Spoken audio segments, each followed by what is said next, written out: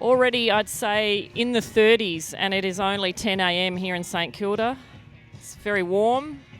It's a bit of a breeze coming from the north, and that breeze is right at the back of Sarah, so she'll be serving with the breeze behind her.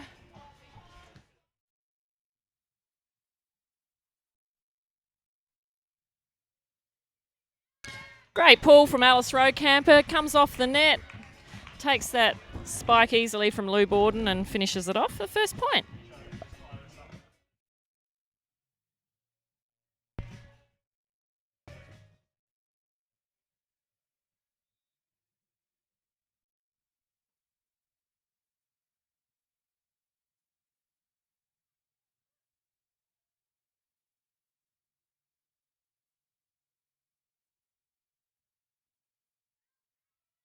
Sarah finds the line, and that's exactly what she does really well.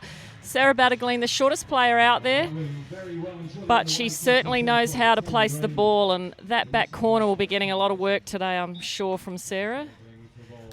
So the ladies in pink will have to be defending that quite well if they want to take this out. Oh, a bit of a wayward second ball by Talik, which is not happy with that, screaming at herself. But you can see there, one of the Renault umbrellas already is falling down, so it's getting a bit breezy. Right now the girls in pink have the wind in their face, which is the favoured end. Net touch on Taliqua, so that's a quick 4-0 to the girls from New South Wales. Especially from what we call the bad side.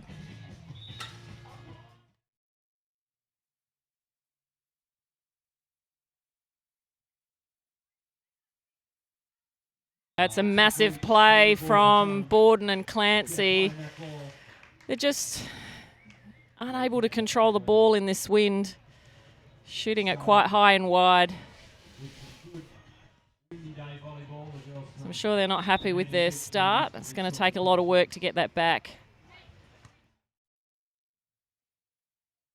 Great set from Lou Borden. Puts it on the net for Clancy, and she's like, right, put that away. We need to get on with this. So 1 point serving 5.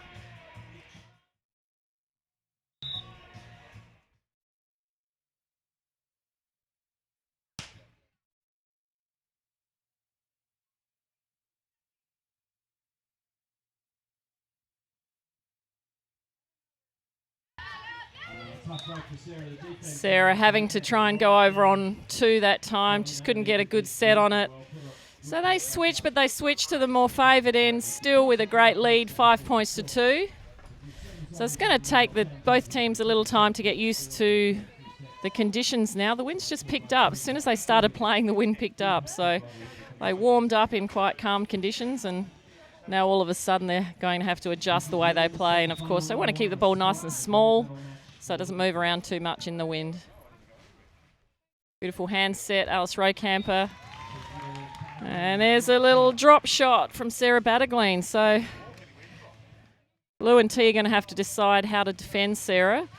If they still block her all the time, they're going to leave a lot of court open for her to play the ball in. So they've just got to watch, make sure they drop off the net a lot to try and dig Sarah. Great swing, Lou Borden. Having to do quite a back arch to get that ball in the court. But, of course, as most experienced players do, they're going to be hitting the balls towards the lines and not to the middle of the court.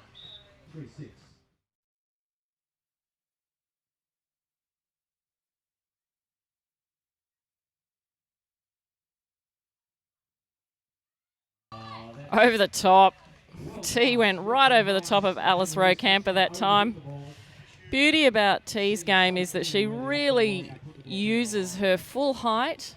She hasn't got a massive jump. She's got a decent jump, but she hits the ball at her full height. Doesn't let it drop down, doesn't bend her arm. You see when she contacts the ball, her arm's nice and straight. Flick of the wrist. Battergleen trying to put the ball deep. And there's that lead being caught up right now. So 5 points to Lou and T against Battergleen Rocamper 6. Ooh, dodgy handset there from Alice, but it wasn't called, and Sarah unable to keep that ball in. So what we would think is the favoured end is actually the more difficult end right now. I'm thinking both these teams probably just not used to the blustery conditions that just started. They're going to have to hurry up and get used to it. And there's a nice hit from Sarah. She sees that Lou wasn't off the net. She drives it in the deep corner. Of course, this is full-time players versus part-time players right here. The girls in pink, Lou and Taliqua, currently our number 1 team, part of our Volley Roos program with Volleyball Australia. They are currently ranked 9th in the world on points. And they're looking forward to a great world tour this year, using the Reno National Beach Volleyball Series as a stepping stone, as a ladder towards the world tour, which of course, starting in 2015, will be the qualifying tour for the Olympic Games for Rio. So Lou and Taliqua obviously on target right now and getting better all the time. So they've switched now 7 points all. They've got that lead back. Let's see what they can do from the more favoured end. T going for a big jump serve. Good to see her do that early in the game. Nice little pokey. Fortunately for Lou, comes off her block.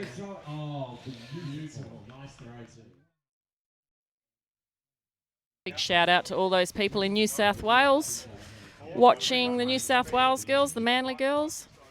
And of course, those in Queensland watching their girl, Taliqua Clancy from Kingaroy, and also from Melbourne, who might not be down in St Kilda watching Melbourne girl Lou Borden, who now lives in South Australia with Taliqua, training full-time.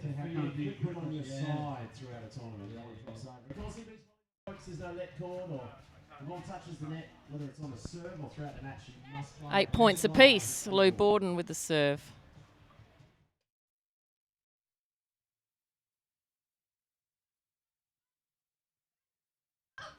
Oh, good touches by Taliqua Clancy. I heard the call there. Alice is yelling out, cross, cross, cross, and Sarah still went down the line. But because she just put so much direction and pinpoint accuracy on that shot, that's her main game, shooting the ball around the court. She's unable to defend that. Nice swing off the block. Row camper just not big enough to deal with Lou's lefty.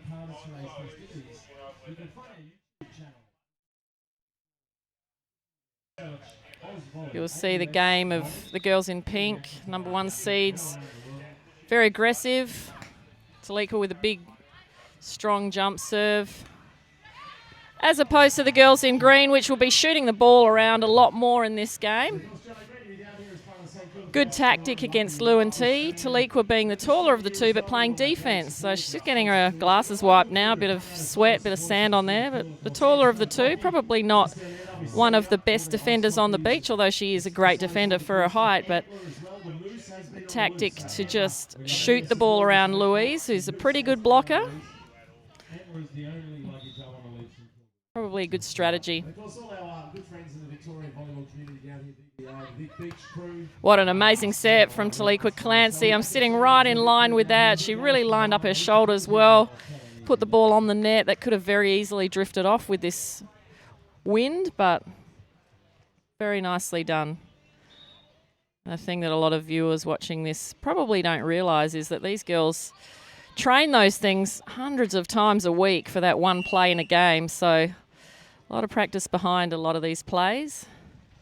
Of course, as we said, Alice and Sarah in the green, they both work full-time. Sarah's a teacher.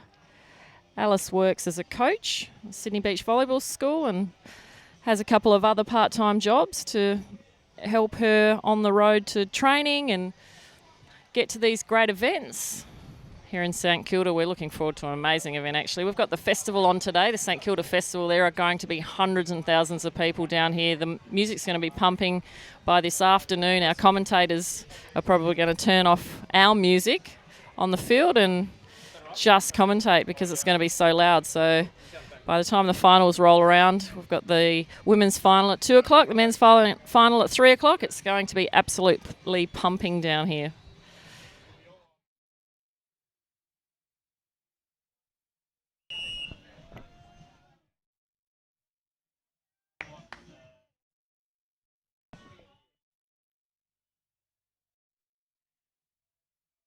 So 11-10 for the girls from New South Wales. And of course, we're going to 21. Best of 3 sets. Third set to 15 if we need it. Sarah just said that was close. Such a positive player. Never see her get frustrated, never see her get angry.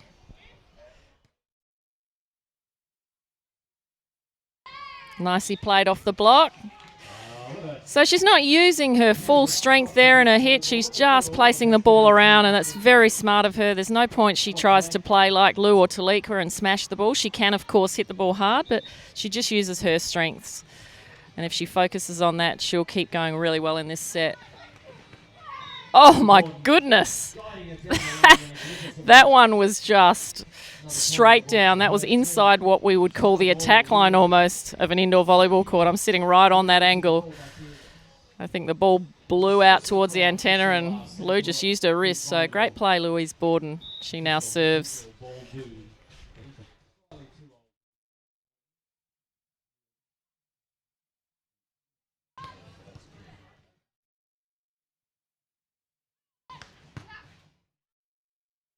Beautiful swing to Liqua Clancy from a great set off her partner. She just knows the court so well. For someone of her age, 20 years of age, unbelievable court sense. Lou's sending her up the net to block now, so I imagine Lou was a bit tired from that particular rally. They're starting to split block now, which means instead of Talika doing all the defence, when Louise is serving, give Louise a break from running to the net. She'll do a bit of blocking, and of course she's a great blocker, and she just did one then. That was pretty easy for her, but she gets up quite high. And Louise is getting better at playing defence. There's an easy dig for Lou. And another lovely line shot again. So Alice Rocamper just not cutting off that line hit with her block. Having to remind herself that Lou's a left-hander. Maybe smooth out a little bit wider to keep her from hitting down that line, which she loves to do. So 15-12 now to girls in pink, number 1 seeds here at the Renault National Beach Volleyball Tour.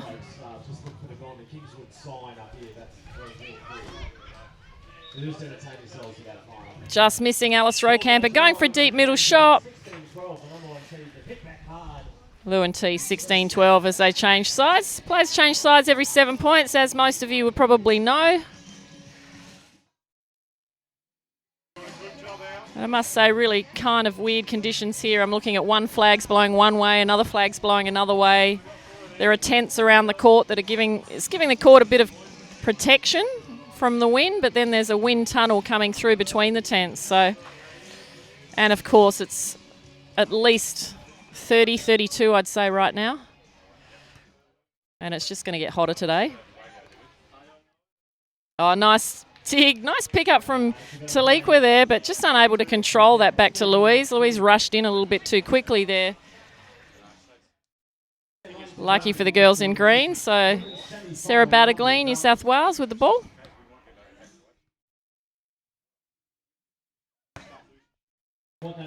Borden going for the big swing. Falling back a little that time. The set was coming off the net and she just couldn't wrap her wrists around that enough to keep that in. So really interesting that the players playing into the wind are actually making more mistakes than the other way around. So 14 trailing by 2, 16 number 1 seeds.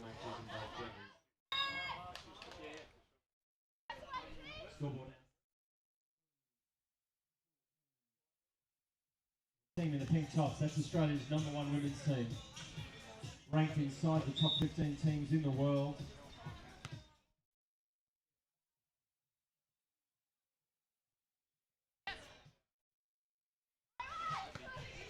Oh, Borden with an interesting pick up there. I'm not sure if I would have let that go if I was the referee, but off the top of her fingers, I think she could have done a little bit more than that. With that, yeah, Sarah's actually talking about that now with the referee. If the ball's driven hard and you have no other choice but to take it with your fingers up high, that's okay. but it was such a long distance between the ball and Louise. Hello, Kerry. Welcome, Ross. Ross Solly, my assistant, actually, just arrived. He's here an hour ago, but I went yeah, off to he's been sleeping, actually. To see what whether we got much coverage in the papers. How'd we go today? Yeah, we got a picture in. We got a picture in. Sunday Age today. Fantastic. You've done such a great job this weekend, Ross. Must say, every channel's been down to the beach this weekend, except SBS. So if there's anyone from SBS out there, you should get down here and take some good and ABC coverage. News hasn't been down here either, although you were on the ABC yesterday. I was on there, yeah. I flew the flag. Your new sunglasses are looking, Kerry. They're my new bollets. Yeah, it's very nice indeed. Oh. So how are we going here? We've got Manly Manly versus Adelaide here. Yeah, Manly versus Adelaide. We had a bit of a quick start from Manly. In fact, they were 5-0 up at the beginning of this set, but Borden and Clancy in their style just came back bit by bit, and now they're leading 18-14. So I've just had a quick timeout from the Manly girls. They're such a laid-back pair, aren't they, Alice and Sarah? I saw them just before their match started today, and they were over cuddling babies and talking about life in general. It's there's a big difference between teams like that and the teams who just live, eat and breathe, I suppose, beach volleyball. It is their life, isn't it? It is, and in the end of the day, it goes to show, I guess, not the laid-backness, but the teams that live, eat and breathe volleyball, they're the ones that are going to make more points. They're the ones that are a bit sharper and a bit crisper. And they have the belief and know that they're going to make it through to the finals, which, I don't want to jinx anyone, but I'm pretty sure that Lou and Talik will take this away.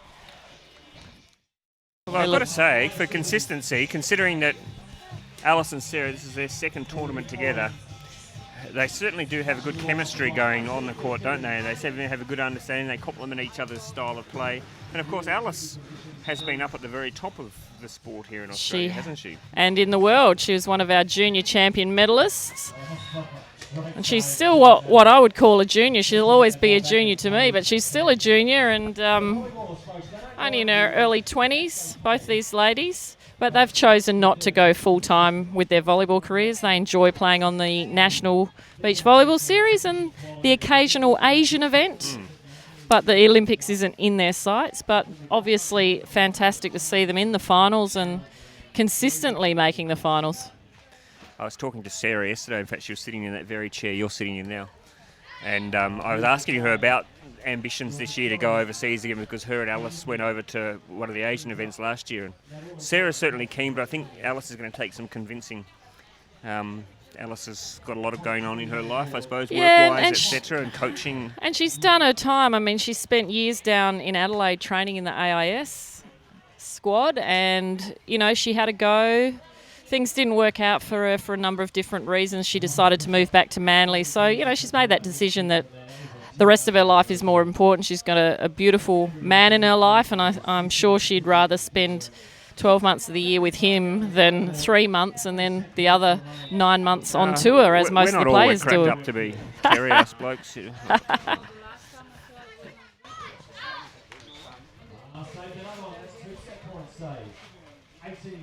now.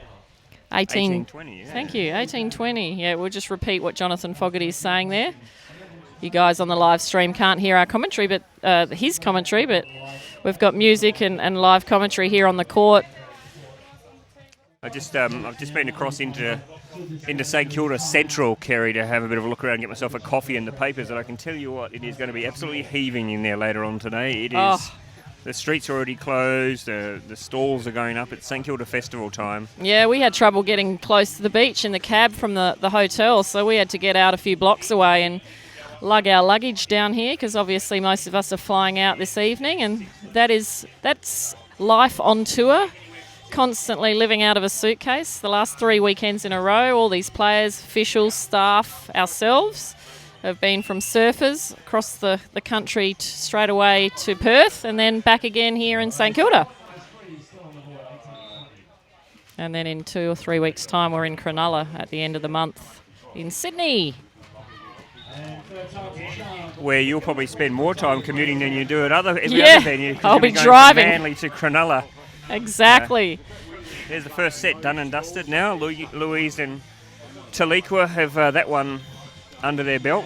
It'd be interesting, Kerry, I wonder how much they're focusing on this match and how much they're thinking about the potential match up later on today with Bakara and Zena. If that goes to plan, of course, they've got to get past Katie and Pip, who have been in very good form.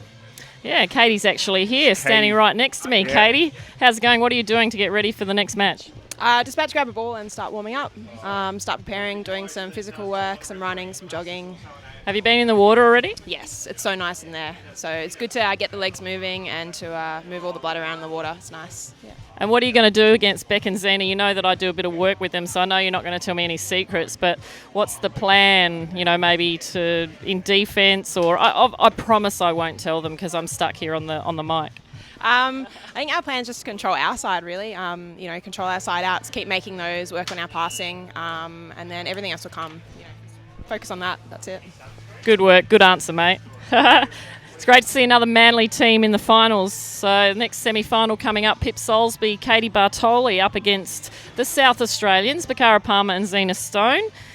And again, the difference between both those teams, Zena and Bakara wanting to get to Rio, but they are still part-time. They're both working as well as training, and they're playing Pip and Katie, who their ambitions aren't Rio 2016. But Pip like Alice, Pip has been pretty high in the sport, hasn't she? She's obviously been on the national tour and she's been in a few finals. So these girls are very experienced, and they came through. I would say, kind of sneakily under the radar, as you said in your little Facebook interviews last night.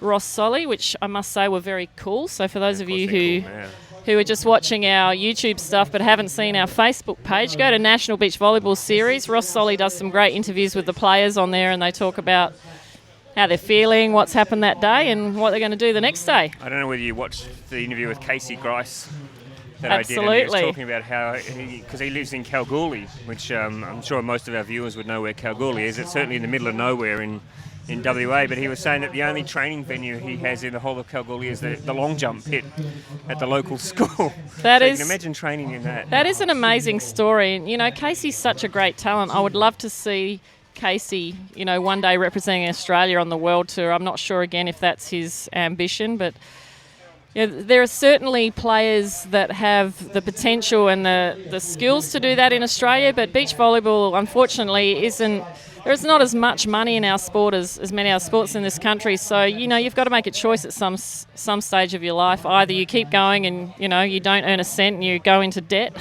most of the time, or you go full-time or you decide to work and find a career and just play volleyball part-time. And a lot of great athletes are still doing that, as we're seeing today with Alice, Sarah coming up, Katie and Pip. I just need to give you a word of warning, Kerry, about what you might say during the commentary. When I was down getting my coffee this morning, I was standing next to Big Al Line, and he looked at me, he turned to me and he said, "So are you doing commentary again today on the line?" And I said, "Depends, what's it to you?" And he goes, No, he says, "It's good." He says, "I listened back to your commentary of our match in Adelaide," he said, and I thought, where's this going to go? He says, "Yes, he gave us a bit of a I said, "No, sure I didn't," but it was all in good humour, and he took it very well. So just remember, a lot of the players go back and watch Absolutely. these games, and they listen to the words, the very interesting words you say, Kerry, so you be very careful about Yes, what you Ross, say. I absolutely know that. I'm the serious one. I'm going to talk about the game and the serious stuff. You can be the joker. No joke. This is no laughing matter. This is beach volleyball at its very, very best here today. Semi-finals, a bit more windier today than it was yesterday. Yesterday it really turned out to be pretty perfect conditions, didn't it, for playing beach volleyball? But today, the players again having to deal with the wind. I was saying earlier, Ross, that it's quite a weird situation this morning because it's quite blustery, and I'm finding that the players playing into the wind, which is normally an advantage, the side that the girls in pink, Lou and T, are on now, is the better side, but quite a few mistakes happening on this side. Maybe the girls are thinking that there's wind in their face, but there's a bit of a block there's a big stage behind them for the festival. There's some tents. Yeah, you just saw an example there. They didn't There have you the go, wind taking that ball from Talika's serve and swinging it away from Great serve Sarah. from T. T. Great ace. Love to see T serving like this. Back in the day when I played, I remember it gave me so much confidence when I jump served every ball, and confidence for spiking at the net. and vice versa. The spiking gave me confidence for my serving, and it's just such a good way to make free points and put the pressure on the other team with a big banging jump serve. And as a team receiving that, it's quite scary lining up against someone the stature of Taliqua, you know, chucking the ball in the air and just banging it at you. Would you like to see more women on the Australian tour trying the jump serve, Kerry? It seems a lot of them either don't have the confidence to do it or the ability to actually pull it off, but would you like to see them do it a lot more? Great pull, great footwork by Taliqua Clancy. Just misses that. That was unlucky for her. The set was touch low. She couldn't quite get a hit on that. But answering your question, Ross, look, I would, simply because it worked for me, but it's not going to work for everybody. There's some players that have, I guess, almost too true a top spin. And if you have a nice, true, perfect top spin, it's actually sometimes easier to receive the serve. Whereas if you've got a bit of a hit with a bit of float in it and a bit of speed, it's actually really hard to receive. So a bit of a wonky hit, which I guess I may have had with my jump serve. So yes and no, depending on the player. Have I commented on how nice your sunglasses look today, by the way, Kerry? Look at John Fogarty here. John Fogarty, what do you think of Kerry Potter's new sunglasses? Aren't they nice? Kerry has been blessed to be enjoying Bolle's sponsorship for many years, one of our foundation sponsors, and I think of Bolle's, I think of Kerry Potter, so it's a lovely combination. You two together are just rubbish. Go away. Sorry about that, everybody.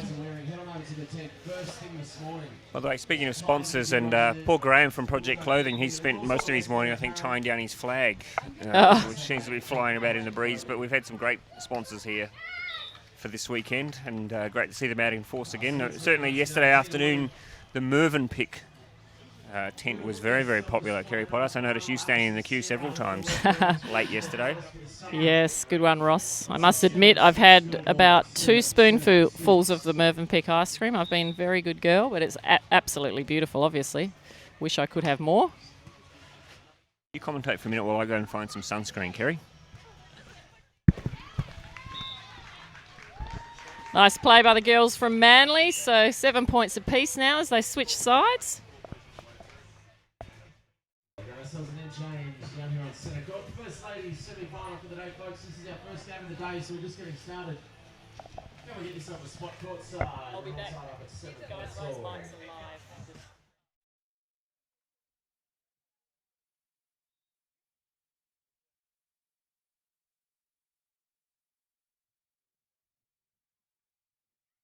Look at the athleticism of Taliqua Clancy. She's just incredible, really. She brings a whole new level to beach volleyball. I'm not saying that other players aren't athletic, of course, but if you just look at her agility around the court and her presence on the net, and just look at her build. I mean, she is built like an athlete. She could be a high jumper. She could be a pole vaulter.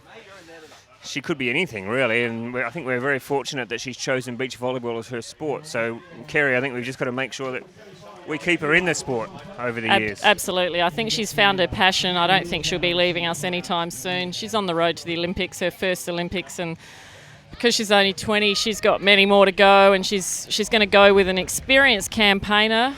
We hope they'll qualify. I'm pretty sure they will, but still got to play a couple more years yet. But Louise Borden played the Olympics in indoor volleyball in 2000 for Australia, and then she retired and then happened to go to Beijing and just watch one of her great friends, Tamsin Hinchley, play, and she got the bug, and she thought, you know what, I want to try and play this game and get to the Olympics.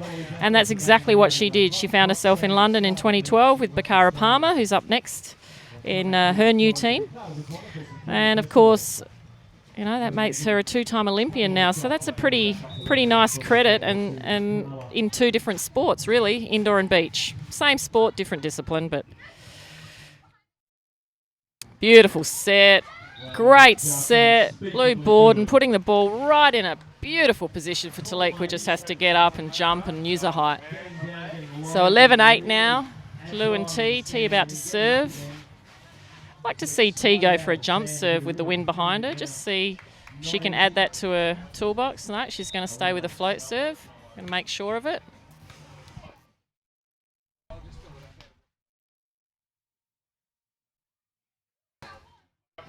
Great defence, both teams able to keep it in play. And Lou sees the corner. Easy little pokey over the net. One thing Taliqua does so well is defend that ball either off the top of Lou's hands like she did in that rally or just a deep hit in the middle. And I've seen that so often, and if I were the teams playing them right now, I would be hitting the ball to the lines and keep it away from the middle when there's no block. Alice was nowhere ready to block that ball. She just had to put her hands up and hope for the best. So 13-8 now. How do I look, Kerry? Well, Ross Solly, you're lucky enough because you mentioned bolle so many times that I've just given you a new pair of bolles. You look amazing, actually. Thank you. Just around the eye area. Only bolle made all over bodysuits. Sarah and Alice are certainly not making it easy for Lou and Taliqua, and that's good. I mean, you would hope, having got to a semi-final, that they were able to go out there and push Lou and T all the way. Alice said yesterday that one of the things she enjoys most about coming on the tour is challenging the top sides and just seeing how far she can push herself and how far she can push the top teams. And I know they got a great thrill in Adelaide when they basically knocked. I think they first of all knocked the Mullins out, and then they certainly got rid of Bakara and Zena. So they did a fair bit of damage in Adelaide, and I think they got a lot of thrill out of that. Yeah, and these conditions suit them. The wind, Manly Beach in the afternoons when they get to train is normally pretty windy. It's an advantage for them having these blustery conditions, but Lou and T just too practiced right now. They've, full-time athletes. It's pretty hard to get something past them. So athletic. Taliqua now, she's going to go with the jump serve. No, going with a float again. Wonder why she's doing that. I'd imagine there'd probably be a little bit of a weight off their shoulders yesterday, Kerry, having finally got that grudge match underway and playing Bakar and Zena and having beaten them. I think that'd probably be... I'm sure it would have been at the back of their mind that there was going to be a time when they're going to come up against them this season, and what would be riding on it. It'd be nice to have that win under their belt. Yeah, that's the first time they've played on the tour. Yeah, it was a tough game, and it was a 3-setter. It was 7 o'clock in the morning. Great defence by both teams. Just too good, Lou and T now. 15-8, so they've got a nice run here and just need to hold on to this lead. I'd like to see, as I said, Taliqua going for some jump serves. Oh, she's thinking about it. Is she? No, she's going for the floater. So in my mind, she needs to be jump serving every ball. She needs as much practice in all sorts of conditions, when she's tired, when she's fresh, after timeouts, at the beginning of games. That's the sort of stuff. If she just keeps on going with her strengths on this tour, that's the sort of stuff that's going to win her matches on the World Tour. But of course, I can't tell her that. No, you can't. Maybe she'll listen to this commentary later. She might do. If she does, tell her. We'll tell her we're very big fans. Of course we are. Big fans. I actually think that she is the very best player Australia's ever seen in the history of the sport. You said that yesterday, and you're not backing away today, and you've had all night to think about it. She brings a pretty complete game, though, doesn't she? It's just... You look at her now, she has so much control, 20 years old, just that presence. And she's got such long arms, and she's got a beautiful hand on the ball. She's just able to direct that ball better than anyone in the women's game in this country at the moment. She can just wrap it around and direct it to the left, to the right, and just her presence of mind to go up there and not just try and bang the leather off it anywhere and hope that it gets through, which is pretty much what I used to do because I didn't have the same touch on the ball, but presence of mind to go for the lines and to know where to place the ball. That's what I'm most impressed with. The other thing about her is I think a lot of other players on the tour have a lot of trouble reading Taliqua. She doesn't give away much. She's very much keeps to herself a lot on the tour. She's very strong-minded, obviously, very strong personality, but doesn't give a lot away. And I think a lot of players have trouble reading her and reading her mood and reading what sort of frame of mind she's in. I agree. Reading her personality, definitely. Reading her play, I think she still hits with the direction of her body. So but because she hits so crisply and hard and sharp, it's even if you know where it's going, you still can't get it. That was really nice there. The Manly girls getting past Lou Borden at the net. So they've got to keep doing that. They've got to keep using the block. They've got to chip around like they did in the beginning of the game, chip around the block. So 11 serving 16 now. Alice Rocamper with the ball. Oh, Alice was there, but just unable to control the heat from Lou. And Lou's one of those players I'm talking about that doesn't have true top spin on the ball. She hits it with a lot of hard, flat float, and it's so hard to dig. It's so hard to dig. And speaking of Alice, big shout out to the Manly crew, and especially Alice's family. Alice's dad, Dita, got her out onto the beach with her sister, Hannah. Hannah's back in Australia at the moment. They could be watching on the YouTube live stream right now. They're going to be watching, or they've gone down to Manly for a quick dip, do you think, this morning? I What's the think weather they'll like be- in Manly today, I wonder? This thing is 28 in Manly today, according to Perfect. weather reports. So I'm sure they're watching this. And, of course, Dita got Alice and Hannah into the game of beach volleyball. Alice has been playing on the beaches of Manly since, I believe, she was like 3 or 4 or something like that. Incredible amount of years. So experienced, but unfortunately she couldn't get that one past the block.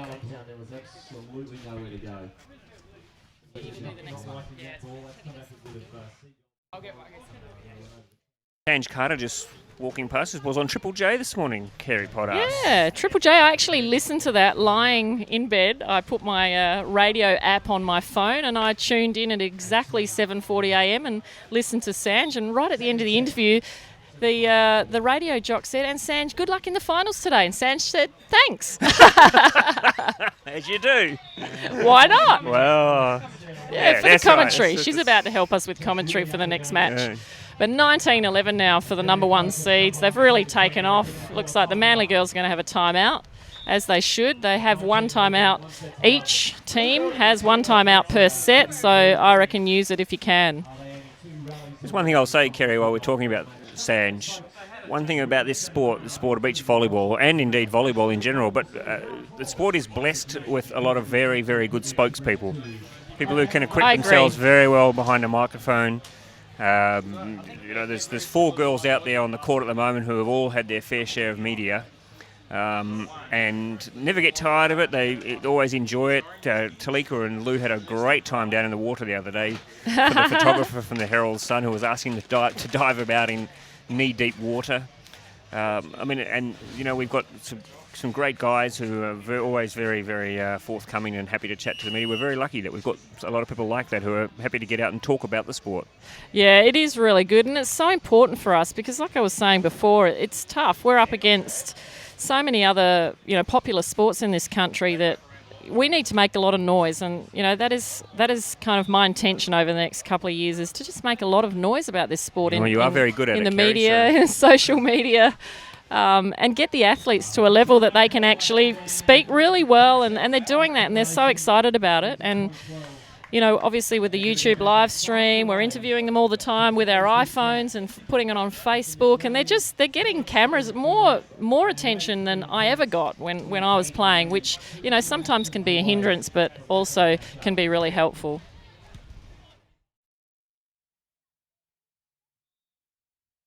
Oh, bad luck there net for the touch Manly call girls. down. Yeah. Oh, Alice says she didn't touch the net. I don't know. That I'd like to see the replay of that call. Yeah, if only. Replayed in our head. Yeah. Well, people at home will probably get the replay. They can rewind it right now and They maybe send us a can. text _RNBVS. What did you think of that call, folks? A text or a tweet? A tweet. Did Send you us say a tweet. text or tweet? Whatever. You're a twit. Yeah, I am a tweet. Did I say that? Sorry, twat. Why don't you tweet us, tweeters? Tweet it. _NBVS. What did you think of that call? Alice wasn't very happy about it. She's normally mild-mannered on court. Yeah, but So- she didn't argue. She knows that there's no point. They're not going to change the decision. No. Going for a deep shot there. Match Successful, point here. so... 13-20. That's the score. Determined. Let's see if they can't save another match point. Match point number 2. Great pick-up.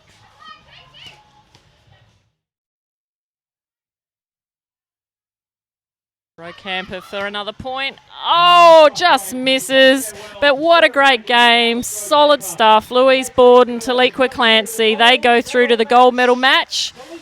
Next up on centre court is Bakara Pummer and Zena Stone up against another Manly team, Pip Soulsby and Katie Bartoli. And I think we might have a change of commentary team. Are we? We're going to get some new commentators in? Wow, of course. But you can keep going. We need a rest. It's hot out here.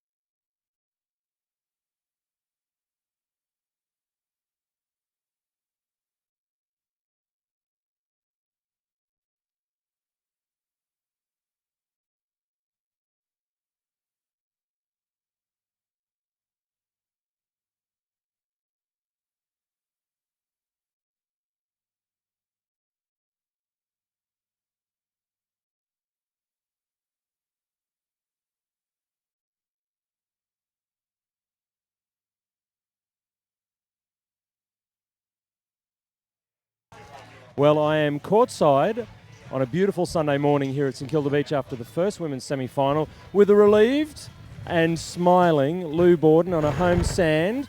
Wow, Melbourne weather, it just gives us everything. It was a little bit different out there again today compared to the last 2 days, wasn't it? Yeah, why be boring, you know?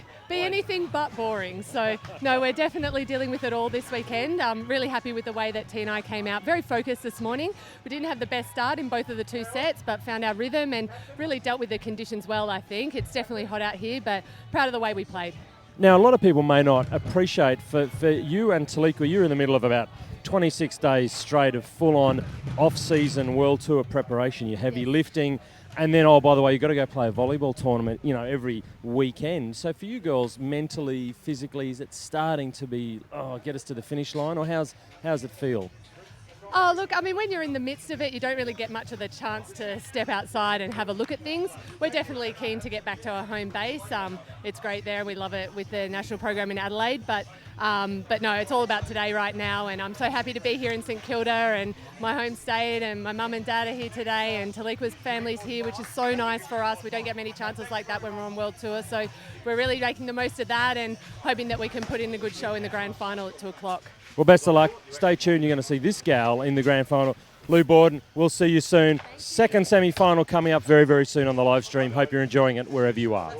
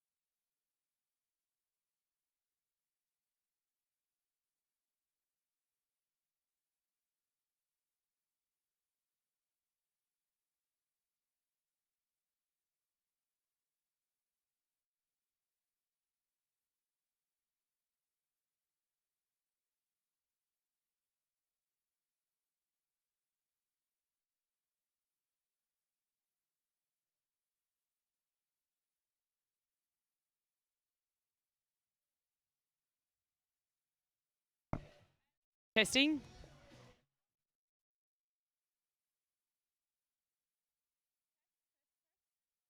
Test. Test.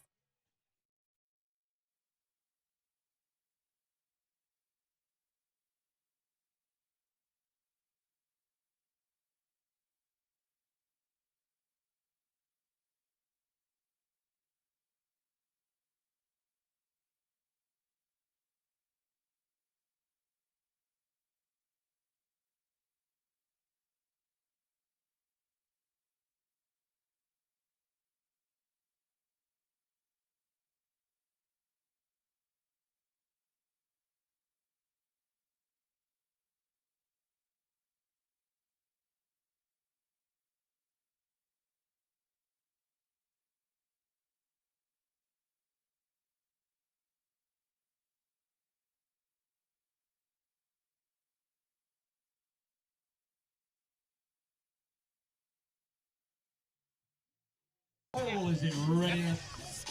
Everyone out there on the live web stream, welcome back to St Kilda Beach for the round 4 of the Renault Beach Volleyball Tour. We are in the second semi-final and teams will be coming out on court very, very shortly.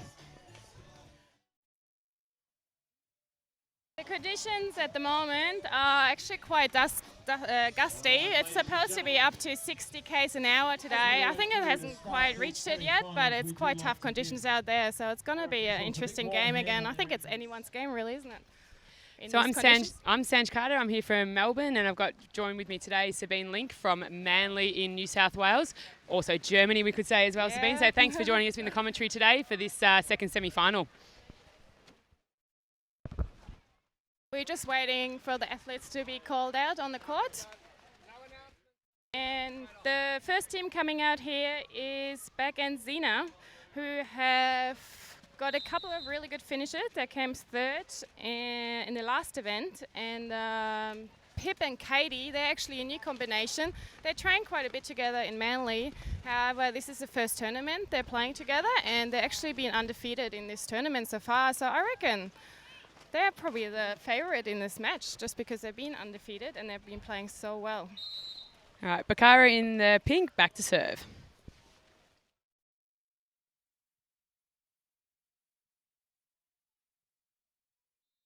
Yeah, good side out from the girls in green. So we have Katie Bartoli going back to the service line here. Now, Katie will do the majority of the defence on this team. You've got Pip Salisbury up at the net. So Katie to serve with a 1-0 scoreline.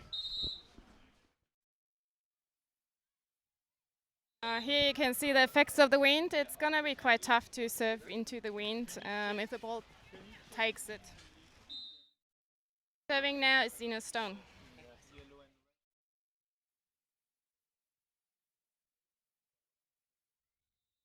And that was just long, which makes it 2-1. And Pip to serve. Pip is from New Zealand originally, but she's been living in Manly for quite some time now. Probably, I don't know, maybe 7 years. So we call her local now.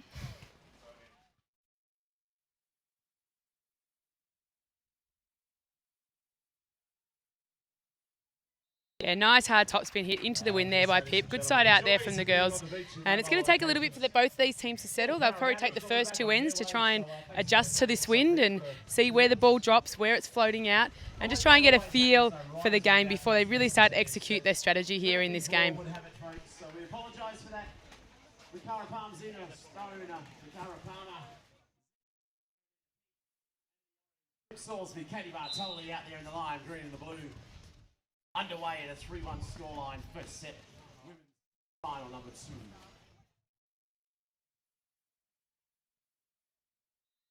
2. Great hit there from Katie, using the wind to her advantage.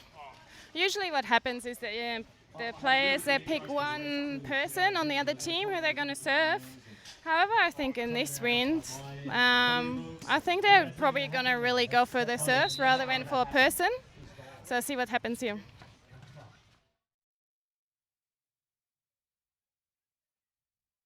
Yeah, you can see the effect of the wind there. Zina had the confidence to get her hands out, make the nice hand set, but the wind just gusted that ball over right into the hitting zone of Pip. And you're going to see a lot of that today, so the girls are going to have to be up on the net. They're going to have to be ready, because or else they're going to get surprised by some of those. We love our officials, Sol, man. We couldn't have a sport if we didn't have our officials.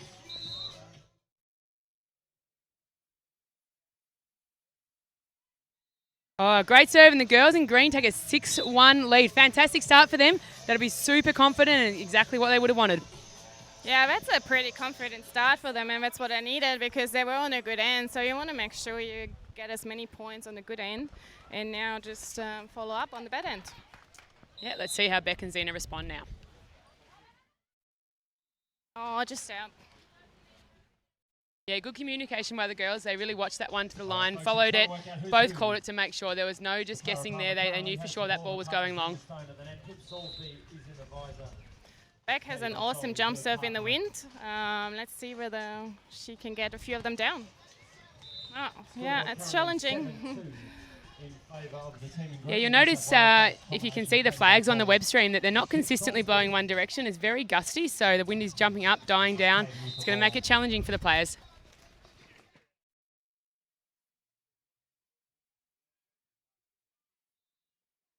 Yeah, nice side out by Bakara and Zena then. Just nice control into the wind, put it high over the block there and into the sand. And that's going to bring up Zena serving 3-7.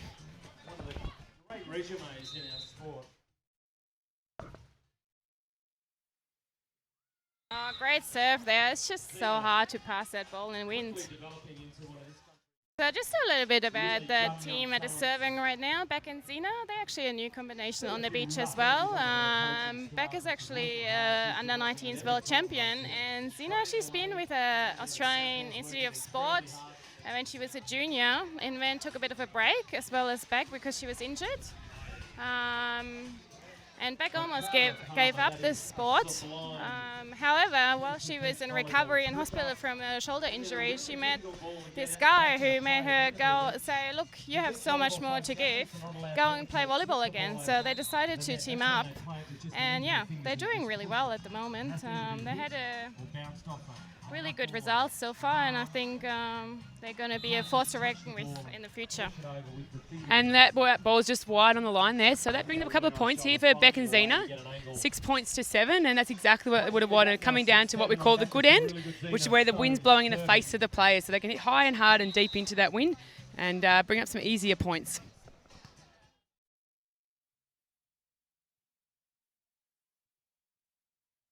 Great side out there. That was important because they're going to switch ends now, and they're going to take up a 2 lead, 8-6. And they're going to go strong again on this end now. Ladies, semi-final number 2. Already we have decided one team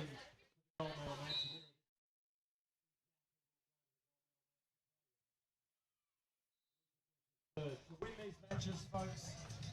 Have to win 2 sets. Beck and Zena, the last 2 events they played in Scarborough Beach and in Surfers, have both made semi-finals and haven't been able to quite clinch that win. So they'll be really, really focused here to try and get a win here today to make their first gold medal match together.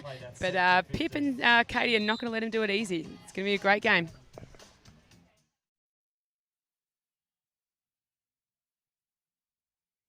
Great side out there. Yeah, you hear the line deep line call there from Pip. She's trying to get Katie to swing high and hard into the wind. Really, really smart communication from the girls there.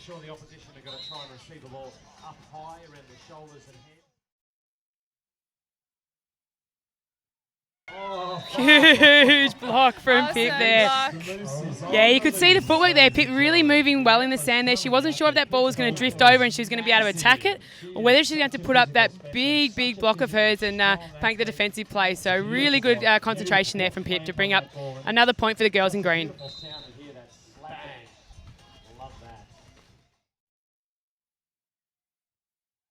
She does it again. She's on fire. That shows why Pip's the one at the net there. Katie bringing the pressure with the serve, and Pip going, that ball is not getting through me. Don't worry, buddy. You're not going to have to play any defence at all. You just watch my block up here and keep bringing those serves. That's a big block. Beautiful positioning there from Pip, and the timing just on the money. Bang.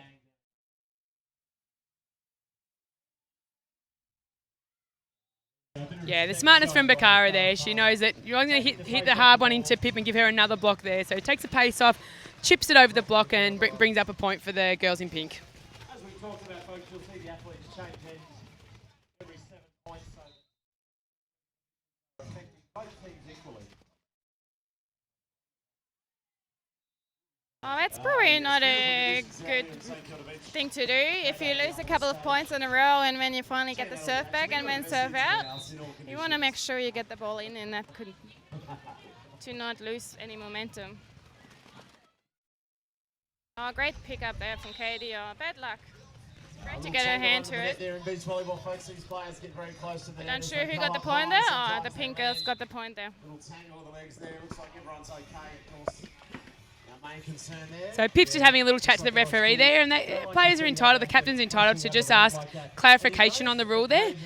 Both athletes touched each other under the net there when they landed from that blocking play, so they're just asking clarification as to whether there was interference there or not. But head referee, they're very strong in his decision, and that's going to take the girls to a technical timeout with a score of 9-12. Girls in green with the lead. So usually in beach volleyball, the set goes, usually it's a best of 3 sets. The first 2 sets go to 21, and after... I don't even know what the call was. When is the technical time? Yeah, 21. Yeah, 21. So generally halfway through the set, when the total points reach 21 points, the athletes must take a technical timeout. Gives them a chance to regroup, gives the referees a chance to have a sip of water, give them a bit of a break and get the score right, and then the players will be back out on court ready to launch in. They also do have 1 timeout they can call per team as well, so it gives them 2 chances per set where they need to break some momentum or reset as they may do. Yeah. Or sometimes just have a break because you're out of breath. It's a pretty hard sport out there, especially if it's wet windy. You're doing a lot of running around and diving in the sand. We're back out on the court.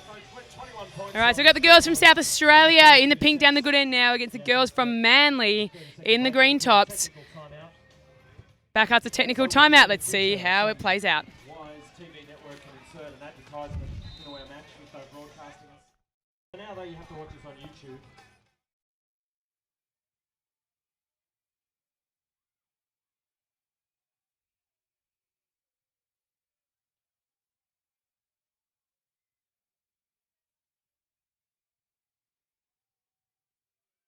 Oh, sneaky 2-ball play there from Bakara. She saw the gap and thought, no good setting up my partner here. I'm just going to go straight for this one, straight into the wind, and bring up another point for the girls in pink and take Bakara back to the service line to try and build a little bit of momentum into the end of this first set.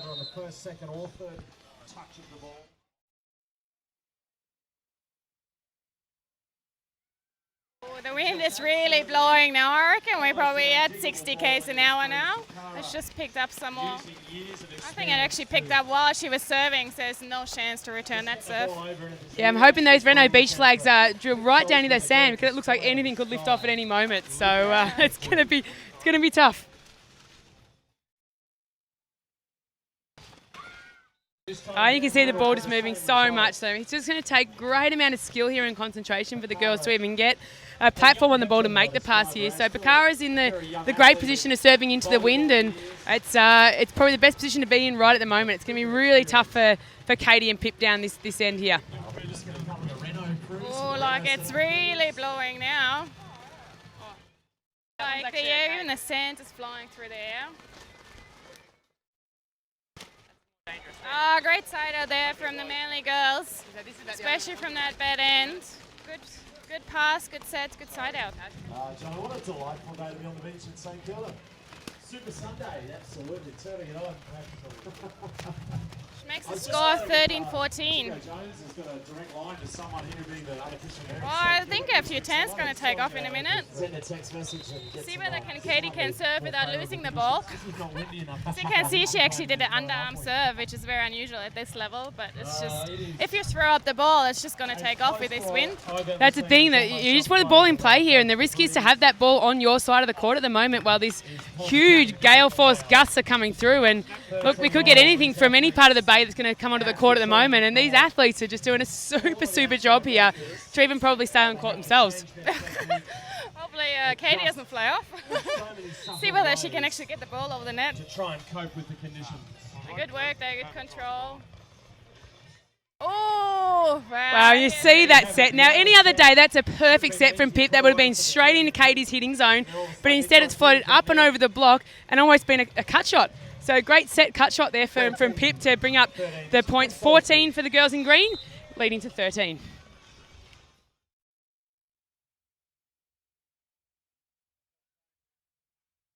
And that just floats out.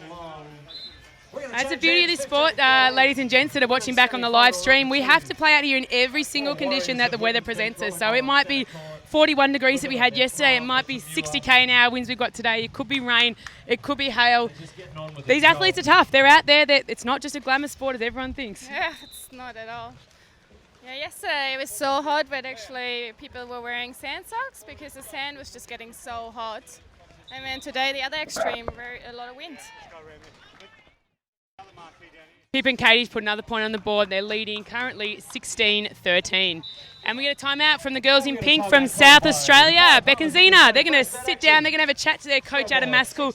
Girls in green are going to sit down as well and have a drink of water and reset and figure out how they're going to even tackle these gusty winds that are coming down on St Kilda Beach at the moment. Big shout out to Katie's family watching at home. I know Katie's mum was very excited to see her play on centre court. I hope she's watching now, and same with Pip's family in New Zealand. I think they're glued to the screen at the moment and hoping that the girls will win. Yeah, it's the best thing about having this live stream now. It means if you can't get down here to the event, it means that you're still able to watch it, your friends, your family. I know Rich and all the Pips fans back in Manly, and as you said, in New Zealand, the Kiwi crowd, hopefully they're yelling at their computer screens now, cheering these girls on to try and grab the first set. As will, I'm sure, Zena and Beck's fan club back in South Australia. So big cheer for all the cheer squads that are supporting the girls today. With the ball and a 3-point lead. 16-13, the lines blown around.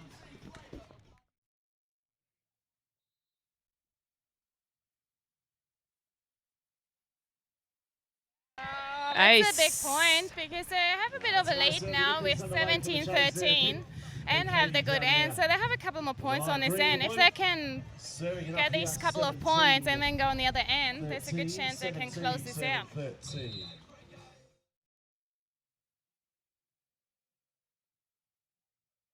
And there's another point.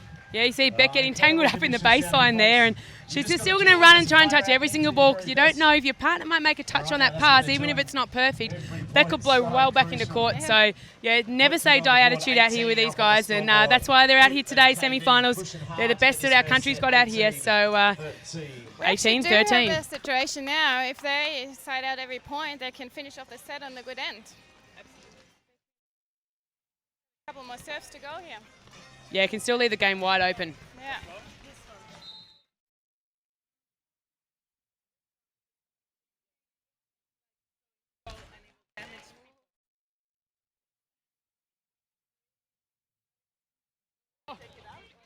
Out.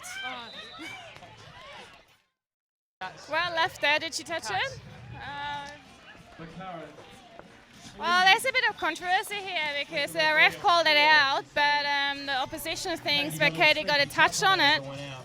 But, so unfortunately, the girls don't get a look at a video replay. There's no Hawkeye like you see at the Australian Open, so it's a really tough decision for the referee there. He was blindsided as Katie dove over the line, so he has to make a judgment call there, and that brings up point number 19 for the girls. And this one is out. Well, volleyball god. I always call it volleyball god. Yeah, maybe a bit of justice there.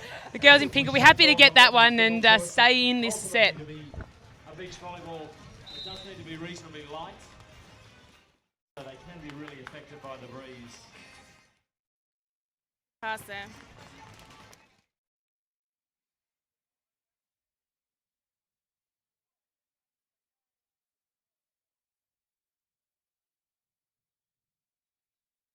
Oh, great point there. The girls did really well in this rally, both teams, to keep the ball really small and under control. And when Pip just said, oh, let's just put it over and try to win this rally. So great point there. Yeah, Katie and Pip, probably two of the best athletes, are keeping that ball really small and well controlled in tough conditions. Very windy and Manly, and look, they'll be used to windy conditions, and that brings up a set point for them. And now I'm serve and it goes down. And that serve probably... Not quite the one Katie was looking for, but look, they'll go back up, and it still gives the girls in pink a little bit of a hint of a victory here in this first set. They get the good end, and look, if they can get on a serving run here, there's absolutely no doubt they could come back and even this right up in a couple of points. best end of the beach, end of the breeze. I don't think there really is a good end at the moment. It's just a let's get points and get this one done. What a shame. Zena Stone had every right. Well, to that's think the that'd go first in. set. The girls in green from Manly taking it out 21-15. It will be a whole new set because right from the beginning we were dealing with these gusty winds and these hard conditions. So we'll see what happens in the second set. Yeah, so the athletes will sit down now. They'll have a sip of water. They're going to decide. Pip gets to choose this time, and I'm not sure which is a good choice. Do you want to serve? Do you want to choose a good end? If there is such thing as a good end, it's pretty gusty out on both sides of the court here. One always better to receive and give the other team a chance to try and make the serve in. I reckon. I think I would prefer still the wind, serving into the wind, because if you get it over, there's a good chance you're actually going to make a point. Yeah, it's always going to be a little bit easier to control the ball there through the rallies from this end and then snapping that ball into the wind or even making those fast digs over like you saw Pip late in that set. So it's going to be whoever can control the ball best in this set, make those smart decisions and make the most of any opportunity they get. Timeout is a good time to get ice cream. I wonder whether anyone went and got some yummy Move and Pick ice cream. We're so lucky to have them as a sponsor this year. It's so yum. Yeah, no doubt there'll be some. Yeah, there's some people heading over to the Move and Pick. There'll be people getting there. Also, the Antico Coffee that's just down the road. They're supporting the tour for this event as well. So they'll be very, very happy to get some customers today, and we see the players come back out on court. Moments like these for Pip Soulsby, Katie Bartoli. They're one set away from a gold I medal. wonder if anyone can get us some ice cream. I wouldn't mind some. Just like they started the Put your order in, Sabine. Yes, please. Anyone listening to this nearby? I know this is a live stream, This but is the must-win set of All right, so Katie Bartoli back to the service line to start us off. Girls in green are 1-0. Oh, it's tough conditions. So look, really girls in wanna pink will make- love that. sorry. First for the start for the second set. Look, they have to win this set to stay in the match. If the girls in green get this one, it is all done and dusted, and they're through to the gold medal game. If the girls in pink get it, we are levelling up to a third set.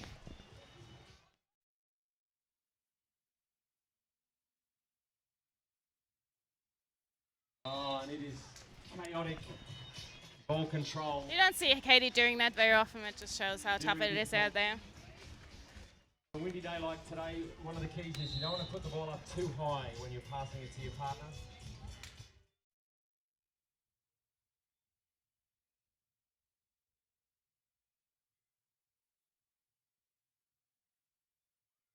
Yeah, smart decision there from Zena. The ball was on the net. Beck had passed a little tight, so she goes over on that two ball, little pokey, rather than putting the pressure on the set and making it difficult for her partner. So that gives them a nice 3-0 scoreline to start. Exactly what they would have wanted.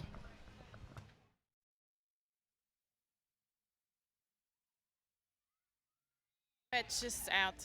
So as you can see again, like as I said, like it's really serving into the wind is a big advantage, and the wind actually calmed down a little bit now, and like it's similar to the first set when the other girls started on this end and they had a strong lead. So Beck and Zena doing the same now. And in the gold medal matches. Nice side out there. They needed that to kind of get back into the game and get another point on this end before heading over to the other end. So not only is it super windy out there, it is still 33 degrees. We're only just after 11 o'clock in the morning and it's 33 degrees already. So these players are playing under super tough conditions. Big swing there. Windy beach It volleyball. looks like they're back a little bit, hey? They kind of find their rhythm a little bit and they're going out strong now. Yeah, they look really in sync at the moment. So they must have had a really good chat at that timeout break. And they've come out in the start of the second set looking like they mean business. Yeah.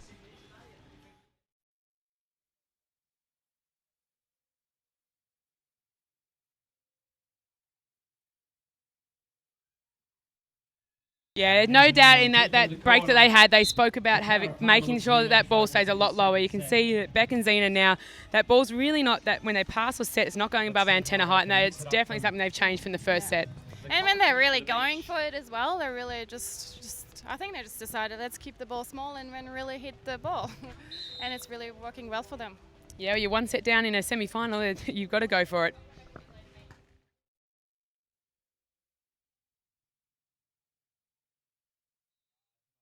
Yeah, high, hard, into the middle of the court. That's a great play there by Katie.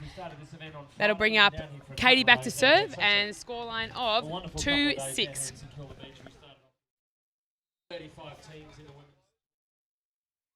Oh, nice little short serve. So as the wind just backs off just a tad, Katie's adjusted. She's found her range again and she'll be glad to put that one into the court for an ace. In front of me, it could hit me in the chest. Hard to judge.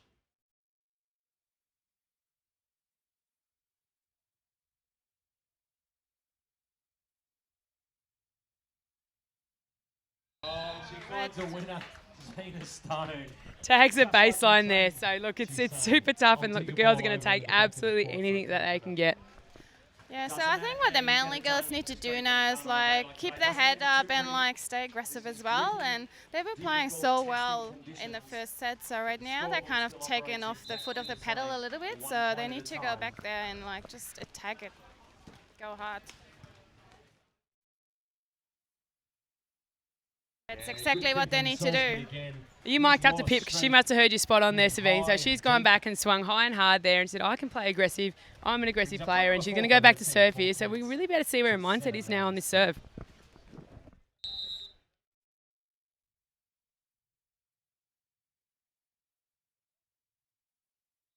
Goes long. Good couple of points there now for the Manly girls. Yeah, closes that gap just to 2 points now, which is exactly what they would have wanted down this end. So another point or two here and we could change evens.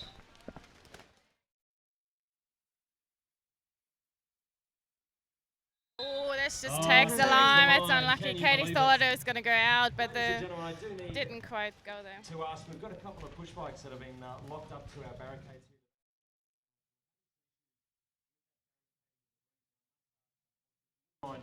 Just find your bike. We're going to try and make that.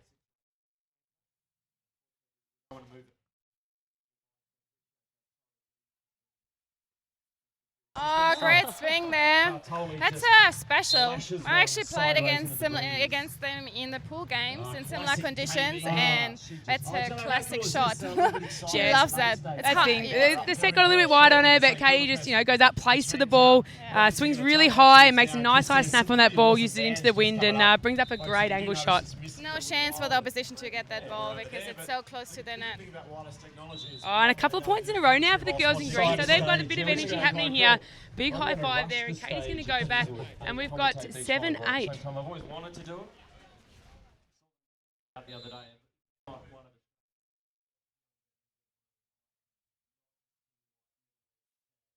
Nice set there.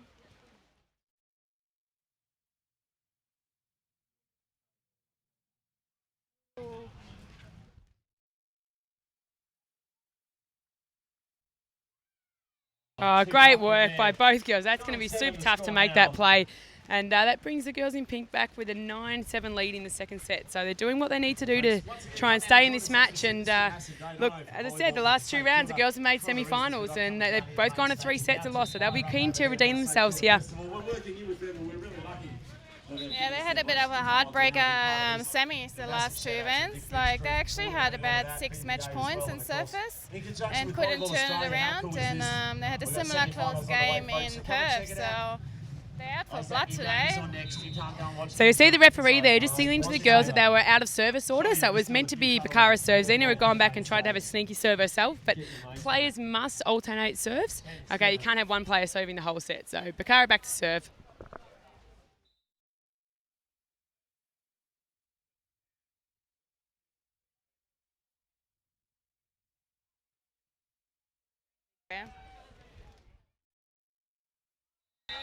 I think Beck was caught in 2 minds there. Do I set it? Do I hit it? Do I set it? And the wind was just moving that ball all over the place, and it's just one of those points. Just let it go back and try and grab the next one. Tag the net, the tape like that.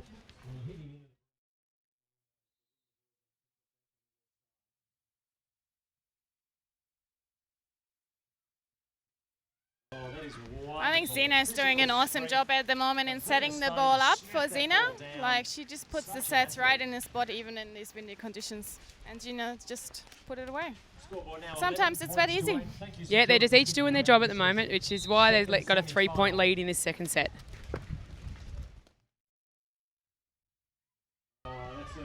That's just super hard to handle. That's just, I mean, you can see Katie is one of the best players in the country and struggling to play that ball. And I'd welcome anyone else to try and come out in this court now and even try and probably stand up straight. The wind's moving around that much. So as you can see, Bakara just making sure putting a little sandcastle on that line just to hold the line down. And Aaron's just second referee is going up to give a high five to our head referee. Say, here's your water bottle. Thank you very much. Stay hydrated. It is hot out here. After this, we've got Everyone looking out for each other. men's matches.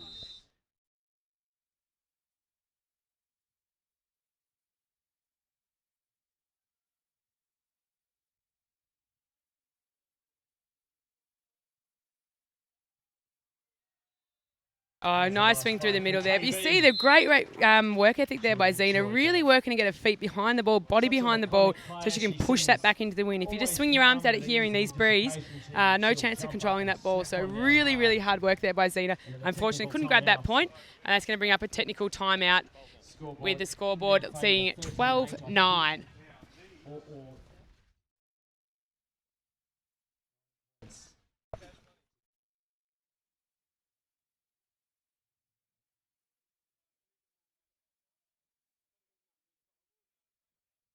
So yeah, if the girls in pink keep going like they're going at the moment, it might become a three-setter again, and they love playing three sets, don't they? Maybe that's why they lost the first one. They do. I think they may be three-set specialists. Like, we've come all the way over here to Victoria. We've come in, we've got in Thursday. We've played a couple of games of volleyball. Maybe we get another set out of this. Yeah. Mum and Dad are watching back at home, and our partners and friends and family. Why don't we give them a little bit more beach volleyball to watch? So they're going to fight this out, and at the moment it's looking like they might push through to a third set. But I think Katie and Pip are going to have a bit of a charge at this end. So let's see the next 7 points. Yeah.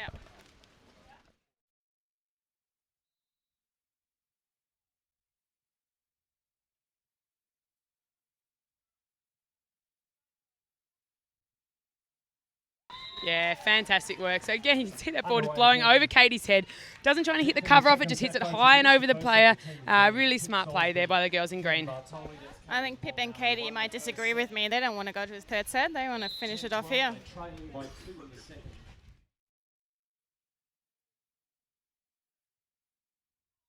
Yeah, well, I know Pip made the final here last year with her partner Eliza Dean. I'm sure Eliza's watching back in Manly and cheering her old teammate on, Pip, and she'd be super, super keen to get through to another gold medal match here on St Kilda Beach. Must like this place. I did hear her saying yesterday she really does like Melbourne, and she loves spending some time down in the Mornington Peninsula, and maybe it's her second, maybe third home, we could say. Yeah, she loves the wine, so her and her boyfriend Rich, they love spending some time. Oh, nice there from Katie Bartolo to bring up 12 all. So if you ever have a question about wine, just if you see Pip, just go up to her and she will have the answer for you. So we see a timeout being called by Beck and Zena, the girls from South Australia. They're just going to try and break a little bit of momentum here. They're up the tough end, so they're going to try and come up with a strategy just to try and outlast the next couple of points they have down here before they get an opportunity back at the better end of the court to try and close out this second set.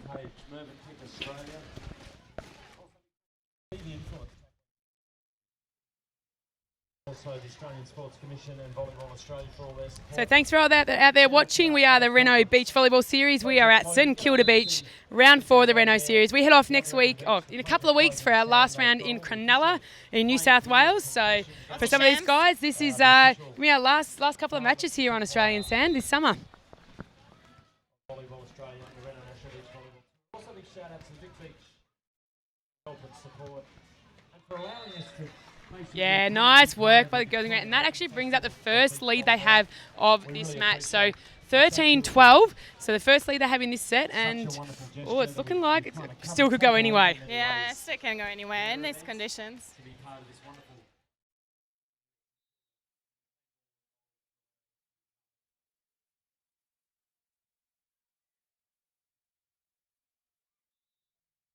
The other great thing about this weekend here at St Kilda Beach, not only are players here vying for the Renault National Beach Volleyball Series St Kilda Championship, but they are also be crowned the Victorian Open champions. And there is a massive big trophy sitting behind us here, and I reckon players would love to get their name on that trophy as well.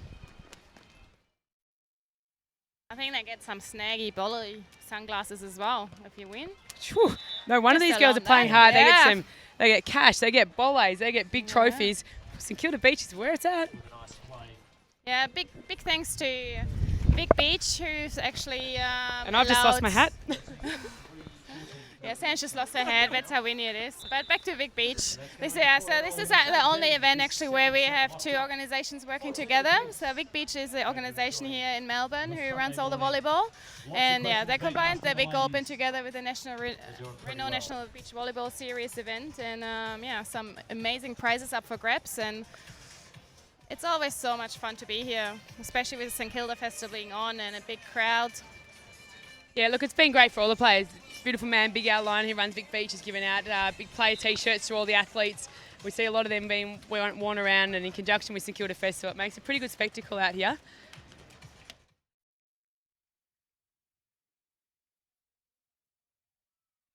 A bit unlucky there, the touch of the block. Becca's she has so much control. She's got a lot of experience. She's been to the Olympics. Yes, yeah, you're right. Bakara is one of our London Olympians with Louise Borden. Now Lou's now teamed up with Taliqua Clancy, already through to the gold medal game. So we have two Olympians playing against each other in a gold medal game. Who knows? We've got 15 all here in the second set, so there is nothing between these two teams at the moment.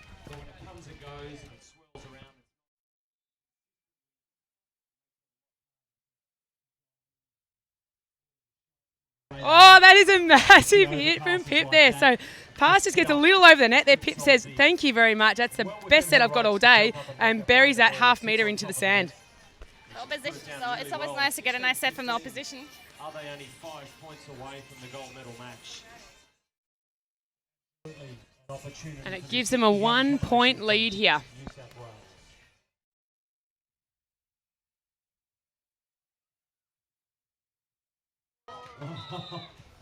Great line over call there from Bakara. Really, really good communication between the girls at the moment. Zena responds well with good control over the block, and that ties it up again at 16 all.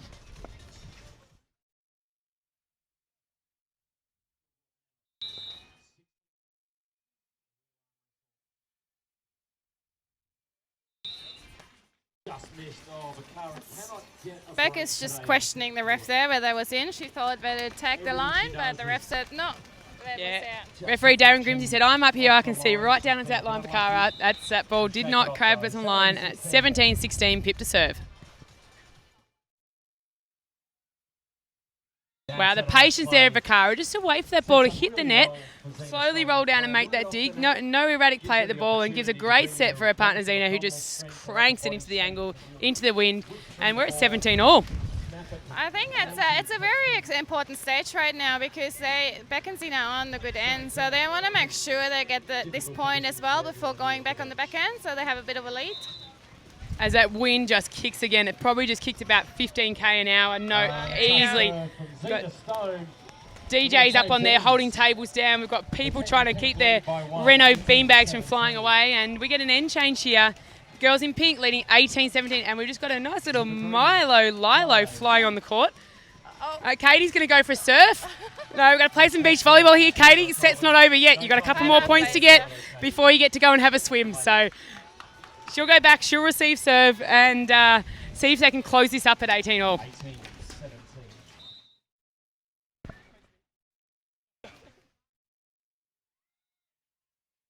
And just long, yeah. So good call from Pip there. So she followed it well on the line.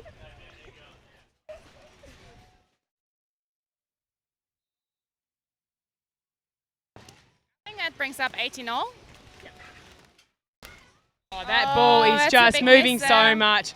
Katie's like, what do I have to do to get this ball over the net and land inside those yellow lines? It is almost near impossible. They need some magic tricks out here at the moment to try and get that ball in court. 19-18, girls in pink to have the lead. I don't know whether Zena's going to get out underarm serve, but I think there's the underarm serve. The one ball dig over for the 19. Oh, look at that. Katie's like, we can't control it in 3. I can do it in 1. Why not? Yeah, point to point. Katie is a specialist in this point. It can be so devastating for you, for the opposition, if someone does that to you. She just loves to win. Oh, and the swing has gone wide into the crowd. Ball's being thrown around between St Kilda spectators there. And that brings up our first match point with Pip back to serve. Probably the stronger of the two athletes, so it's probably one of the better players to have the serve here from this end. And she served quite well this game, so let's see what she can do. Match points. Yeah, she hasn't missed any serves today. She almost got the ace there. Come on, and on. Oh, and there it is, the set cut shot again. Pip did one earlier, and you see Bakara just puts her hands out there, and that's super skillful to be able to do that. But as you can see, the advantage, it blew over, landed on the court, and we are all tied up again. So 21 points no longer needed. Players must win by 2 points. So we're, oh, look at that ball move. That's just a shit fight right now. Another Sorry, dig my for the language, win. But it is. So that brings up another match point. Match Will point she number serve in? 2. It's a big question. Will she get it on the other side of the net? This is for the match. Yes, she can. Oh, And Good ace for the win. We got the Manly team in the final against it. Taliqua. Pip Solsey makes her second consecutive gold medal match here on St Kilda Beach. Katie Bartolia first. They will go through to play Lou Borden and Taliqua Clancy in the gold medal match. Awesome job there from the girls. Still undefeated. Let's see whether they can stay like that. What do you think? Absolutely. I actually had a tip on them early in the tournament. They'd come through and make the final. I reckon they've got a very, very good chance of going all the way against the girls from South Australia. Lou and Taliqua, they lost a couple of sets this tournament. So, yeah, they have a big chance there. Absolutely. So, thank you for watching the Reno Beach Volleyball Series second women's semi-final. Coming up next will be the men on centre court. Bye for now.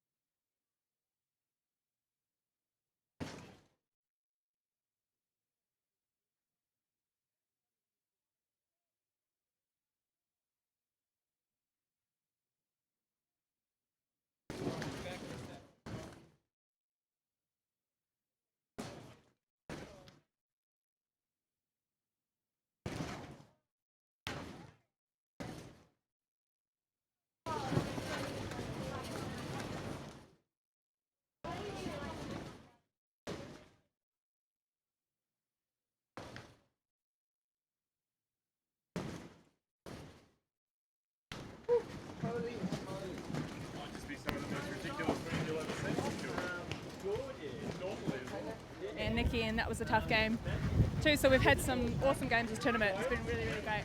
Fantastic. We'll see you in the gold medal match. Pip Soulsby, Katie Bartola, you'll see them soon. Coming up next, men's semi-final 1. Hope you enjoy it.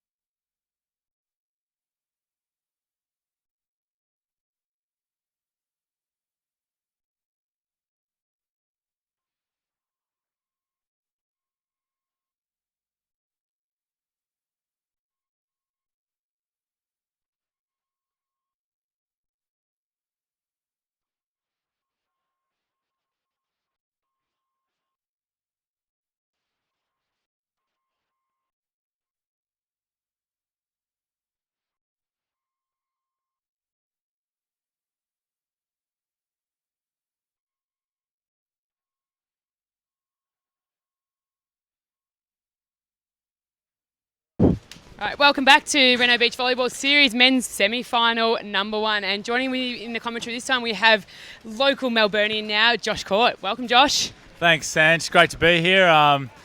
Pretty windy conditions down at St Kilda at the moment, and we've seen a couple of tents go flying away, and we've lost a couple of officials in the breeze, but I think it's going to be a classic matchup today. We've got Chris McHugh and Isaac Kappa, two leaders at the moment, taking on young guns Casey Grice.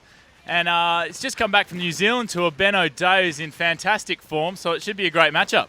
Yeah, pretty exciting. A new pairing, the guys in red down here. So they're looking like they're loving the windy conditions, and we'll see what we can bring here. That's if we can find enough officials to get the game underway. Yeah, we're slowly losing sand as well as it blows off the court. And actually, we've got a little bit of action in the middle of the court here. Is it a paper, scissors, rock off to start the tournament? I have no idea, but I think the wind's about to take off and take Casey Grice's head off at There's the always same something time. wrong when we've got more referees on court than players. I know yeah, now we do. Maybe it's a referees versus players, 4-on-4. Maybe they're negotiating some terms so they can have a shot on the centre court here in St Kilda Beach. Something tells me Casey's negotiating a rock-off for the game. Well, Aaron, the head referee, he's just trying to hold on to his hat. We're not sure what's happening here. Kappa's saying, no, my biceps are bigger. No, Casey's like, no, mine are definitely bigger. I should definitely get the chance here. Well, Ben O'Day's got no say because he doesn't have any biceps whatsoever, but he can hit the ball pretty bloody hard.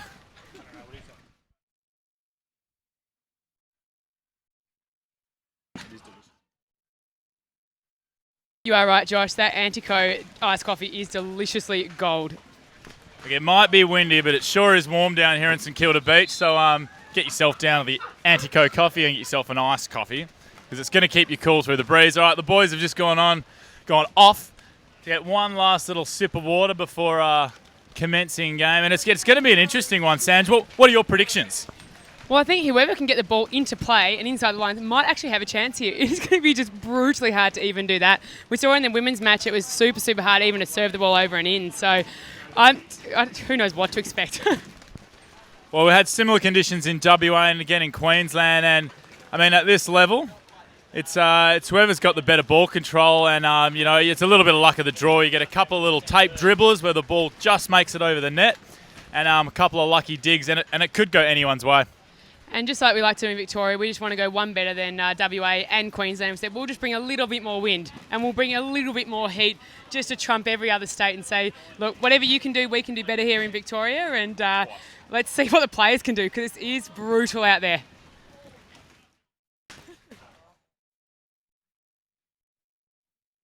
The tension is absolutely mounting here down at St Kilda Beach. The referees are struggling to get up to the stand. He's just taken the safety device off too, I see there, Josh. So yeah, if he goes, he's flying into the front row of those people in the life armchairs there. So watch out, people. I don't think that safety device is safe at all anyway, because if it goes down, he's going down with it.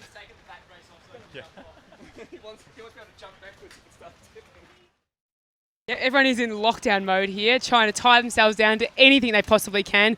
We've got officials over there holding on to barricades so they're not falling over. We've got speakers being held up. Even Big Al's almost blowing away. Actually, Big Al, if we could get you to stand right at the end of court, I reckon you might just block the wind for the whole court. That'd be brilliant. Nonetheless, conditions are a little bit rampant, but we've got quite a good showing of people, and even the players have come back down to support on their fellow players, and it's going to be a nice little heated game in this wind. Yeah, that's the thing. The beauty of our sport is you have to play in whatever conditions that the weather serves up, and both teams have to play the same. It's not like it's windy on one side of the court and still on the other. So teams will change points, change ends every 7 points, which is no advantage or disadvantage. But Casey Grice is going to have first serve of the match. Yeah, and look, I don't think there is a good end or a bad end. There's the bad end and there's the slightly less bad end when it's this windy. And it's just whoever can make the best of the ball as it comes over the net. So good luck to both teams. We're about to get started. Casey Grice back to serve. We're going to see Ben O'Day try and not blow himself over the net as he's just done. But here we go. Yep, and Chris McHugh building his first sandcastle on that right sideline there. He's making sure he has a bit of fun out here on St Kilda Beach as well. It's not all about volleyball.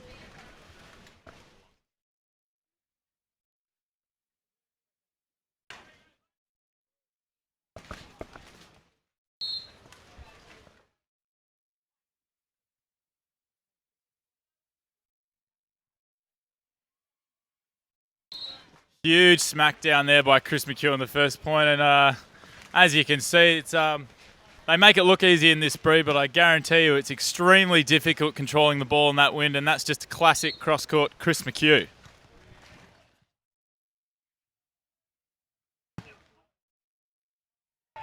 Oh, unlucky there. Isaac couldn't quite snatch that ball out of the net. As you see, the ball hit the net. Sometimes it'll bounce off hard. Sometimes it'll just drop like it did then for Isaac. Brings up point number 1 for the guys in red.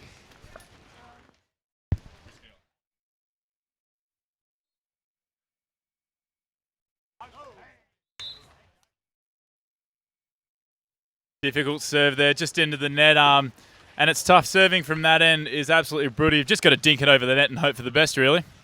Chris back to serve.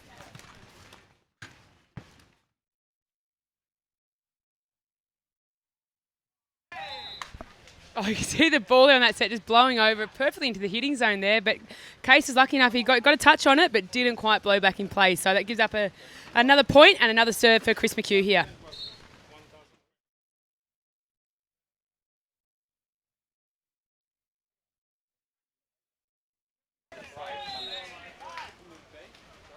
Going on there, no touch there from Isaac Kappa. Just going a little bit long there from Casey. He was going for hands.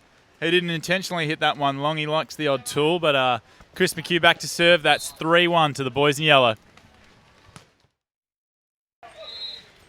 Little cheeky ace there by Chris McHugh, just using the wind to his advantage, but something tells me he was just trying to get that float serve over the net, and it's just dropped in front of Benny.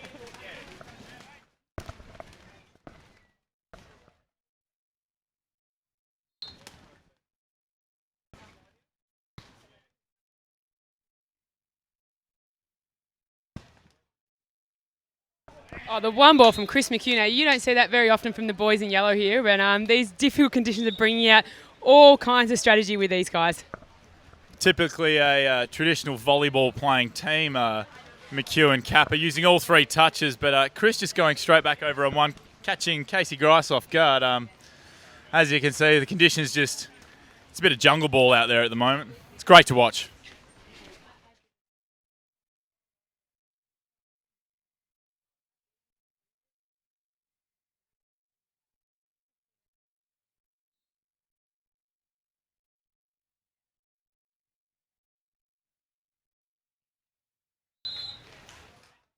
Oh, and you see Benny there spinning that ball off the set just to make it holding the wind there, but Case couldn't quite get over top of that ball and just goes long here, which brings up point number 7 for the boys in yellow as the chairs are just sliding their way down St Kilda Beach.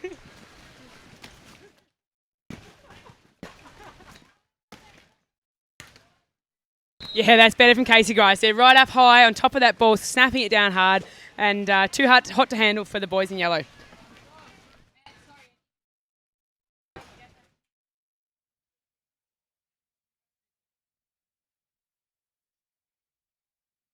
Two 7 to the boys in red. Casey back to serve.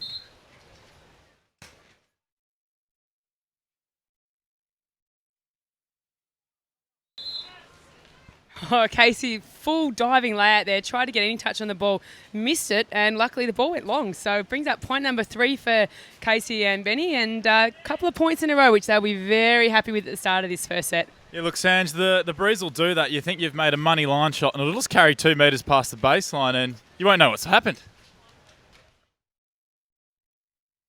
Here we go, Casey back now again to serve. A few feathers around the place as well. Oh dear, an absolutely devastating 2-ball from Chris McHugh in the breeze as well. That's absolutely fantastic. Fantastic skill and finesse in this wind.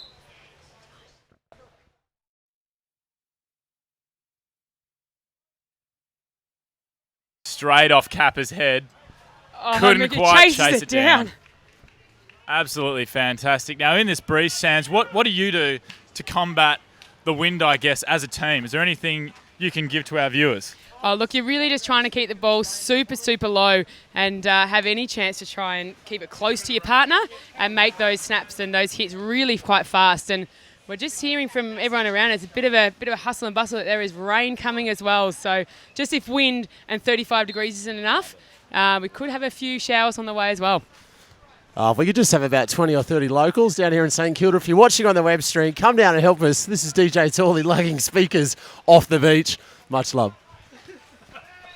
Bang, Isaac Kappa goes up, crushes another winner straight down the middle. The boys in red have got a little bit of work to do, just struggling in the breeze, but something tells me Casey and Benny are going to get up because they love a challenge, and the boys in yellow will certainly give it to him. Chris, back to serve.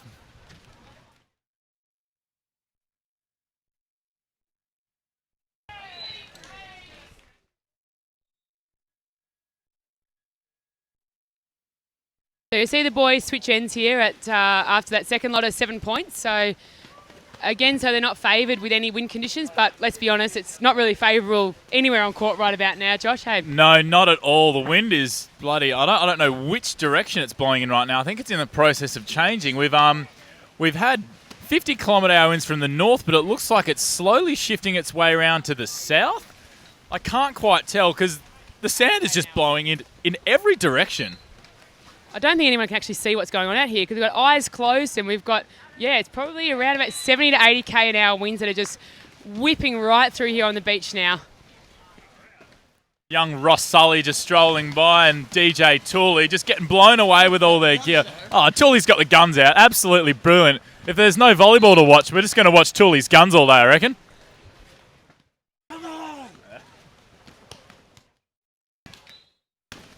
Yeah, Casey pumped with that play. He wanted to get his team back in this set. Look, he's no stranger to St Kilda Beach and gold medal matches, so he would want to be getting out there. He wants to get a win here, and he wants to go for gold with Benny O'Day.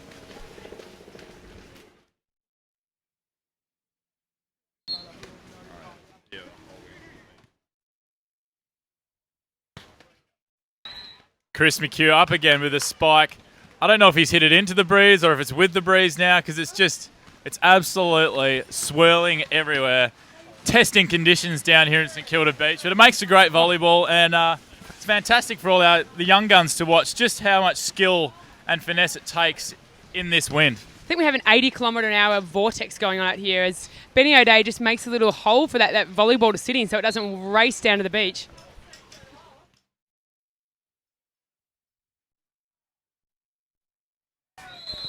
And just setting that a little bit beyond Casey's reach there. And you can't always tell where the ball's going to go because sometimes it just holds up in that wind and keeps on going, making it very difficult to get a play on the ball.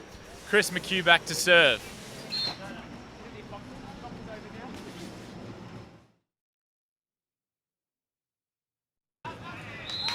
Just a little pokey wide there by Casey Grice. And people on the live stream are wondering, every time the blocker goes up, they're putting a little finger just behind their bottoms. It's a little bit of a puzzle for the other team to kind of decipher. One finger will indicate a line block and two fingers usually indicates a cross block on that next play. Casey not quite making that, falling over.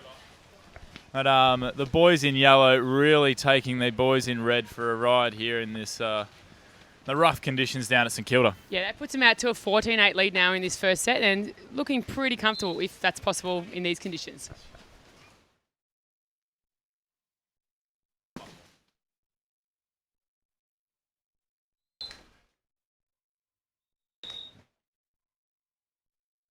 Technical timeout down here on St Kilda Beach. One thing we don't talk about a huge amount, Sanj, is the actual where the boys come from. We just see them as players and athletes and beasts, but under the hard, crusty shell of some of these boys is a truly ooey-gooey story of triumph. You know, Casey Grice has come from the goldfields of Kalgoorlie back in Western Australia and was very close to going to the Beijing Olympics for swimming at one stage.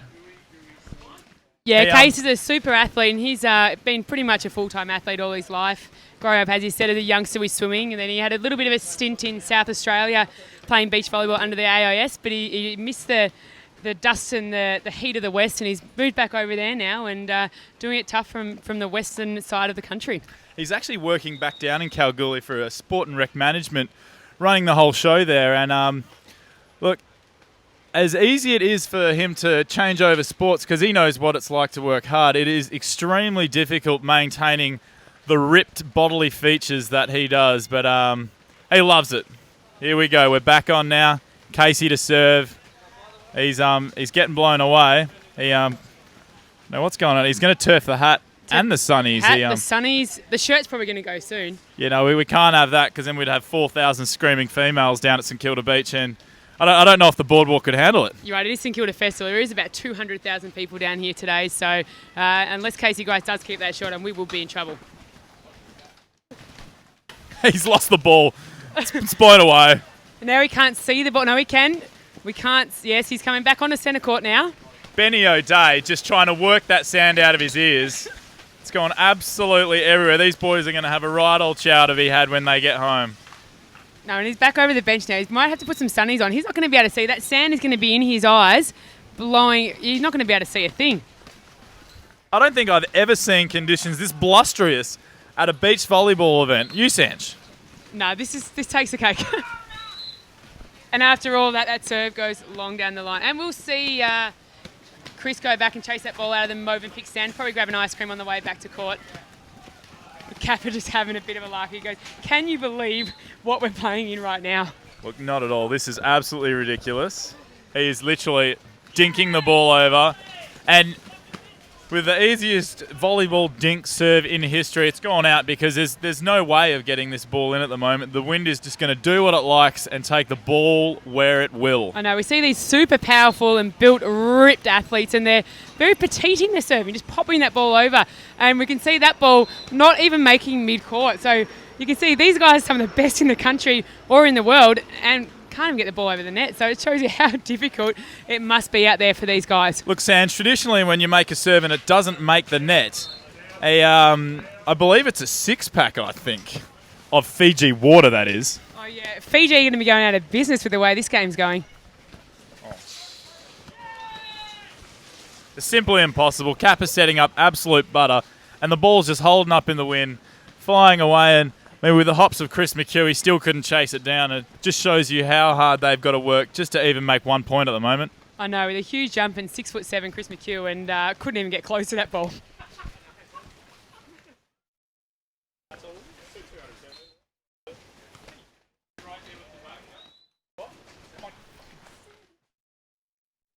Loving these die-hard supporters though. We still have a number of people out watching this game. We've got those that have been buried under the sand in the Renault beanbags. Maybe they can't get out. And a few up on the boardwalk. It's fantastic to see the dedication of our fans of this sport. I think if nothing else, it is absolutely impressive that these guys are still playing in these challenging conditions. Casey with a cut shot down. Oh, Chris McHugh, the dig over for a win. Now, you do not see that very often at all. Chris McHugh's second ball dig over. I don't think I've ever seen him do that since he started playing. I've seen him crush a few in my face, but a second ball dig straight to the back corner just shows you. Put that in the record books. Just shows you anything can win this game.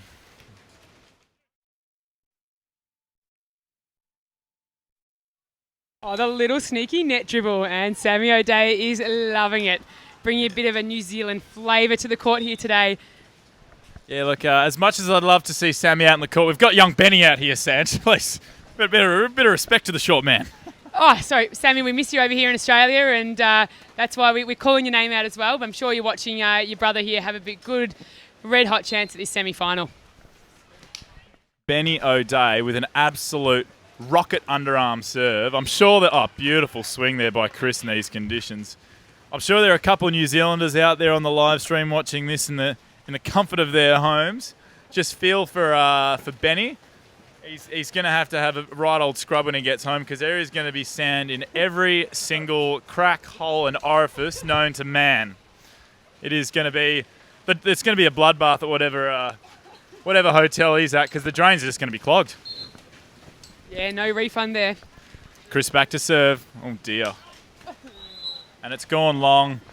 And I think it's turned into a easterly now? The net's kind of in limbo about which way it wants to go. I think the weather's in limbo too, Josh. It's got no idea what it's doing. It's off its head. Well, it's Melbourne. And it's St Kilda Festival weekend. Chris just swinging one a little bit long there. We do that from time to time. We're all human. We make errors. Chris McHugh may be a little bit less human than others. Fantastic play. Another underarm serve from Casey. Underarm by Casey Grice. The dig over. Oh, he's too tall. Makes it poke. And that's going to bring up the first set point for the guys in yellow. Chris McHugh and Isaac Kappa.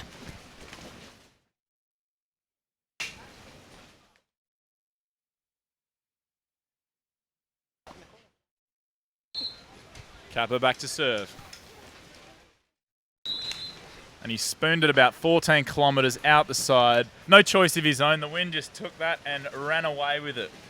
Yep, straight into the VIP tent, that one. Still set point to the boys in yellow. Benny O'Day back to serve with the rocket underarm serve. What can he bring now?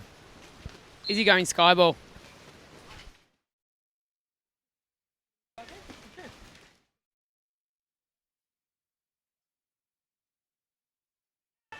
First set point save there, Benny. Very nice. Just making a little cheeky dig, screwing it down the line, and Kappa just digging it out of reach of Chris McHugh. But, geez, well, I'm getting covered in sand here. Sandy Sange, coming to you from the commentator's tent. As Sam Boehm glistening in his hot pink shorts, which are absolutely beautiful. No, we're pretty much resembling a sandcastle over here. We're not going to be able to see anything by the next game. Fantastic dig there by Benny O'Day.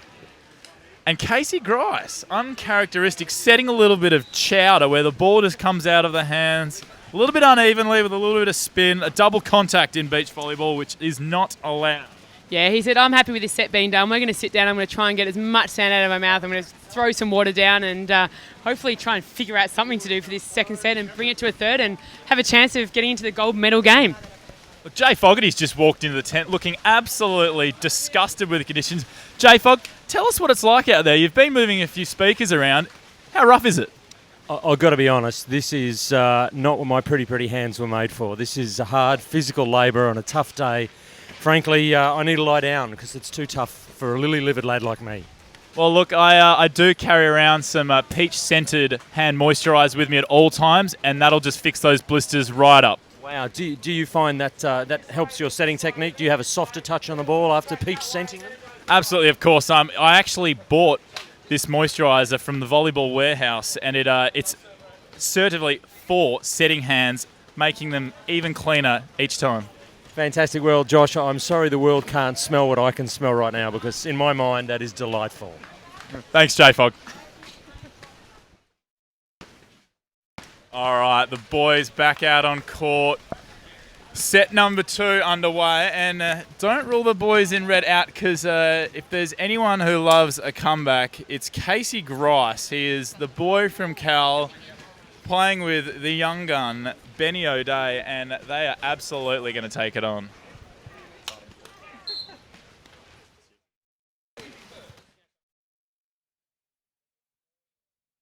The confidence of Chris McHugh to get the hands out, make that hand set.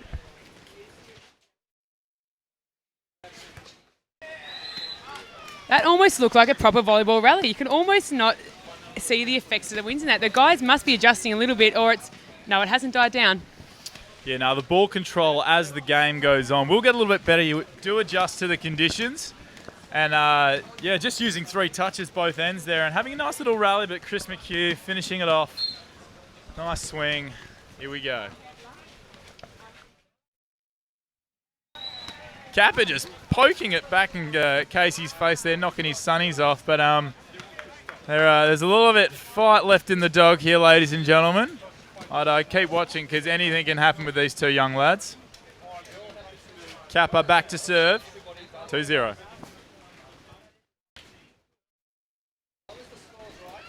Woo, sneaky little cut shot, pokey, dink little thing there from Case. It doesn't matter what it's called. It's a point for the boys in red. I don't know what it was. It floated in, but it made them a point. That's all that bloody matters in these conditions. Doesn't have to be perfect. Benny O'Day with another ripping underarm serve. Oh, and Chris McHugh just jamming it down the line through the net there. Oh, what's going on? All players put their hands up. They're all cheering at how good that play was. Look, it's actually gone out, I think, Chris Sam. is saying that it was off the hands of the blocker. Casey's saying, mate, you bounced it off the net. And the refs agree with Casey. Boys in red score the point. 2-2. Oh, Benny is falling over on the underarm serve. He's got it back. Here we go. Bit of a blusterous point in there. Casey's got the dig. Oh, it's gone right out to the Project Clothing stand over there. Grab yourself a T-shirt or visor while you're out there collecting that one, Chris, and that ball's flying back. I could hear every one of Casey Grice's knuckles explode then as that's just gone long, but he won't show the pain. He'll just give us a bicep curl and get straight on with business. Chris back to serve.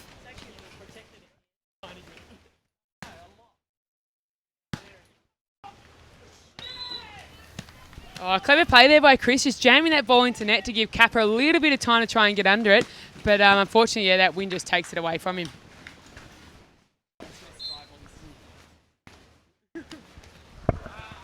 Oh, the underarm serve, they're resembling the footy handball. Probably learned that back in his earlier days, Case, and it's anything to get that ball in play at the moment. These guys, it is tough.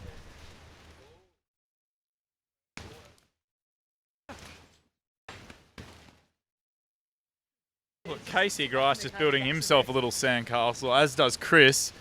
Oh, it's a sandcastle competition. I think Chris's castle was a little bit bigger then. That could be worth a point or two, I reckon. Yeah, he's got a little bit of height over Casey's there. Kappa back to serve. Oh dear. It's gone down. Chris jumping up, just jamming that back down. Top effort there by Ben O'Day to make that diving dig cut shot back over the net in these conditions.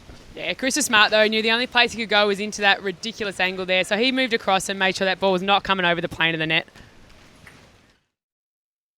Just had Owen Hammond, the tour photographer, walk into the tent with us and is absolutely covered in sand himself. He resembles a tasty little sandcastle himself.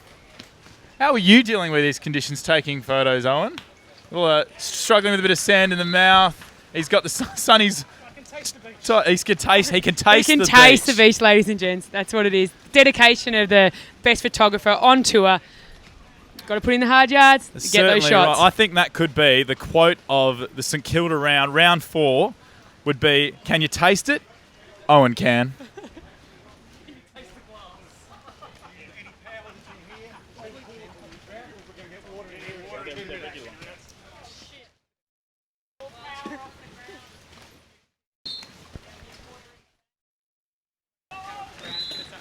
That serve just landing a little bit short. Casey Grice very happy about that one. 6-3. The score's tied up at 6-3 to the boys in yellow, I think. Was I wrong there, Sanj? We've got Ben O'Day back to serve. Perfect, here we go. It's possible that our live stream might go down because now the wind is pushing the waves up towards the back of our commentary position. So if we lose it, sorry. Yeah. All right, guys, if you're still with us here, we're currently sitting at 6 points to 5 to the boys in yellow with Benny O'Day back to serve. And if you do happen to lose the live stream, if it cuts in and out, we've got some waves and a few things streaming back toward the commentary tent here, which is putting our media staff under a slight bit of duress, so we may drop out, but we're going to do our very best to keep it rolling and bring you the best coverage possible. Yeah, we've got those southwesterly winds bringing that water all the way back up to our technical area here. So if we do drop out, guys, we do apologise, but we won't be back on for the rest of the day if we do drop out because that water is pushing right up into our media area here. So make sure you stay tuned and get those last few points, as many as we can. And an exciting turn of events. 6 points to 7. Boys in yellow have just got a 1 point lead. Boys in red just fighting back a couple of points there. As you can see, Casey Grice and Ben O'Day not ready to lay down just yet.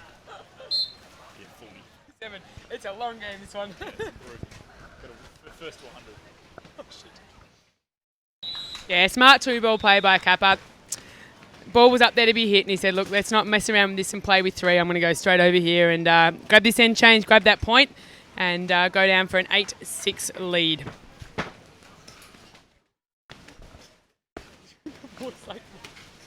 The ways of watching it back. They need to close that. Yeah, they're just going to lift everything up the ground. We're going to higher ground.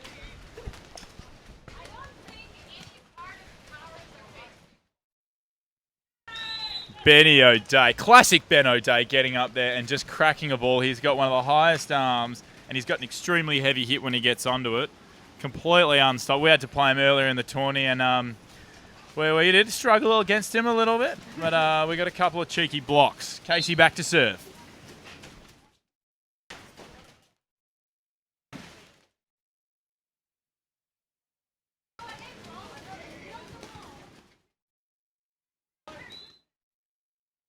Extremely brave of Chris there to try and handset that ball in these conditions. Just coming out a little bit ugly, unfortunately, for this time.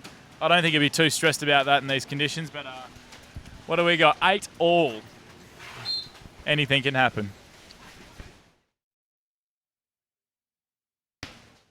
Power play there. Great ball control from Kiss and Isaac there, making that play look seemingly easy. And that's going to give him a 1-point lead in this second set. Absolutely no doubting the skill that it takes to play in these conditions, because we've both had to play in them, Sanj, and it's extremely testing out here on a day like today, both mentally and physically.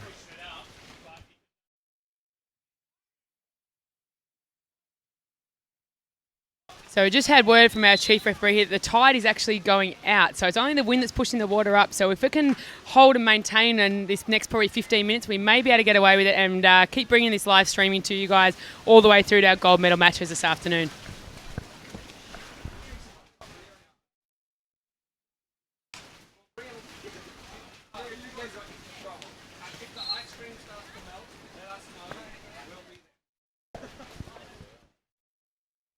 Chris McHugh, little cheeky flipper there. Very delightful morsel to watch. Oh, he's just spun it long after that great play. Casey Grice, probably one of the biggest smiles on tour. What do you reckon, Sanj? Oh, no doubt. Maybe DJ Tooley with the second biggest smile. Not far off Casey. He's got a big gob on him. I must admit, even though with really trying conditions here, it actually has allowed us to see some of the skills of these athletes that they wouldn't normally use. We've seen underarm serve, we've seen backhand flippers, we've seen all kinds of things that these guys don't normally use. So it's been a bit of an exhibition of alternate beach volleyball shots, Josh. Look, without a doubt, Chris and Kappa, biggest team on the beach in Australia, without a doubt. And these conditions just bring the little guys into it. Casey and Ben O'Day, not the biggest team on tour either, but currently 10 all.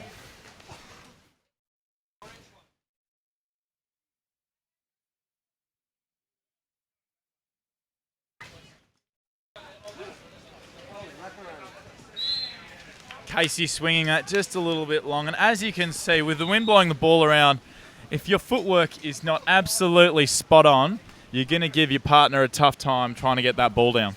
Yeah, there's no time for lazy volleyball in the wind. These guys are going to have to work super, super hard, and that's going to give them a technical timeout here. So we've only got a 1-point difference here in the second set to see whether the guys in red can either level it up, and we're going to go to 3 sets, or whether Kappa McHugh can close it out in 2. That's all right. Tough day at the office. There's no heads party with your shirt off, but we do what we have to do.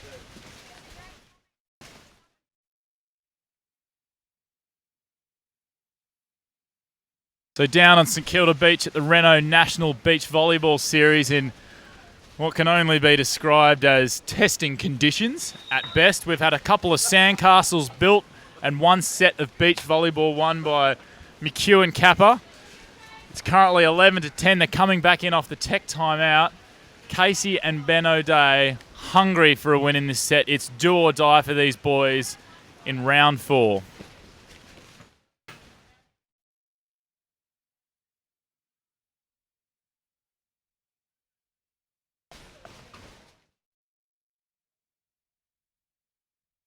Chris McHugh back to serve, but he will, sandcastle first.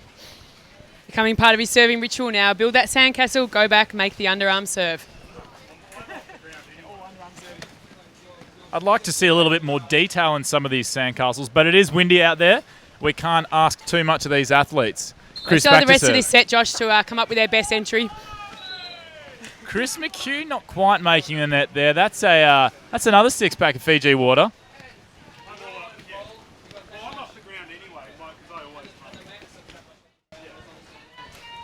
And that brings up 11 all. So we're all tied up in the second set, and Casey Grice back to serve.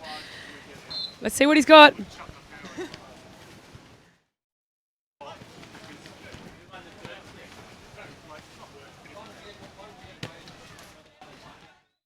Very nice. Little pokey over the top there by Ben O'Day. Chris manages to grab it. Just off balance, Kappa there. Not quite with the footwork after that block. Ball goes down. 12-11 to the boys in red. It's not over, ladies and gentlemen. This is the first time the guys have taken the lead in the match. So let's see if they can get a little breakaway here.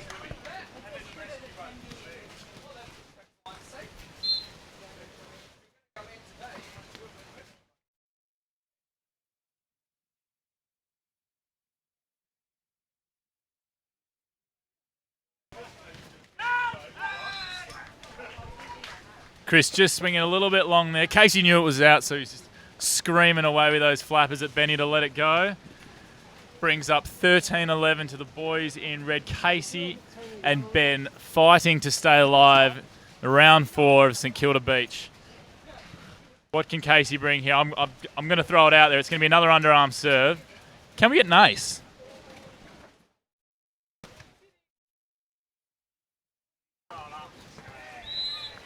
Yeah, smart there by Kappa. Just working it into the wind, just taking a little bit of pace off the ball, cutting it inside to make it tough for those guys in red to make the dig. So it's going to give them 12 points to 13. Kappa back to serve.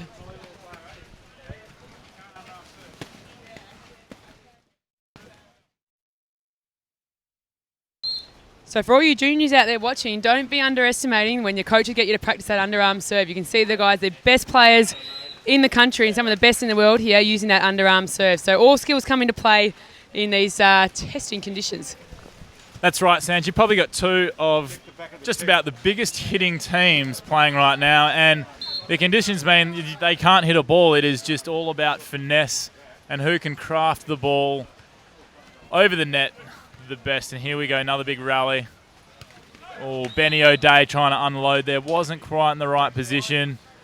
Says sorry to young Casey, but here we go. That brings up 13-14. The boys in red still up by 1. It's first to 21 here. Got to win by 2 in the second set.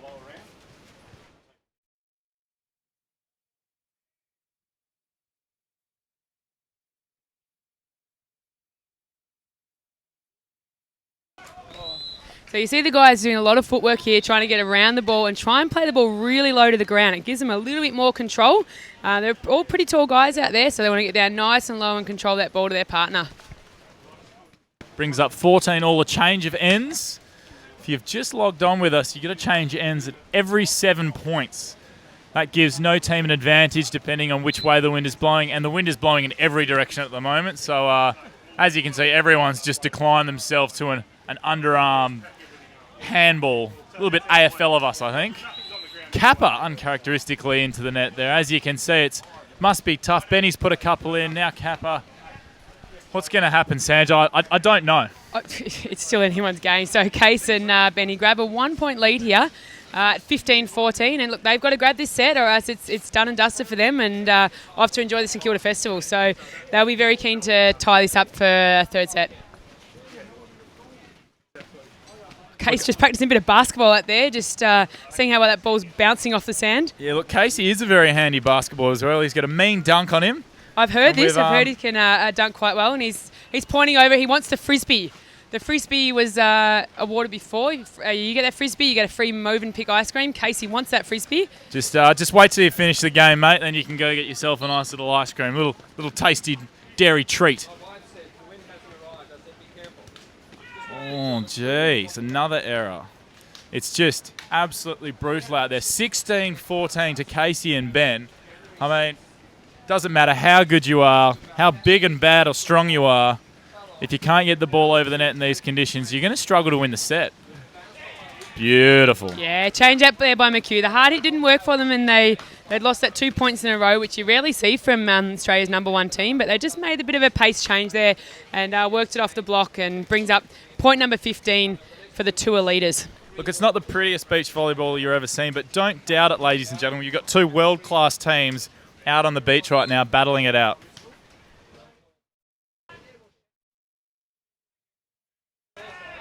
Oh, Kappa very happy with that set that came over right into his hitting zone, and yeah, you can see that ball is just moving around so much in the wind. Yeah, after that little swing into the back corner, Kappa's just turned to Chris and goes, "Why don't you set me like that, Chris, all the time?"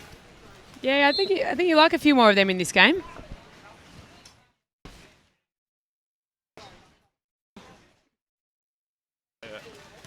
Benny O'Day's just lost his hat. It's currently gone rolling down, and it's almost made its way to Sid. Casey Grice, textbook little line roll there with the breeze. Very difficult to make in these conditions. Yeah, these Mikasa volleyballs weigh about 500 grams, so they're just moving around so much in the wind here. The players are doing such a good job to even make it look like a game of volleyball out there. Well, you're damn right there, Sanj, and it's good to see Casey Grice, no matter what's going on. He's got a big smile on his face, and he's just glad to be out there in the 8x8. Oh, this guy loves playing a bit of volleyball. Except when his partner underarm serves the ball into the net. That's a little bit disappointing, but we still have 17 all here out on centre court.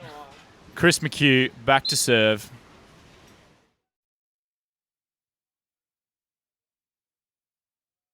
Was that a right-hander from Casey Grice? I think it might have been. He said, I've got my left. I normally swing left-handed. That's the one, but I'll change it up. Yeah, it definitely was. Look at the smile. It's gone double the size for that sneaky little right-hand play, confuse the block, and brings them up with an 18-17 lead in this second set. Yeah, look, I did think this the wind was blowing the sand off the beach, but when Casey smiles, his mouth opens that wide, it sucks the sand in.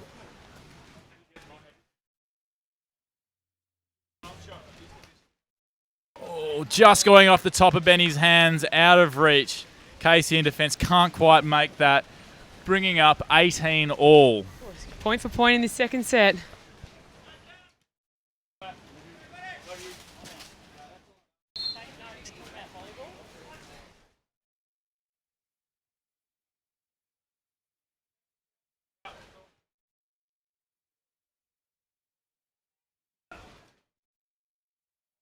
Bloody hell. Oh, look at them. Fantastic Casey rally. just yelling at the ball to get out then. The great rally road. Both teams just putting everything on the line. And he's up for a battle here. Yeah, look, believe it or not, these Mikasas actually have a soul, and if you will them to, they will go out. Oh, evidence right there. 19-18.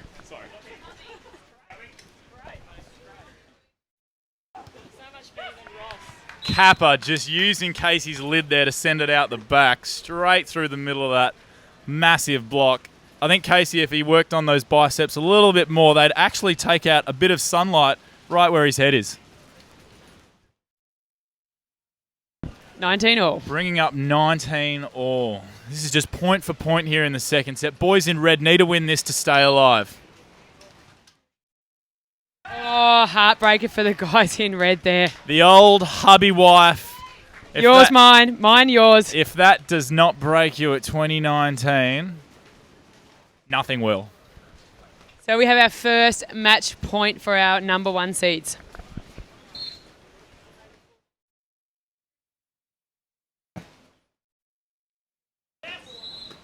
Cheeky little tool there by Ben O'Day. You don't see him grin much, but if you get a little smile out of him, you know he's gotten away with murder just about. Yeah, he says, we're not finished here. We're going to push these guys a little bit harder. We're going to 3. Casey back to serve. What's he going to bring here? 20 all now. It's no longer first to 21. You've got to win by 2.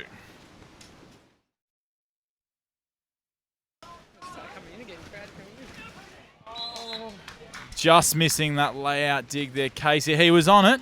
Just needed a little bit more arm on that. And he's got a big pair of flippers. He is a fantastic swimmer.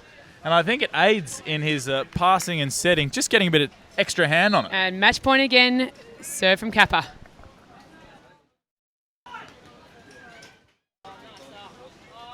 And there it is. Winners 22-20. Kappa McHugh are through to another gold medal game.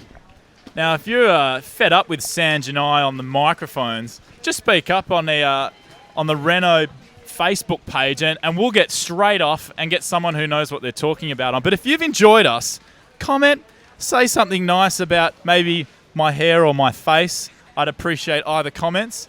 And we might just see you in the next game. See what their feedback is, Josh. Thanks for having us, guys.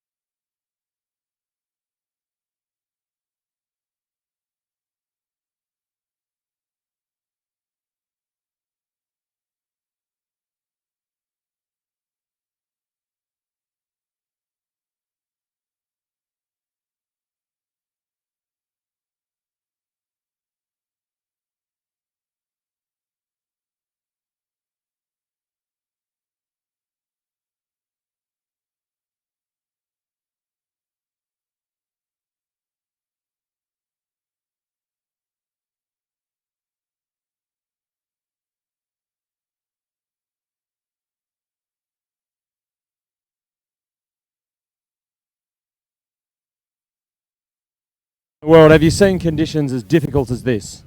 Look, these are certainly some of the more challenging conditions we've played in. Very similar to The Hague in the Netherlands, and also in Marseille in France. Gets quite windy, but it was a good team effort today. Just had to get the ball, keep it alive, and get the ball back over the net today. And we had some good strong side outs towards the end of the match to really keep us in it. And Kat did some good work at the net, and big thanks to the sponsors, Movenpick, Be The Influence, the AVF, Australian Sports Commission for us. Like to put a big shout out to the coaches, Craig Marshall at home. Got Shoddy here with us, but big thanks to Renault as well. Mate, you guys take a lot of pride in being able to play in all conditions, but I know that you've been doing all of your off-season work at the moment. A lot of people don't appreciate you doing your heavy lifting. It's not just about standing up a good performance in a beach volleyball tournament. You're also trying to build a base for the World Tour as well. So how hard is it to be kind of in off-season mode but still being expected to perform in front of your home crowds? Yeah, look, we're definitely getting prepared for bigger and better things this year in terms of the World Tour coming up in a couple of weeks, but also National Champs in 2 weeks' time. It's really good to have the Australian series back and stronger than ever. It really gives us a good platform to launch onto the world stage and onwards to 2016 Rio Olympics. And it's what we need, it's what we want. Fantastic. Through to another gold medal match. We'll see Chris McHugh and Isaac Kappa in the gold medal match soon. Coming up next, men's semi-final number 2. Tune in, bro.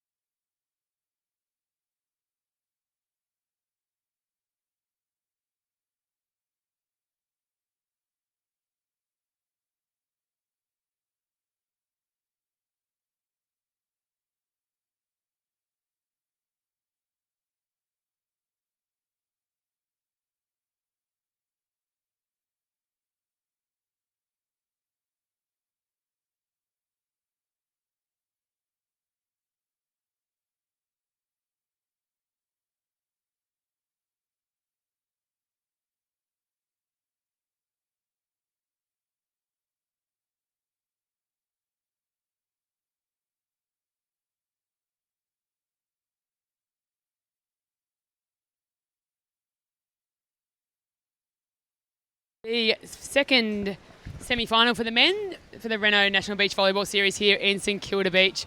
Conditions just dropped a little bit with the wind, so we're actually looking at quite favourable playing conditions now, around about 31 degrees and around about a 30-kilometre wind coming in off the ocean at the moment. So we'll be introducing players out on court pretty shortly, but make sure you get settled in, get those computers set up and let that live streaming happening in your lounge rooms, wherever you might be around this country.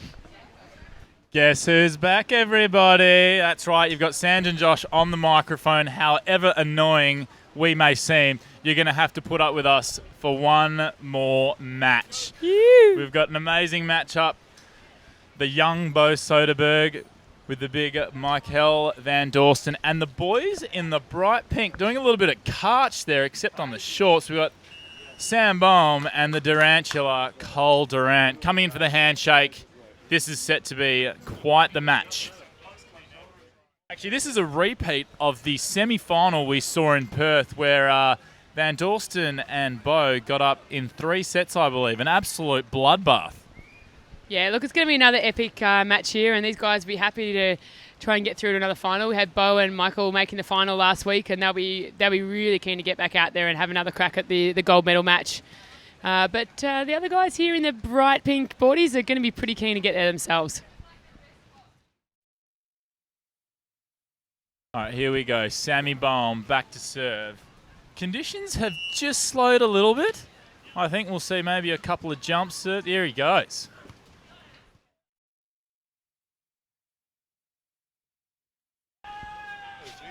Well, there we go. That's his vast contrast to the last game where we saw the majority of the underarm football hand pass serve. But Sammy Bowen starting up with a jump serve, but unfortunately can't bring up the first point. So that goes to Bo and his big mate in red. So that's going to be a 1-0 scoreline. Bo back to serve.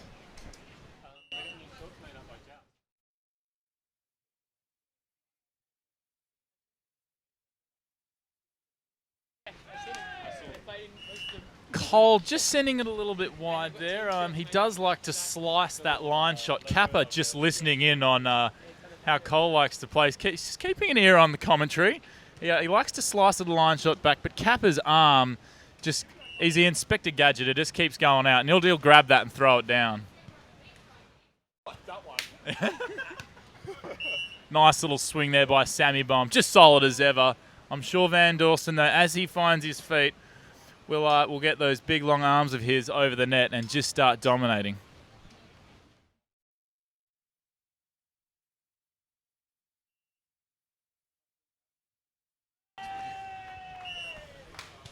Little serve into the net there by young Durantula.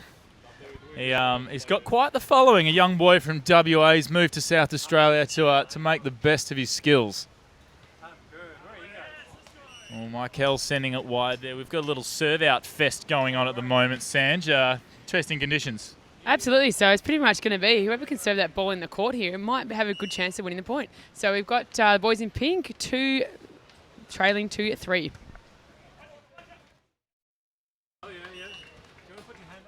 Classic Bo Soderberg coming up with a little on-2 tool. Most people just look to try and crack that ball in. Bo finding hands every single time and just pushing off them.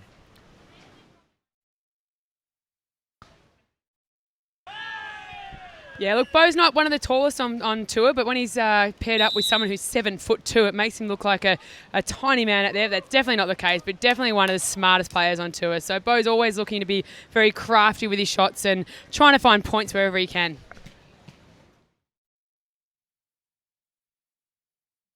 End change, and Bo back to serve at 5-2.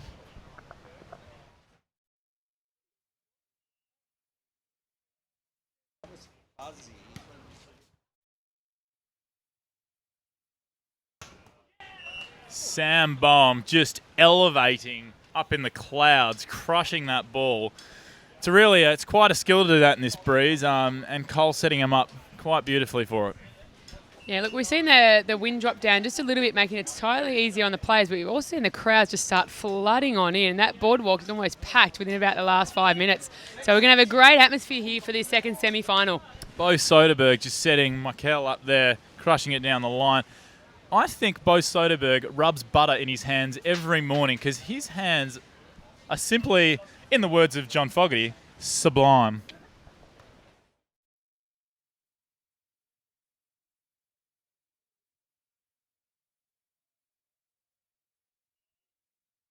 I'm surprised we've been able to keep our mics here, Josh. I mean, the wind and the weather has taken the live commentary on court here, so Fogs is walking around without a microphone right now. He must be a little bit lost. Yeah, look, I did see him blushing earlier when he saw me on the mic. He was getting a little bit jealous, but it's good to see the wind has settled down just a little bit. We've got the crowds back down here at St Kilda Fest this weekend, and some absolutely beautiful beach volley. Bo Soderberg just sliding it down the line again, just keeping Cole honest, seeing what he's doing. Yeah, they keep pushing by consistently and brought up a little lead at 7-4.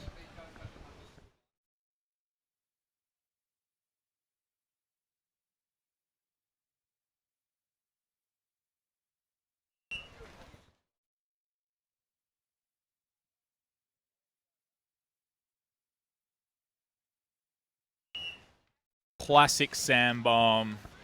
He can hit the ball from absolutely anywhere. Just gets up, floats. Nice little wrist snap down the line. Doesn't matter how big you are at the net. If Sammy's going to have a crack, there's a good chance it's going to get past you. Yeah, he wasn't taking on the 7'2" block there. He was clever enough to go around it and find the sand.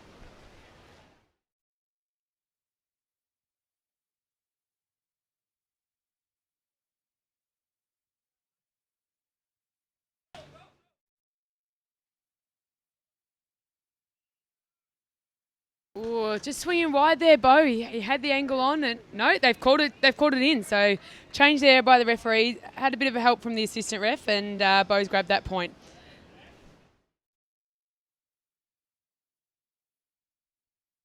So Bo just giving a bit of encouragement to the scorers here. He's done a bit of scoring in his time, and he's saying that it is their point, just to make sure that it does flip over on the scoreboard, and they do get that one counted towards their score.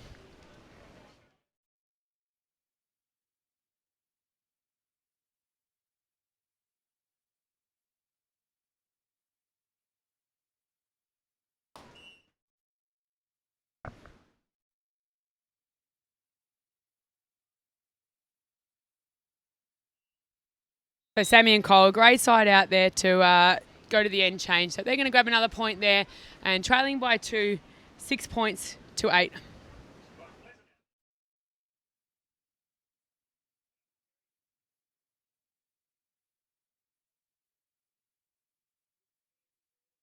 So as the wind drops, the crowd starts to flood back in, signs going back up, and looks like we're going to be in for a great afternoon for the finals once we get to our gold medal matches after this one here. Just swinging wide there again, Bo, and that's going to bring up another point for the guys in the bright pink shorts. 7 points to 8.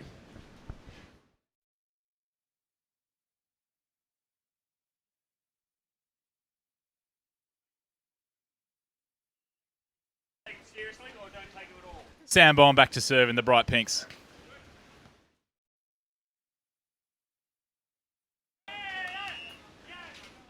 Oh, not allowed a handset that first ball unless it's absolutely perfect. Just getting called on that one. Currently tied up at 8 points all.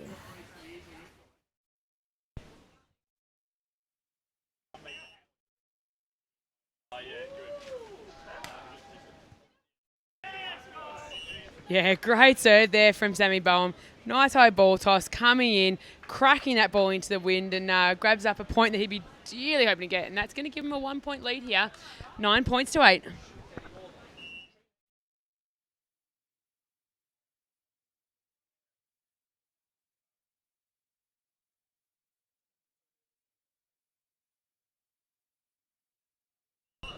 Ooh, Sammy just sneaks it over the massive big block there of Michael Dorston. So that's a 7'2" block there. So these guys are getting right up there, making great decisions and bringing up another point for the boys in the blue singlets and the pink shorts.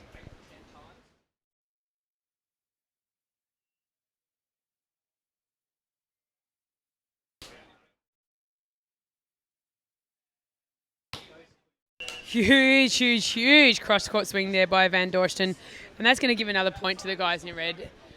9-10.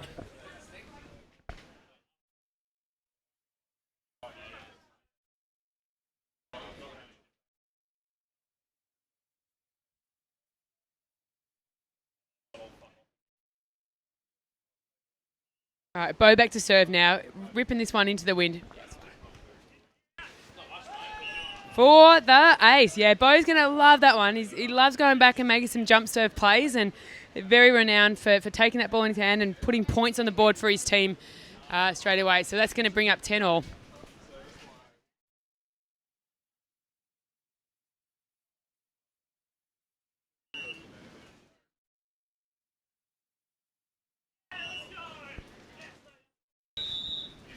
And that brings us to a technical timeout. So we've got 11 playing 10. The guys will sit down, have a couple of minutes to refresh and get back out on court for the second part of this set.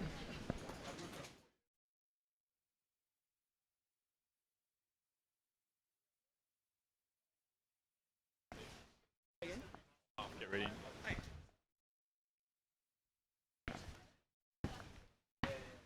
So we have the guys in red, an international combination. Bo Soderberg now living in Australia, but currently from Denmark, and his partner Michael van Dorsten from the Netherlands. So we call them an international combination up against the South Aussie now residing team of Sammy Boehm and Cole Durant.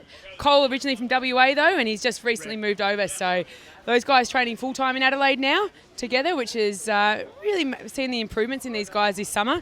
And yeah, we'll see how they can go against this international team of Bo and Mikkel. Many of you might know Bo Soderberg, the Great Dane, has actually resided in South Australia for quite some time now, and he's not far off being an Australian citizen. Well, there you go. You learn something every day, ladies and gentlemen, and that was it. That was the one statistic for today. We will have one more Australian in our midst.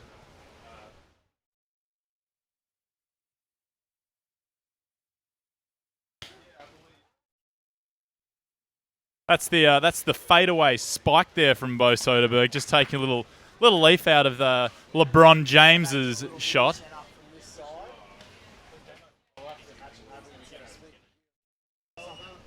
Van Dorsten back to serve.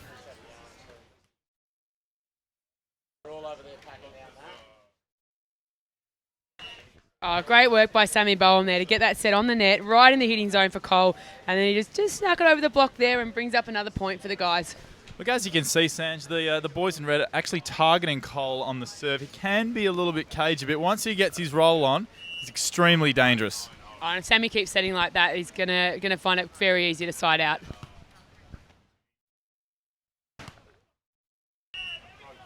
Just going a little long that time from Bo, but something tells me he'll be fired up for this next point. Doesn't like to lose to these boys. No worries. So it's 13-11, Sammy back to serve.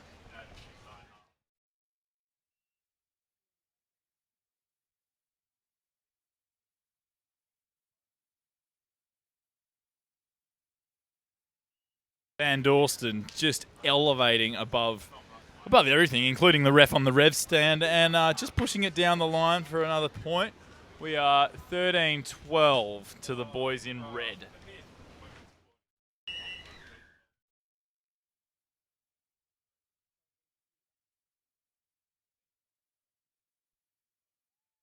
Classic Bo Soderberg flicking his leg up for his jump serve. Just down the middle, little hubby wife ball. The boys didn't even look at each other then. They were just hoping the other guy was going to pass it. Just going down a metre before the baseline. Easy points there for Soderberg. 13-all. Yeah, very unique serve from Bo. He's one of the most unique of the jump serves that we have in the men's game. So yeah, watch his little moves. But he won't get another opportunity here. He's going to have to wait for a couple more points as the boys in pink make the side out. Little break leg line shot there. Bo's just curled himself up, couldn't actually get a chance to dive over.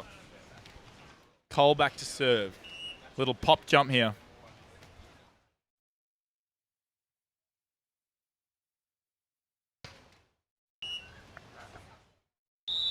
Just solid as ever, Bo. Just snapping that ball down.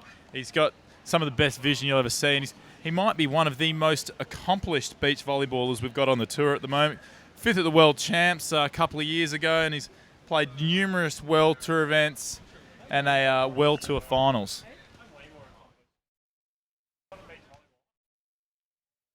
Big Al just commenting behind us that he's extremely accomplished at other things other than beach volleyball, like being an all-round nice guy. Pretty much life in general, I think he said.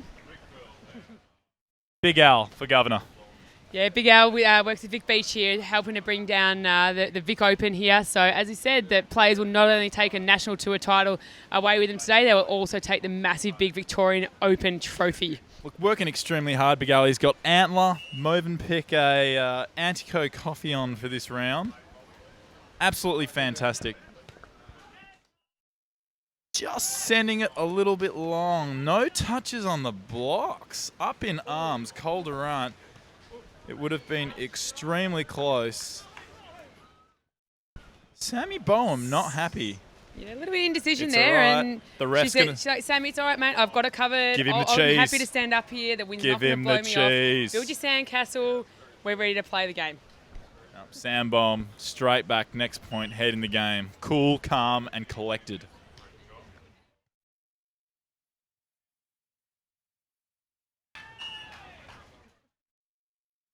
Van Dorsten is so big that sometimes he forgets that he doesn't need to jump to get a block, and he can just put his hands over the net and monster you if he so chooses. And he does it well. Little timeout from there. Sam and Cole just electing to have a little break, just see if they can get their heads back on track. Bo and Michael just absolutely monstering them in those last couple of points. 17-14 to the boys in red. Still the first set of the round 4 of the Renault National Beach Volleyball Series.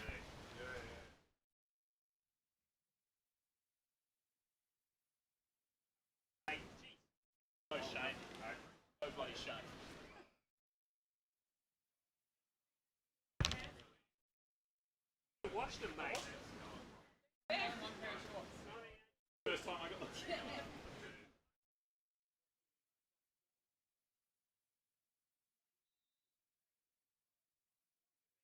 Like, I've been 4 years old. Go like today, going up and down on that thing there. Up on there,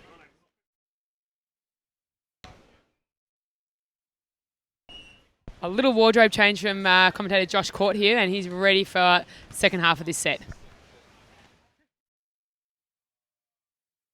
Cole just taking a leaf out of Bo's book, who took a leaf out of LeBron's book with the fadeaway shot to the corner. Absolutely fantastic.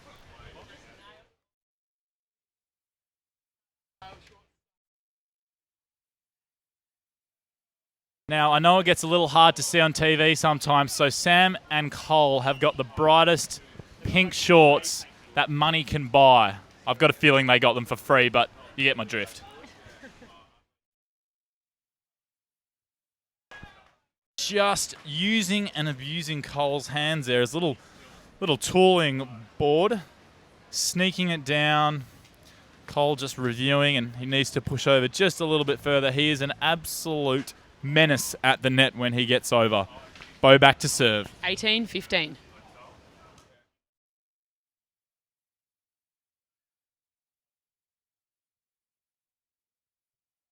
Oh, another fadeaway shot that we see, but not good enough. Dear Lord. That ball has bounced over the tent where the athletes are, and that's pretty much gone down to the southeastern suburbs. That ball won't be coming back.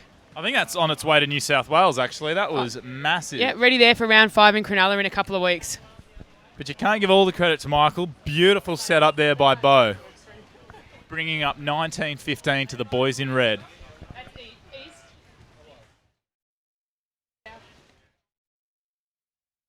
Look, I am new to Victoria. My geography mightn't be quite right. Regardless, that ball has gone a long way somewhere else. It's making its way around the world as we speak. And Bo's collected it at the other end of court.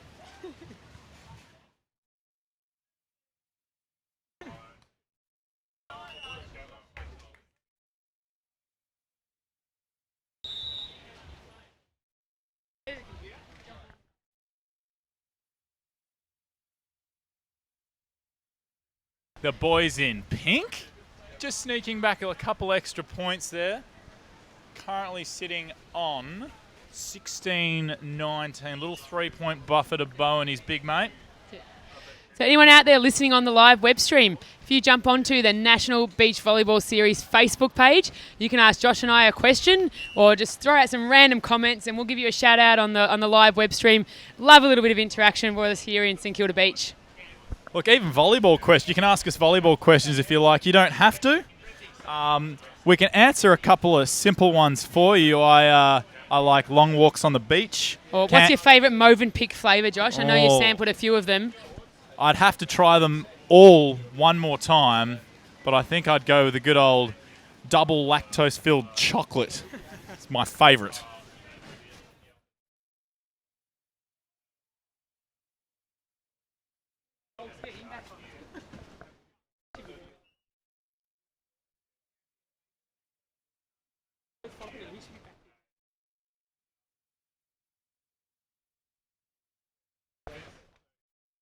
Oh, Colin just sneaks one under the armpit there with big Michael Van Dorsten, and that's going to close out that gap, and it's only a 1 point lead now to the guys in red, so it's getting tight near the end of this first set.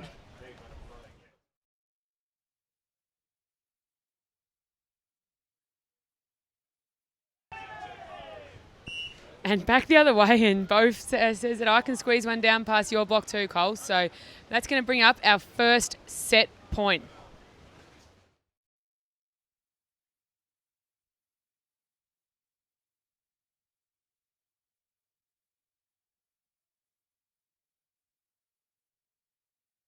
Van Dorsten serving for the set. Oh, lucky break for the boys in pink. I think it might have been the fact that Big Mackel went up to serve there and got blinded by the colour of the shorts there from the boys on the other side. So maybe it's a tactical move there for the boys with the bright pink shorts.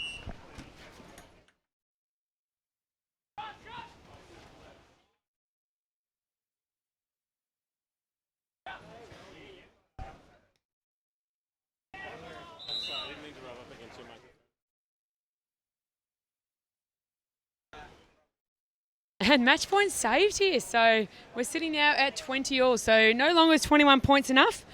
Teams must lead by 2 points in order to grab this first set.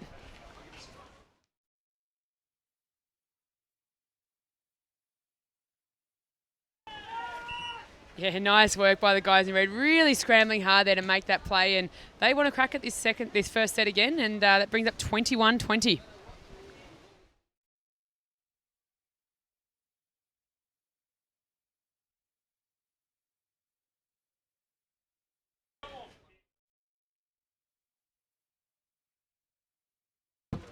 So his players here just putting a bit of sand on the lines here. The lines are moving all over the place, just so it means that the referees can make a little bit easier decisions when that ball plays close to line. These guys are often hitting the ball so hard and fast that it does make it tough to see where it lands. So set point number 2.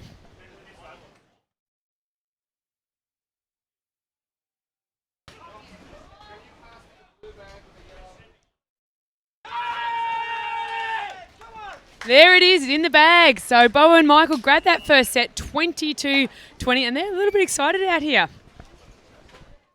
As I'm joined by John Fogarty, beach volleyball commentating royalty here. Oh, turn it up. Taking over the seat of Josh Court while he's off doing some paparazzi work. He is a media tart, Josh Court. Can we say that? He does love it. Sanj, wow, what a crazy day. Victoria is never boring. Well, as I said earlier with Victoria, we always like to do one better. We've gone hotter than every other state we've been to. We've gone windier than every other state. And I think we might have more people here watching than every other state. Yeah, I reckon you might be right too. It's absolutely outstanding. You know, we're kind of stuck here and we love the sport and that's why we're here, but these people can go and do anything at the St Kilda Festival and they've chosen to stick around, which is, I reckon that's awesome. So. Oh, absolutely. There's some of the best bands in the world here playing at the St Kilda Festival this weekend. There's all sorts of rides to go on, but they're choosing to sit down here and watch some of these epic beach volleyball games. And it's great seeing everyone pitch in. We've got photographers and referees digging in the referee stand, and it's just been chaos. But the one constant is the players have just got on with it, and I reckon that's a testament. They've just got out and they've accepted the conditions, and they've said, you know what, Sanj, we've just got to play, and we want to play. This is our chance, and boy, nothing stopped them. So it's been wonderful. Yeah, absolutely. The players will do anything to try and get a National Tour title and a Victorian Open title for that matter. So they're up for a double title this weekend. And these players out here, they want it bad. They're not going to say, oh, it's a bit too windy, I might just leave it at that. Or oh, it's a bit hot. They're out there. They'll burn their feet. They'll get their hats blown off. They'll put everything on the line to try and take out this event this weekend. No, absolutely fabulous. And Sandra, while I've got you, who do you fancy in the women's final? I'll put you on the spot. Yeah, well, I actually having this conversation last night, and I actually had a sneaky pick of Pip Soulsby and Katie Bartoli even before the semi-finals started this morning. So that's my pick, but they're going to have to overcome our number one team in the country, so it's going to be no mean feat. But absolutely. I just had a little inkling. Wow. Did you get some money on it, an Indian bookmaker? We can't do that, can we? No, beach volley was a pure sport. None absolutely. of that rubbish. Well played, Sanj Carter. No, it should be a wonderful women's final. Obviously, we've already seen one men's team go through. Chris and Isaac, just, boy, they look solid at the moment, don't they? They do. They even these really testing conditions for big guys, they're really adapting well, and I think it's almost made them a better team this summer, playing in super windy conditions every single event, and they're really putting on display the skills that they've got. And that's a good skill there, the two-ball play. Cole and Sammy, they're just one of these teams. They're always hanging around at the right end of the tournament, but just can't seem to work out what it is they need to do to win one of these things. They've made plenty of semis. They've made a few gold medal matches. Still looking for their first victory. They are. And he's still a relatively new pairing, and having Cole living in SA now, it's going to make them, just being able to live together, train together. They're going to get that cohesiveness within themselves, and I just don't think it's going to be too far till they do make that breakthrough win. Okay, fair enough. Well, it'll be fantastic to see it this summer, that's for sure. I know Cole and Sammy, gosh, they were getting a lot of love over in Western Australia. All the Cole Durant's people were there, and they were really pleased to see him back and playing so well. But, they couldn't get it done there. But that's all right. They keep chipping away. He's got a good attitude, Cole. He's absolutely come into this partnership to learn. It's not as if he's come in thinking that he knows everything. He seems to be a giant sponge, and he's really growing and developing, which I like. Yeah, and you can see that, and that's why they've taken that play to the next level. He's probably one of the better blockers on tour now, and we've seen, he really starts to dominate the net a lot more than what he has previously, which makes it a lot easier for Sammy in defence as well. Scoreboard 2-1 currently. What do you make of this combination, Sanj, Van Dorsten and Soderberg? Obviously, they appear to be getting better and better with every outing. Van Dorsten, a typical indoor player, so hasn't played a lot of beach volleyball, but he's with the master, so he'll be getting lessons every second that he's playing out there, and it won't take too long to adapt. And look, being 7'2" is rather handy as well, I'd imagine. I'd have no idea. I'm not even half of that. I'd come up to maybe his elbows. You can't coach 7'2", can you? It's interesting. Soderberg, he's been such a journeyman, and in many ways such a mercenary. He'll pick up whoever he can to get a game with. Oh, having a bit of a blow up there. Yeah, he's having a bit of a crack at refereeing as well. No, generally in beach volleyball, you only have to referee after you lose matches. And I know Bo doesn't lose very many matches, so hasn't probably done a lot of refereeing in his time. So it might be the one where he just sticks to playing here. And I think the referees probably have a lot more experience in these type of calls than Bo would. What he's requesting, he believes that should have been a replay. Van Dorsten towering over second referee Darren Grimsey. I think he was claiming that there was contact. I missed the play, I must admit, but Soderberg really fired up. Felt that a replay should have been called. He's looking around in disbelief. Oh, Cole to serve at 3-2. Yeah, there's only one opinion ultimately that counts, and that's the one up in the stand. So you've got a timeout called, maybe to just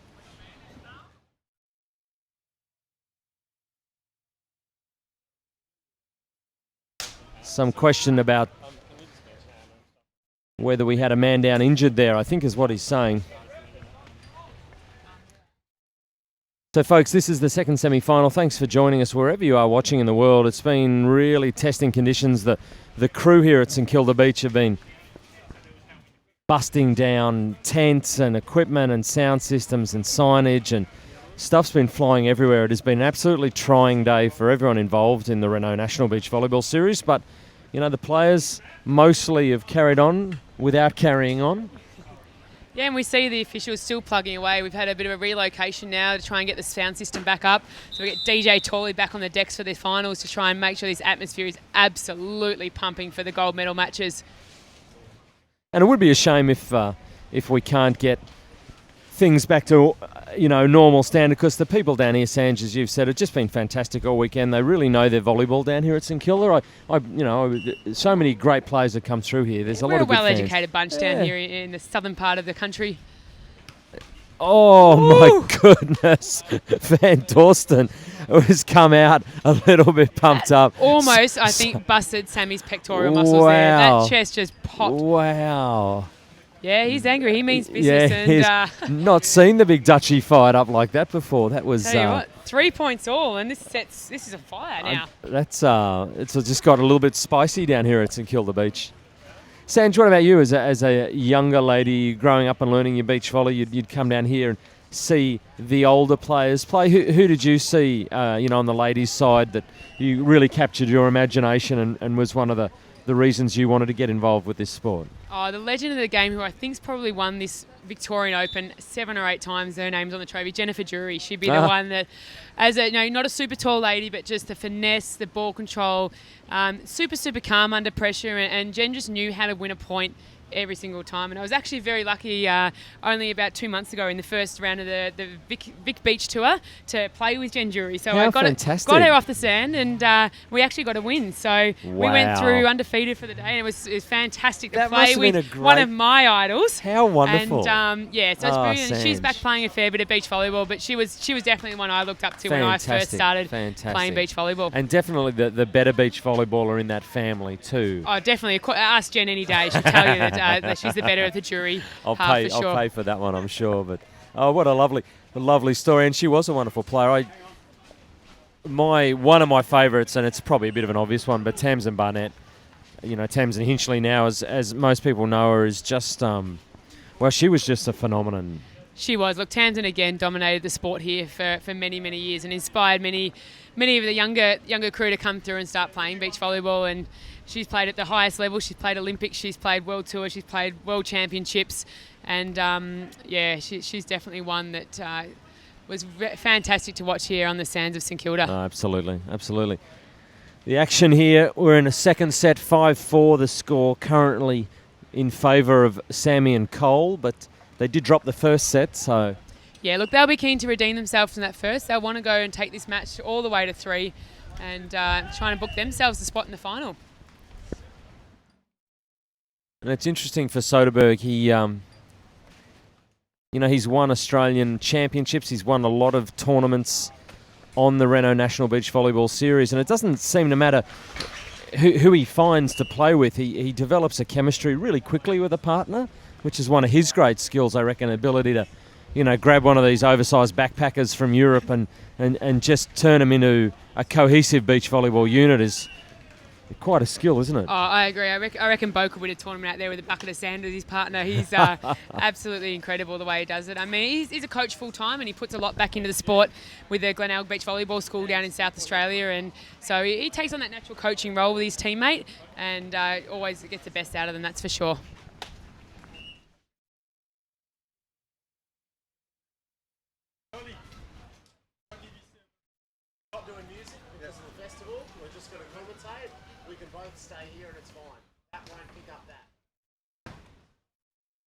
Oh, just crazy junk ball in the breeze.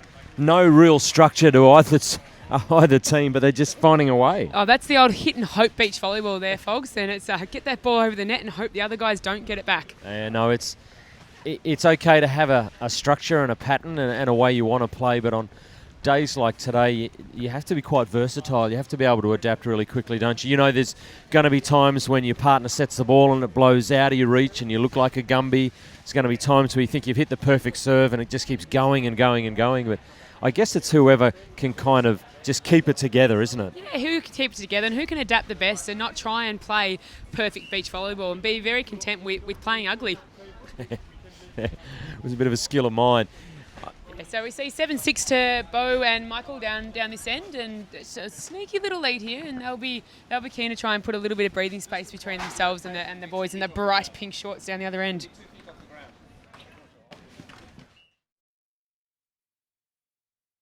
Ball just going long, so we're going to change ends at 7-all. Thanks for joining us wherever you are in the world, folks, on the live stream on YouTube. This is the Renault National Beach Volleyball Series, 4th event of 5. If you've been watching us all around the world, hope you've enjoyed the coverage. Yeah, so we'll be heading up to Cronulla Beach in New South Wales in a few weeks' time for the last of the Renault National Beach Volleyball Series events, which will be the Australian Championships. And, Nulla. We love Nulla. Hello to all the Cronulla folk. Yeah, so book your tickets. Last weekend in February, start of March. So all your crew in Cronulla, make sure you black out that weekend to get down to the beach and cheer us on like crazy down there. Sanj, let's talk a little bit about you. Your playing partner for Cronulla will be whom? It won't be Aussie Yupa. She has to go back to Thailand. What a shame. I Man, know. she's been an absolute delight. I'm not just saying that because one day I want to visit Thailand again, but that's part of it, sure. But she's been an absolute delight. Yeah, look, it's been fantastic playing with Yupa. She's so experienced, and I've learned a hell of a lot playing with her, and it's been really good. And she's, again, with testing conditions in windy conditions, she doesn't get a lot of that in Thailand. So I think she's had a great learning experience out here as well, and definitely wants to come back to Australia. Loves the Tim Tams, loves the Vegemite. Does she? She'll be back here for sure. Wow. I want to ask the question of people may not have heard how you've discovered this athlete. How did you connect and get a partnership going with Aussie Yupa? Well, we went with the classic interaction today, and it was the old Facebook. So yeah, a Facebook conversation a couple of years ago that then reignited about 6 months ago, and had a little chat, and then next thing you know, I've managed to convince her to come over to Australia and play on our beautiful shores over here. And I want to know, when she's filling in that form you got to fill in on the plane as you're flying into Australia, what did she tick? Is she here on holiday, a conference? I'm concerned about how she described her trip to Australia. She's actually on a sporting visa, so she's out here for sport. Righto. Although, has been lucky enough because we travel around to many beautiful locations to see a lot of the country as well. Fantastic. All right, well, I'm going to step out. There's much younger, fitter athletes around to do the commentary. I'm going to hand over to Josh Court. Sanj Carter, been an absolute privilege. I know people have been really enjoying your commentary, and Josh, to you as well. Mate, you guys are the next generation of all facets of the game, so keep up the good work. I'm out of here. Bloody hell, Fox. Had to rip that out of your clutches. Didn't want to let go of the microphone. His hands are still stained with the microphone. I had to break his arm off. It's still connected to the microphone. I'm just holding his arm, which is holding the microphone now. But I'm back. I'm ready to roll. I'm not going to be with you for too much longer because right after this match, we are playing a huge exhibition match against the Antler team, who've provided everyone with some beautiful luggage, and it's going to be huge. I think there's about 6v2, and it's the little Damien Schumann and myself will be taking them all on, and a couple of them have played before, so it could be interesting, even more so. A little bit more interesting than the match we've got on right now. So that's where you were, Josh, sneaking off to do some warm-ups, getting that shoulder all ready to go to take on Team Antler. Yeah, like what I do is every event I bring a couple of spare shoulders in the backpack and just detach them and reattach depending on the conditions and depending on what I'm looking for in that game. Up in Queensland, I had my jump serve shoulder on, and that was just working an absolute treat. So your Antler travel goods are just really suitable to take all those extra shoulders for you, Josh. Certainly right. They are extremely light because the shoulders are heavy. There is a massive amount of muscle in each shoulder. I don't know how I carry them on my body, but they are also... Antler's going to keep Damien and I looking extremely snazzy throughout the off-season as we make a bit of a debut on the World Tour. We're planning on playing a few events. And that's going to be really exciting for everyone else to watch around the country as well. Most of those World Tour matches are live streamed as well, so you'll be able to catch those boys all around playing against the best teams in the world. Not just the best teams in the country, but we've got now, first set, we've got 12-9 here in this second set. So Bo and Michael leading here at the moment. The boys in pink got a little bit to do here. Yeah, it's not over until it's over. Bo and the big man seem to have a lot of control at the moment. Oh dear. Not quite saving that point. Conditions are still extremely difficult out there, and you can see Bo's experience just shining through a little bit. knowing where to move and how to control the ball in this breeze. Need of winning the first one, or the second one, I should say. 13-9 the score. Oh, hello. Kohler just cracking one down, taking a little bit of the block, but jamming it in. Just kind of sneaks down his armpit there. Actually, Is such thing as being too big? I don't think there's any more armpit hair on Michael there. He's ripped it all off. Sammy back to serve. Wonderful to have you all with us here, folks. Hope you're having a good time. We've got some giveaways and fun and games coming out on centre court real soon. Uncharacteristic of Bo Soderberg, little chisel into the net there. And again as he's tried for round 2, but the boys in pink, just a force at the moment on tour, doing fantastically. A bit of breeze, a little balloon floating around on court, just delaying some time. Michael's going to try and chase it down. He's got a long way to bend over to get it. He's missed it the first time. Nope, it's run away from him again. No, it's coming back. Here he goes. He can have another crack. He wants it. He's caught it. He's popped. Whoa, bare head, just brute strength there. He just said, I'm having none of that. Bang. His hands are the size of dinner plates. No trouble popping that balloon. Beautiful float serve. Just carrying all the way to the corner there, Sammy Bohm. Yeah, tough one to read there. They had to make a tough decision. Leave it. Is it going to blow out or will it drop back down? And that's what these windy conditions will do. You just never know.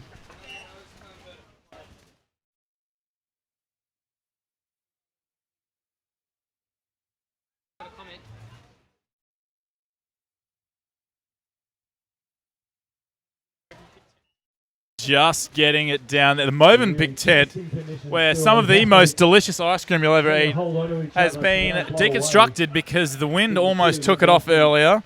But you still can get some of the best tasting ice cream in town from Movenpick. Either that, Josh, or Martin Corfer must be back down the beach, and they have run out of ice cream.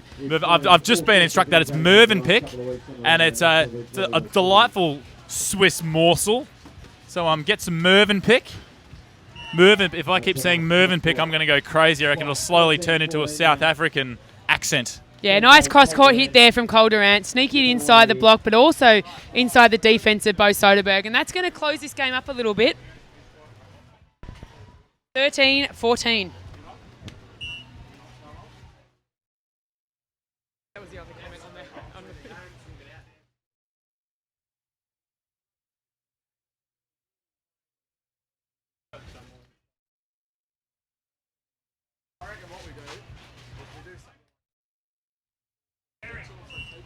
Nice little redig from Bo. Boys had to rally. It's just gone out off the block off Cole there. Cole's one of those young players who's developed extremely quickly over the last couple of years, and you've seen, especially this year, just the power of his hit growing and growing, which does make for very exciting games. But as you saw yesterday, it doesn't matter how hard, how big, or how ugly you are, you can still get blocked. Little D. Schumann came strolling in yesterday during his second block of the whole tour, absolutely monstering one of Cole's bigger hits, just making him look like a nice pretty girl in his pink shorts. Michael just finishing a point very strongly there. Yeah, so that I'm all over that stuff at the net. Nothing's coming through, and Bo is very pleased with that. The less he can do in defence, happier he is. You're certainly right. And it doesn't matter if you're 7'1" or 6' nothing, you can still get blocks on this net. Little timeout there from Cole and Sam. Just going to go find their heads now, have a little sip of water. Bo's just going to build a couple sandcastles and fiddle with the lines. Doing a fantastic job, the boys in red. So the boys in red have got a 16-13 lead, so they're in a really comfortable position now, and so Sammy and Cole have got a bit of work to do to try and grab this second set and force this match into a third set deciding tiebreaker. The 13-16 doesn't sound terribly bad, but there is a huge amount of pressure in a semi-final because this is make it or break it time for Sam and Cole. Going down in that first set to the boys in red, they really need to come back and win here. Yeah, Soderberg and Van Dorsten, they got through to the final last weekend in Western Australia, sorry. I do apologise to West Australians there. So they'll be very keen to get through to another final and take on Chris and Isaac again there in that match. Certainly right there, Sanj. And if anyone's actually listening on the live stream and enjoying what we're saying, get in contact with us somehow, because sometimes I don't feel like I'm talking to anyone except a brick wall and Sanj. Oh, we do have one. We've got Adam Blackburn that must be tuned in from Blackie. Queensland up there. So, Blackie, thanks for tuning in and getting interactive. And I'll just give Josh a few lessons on counting to make sure he does know that tied up does mean when the points are even. All right, thanks, Blackie. I'll get on to Josh with that one. I know you're listening, Blackie. Yeah, look, I stuffed up, Blackie. I know. I couldn't see the score at the time, and it seemed close, but yeah. I apologise. I'll do my very best from now on. Bo Soderberg just giving us the big thumbs up.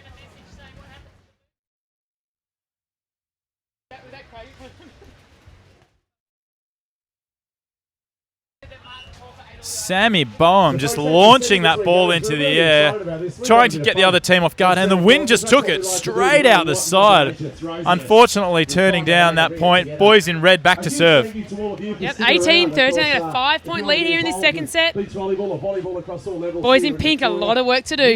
Of course, the VBA as well for all the kids coming through and people training at all levels of the sport.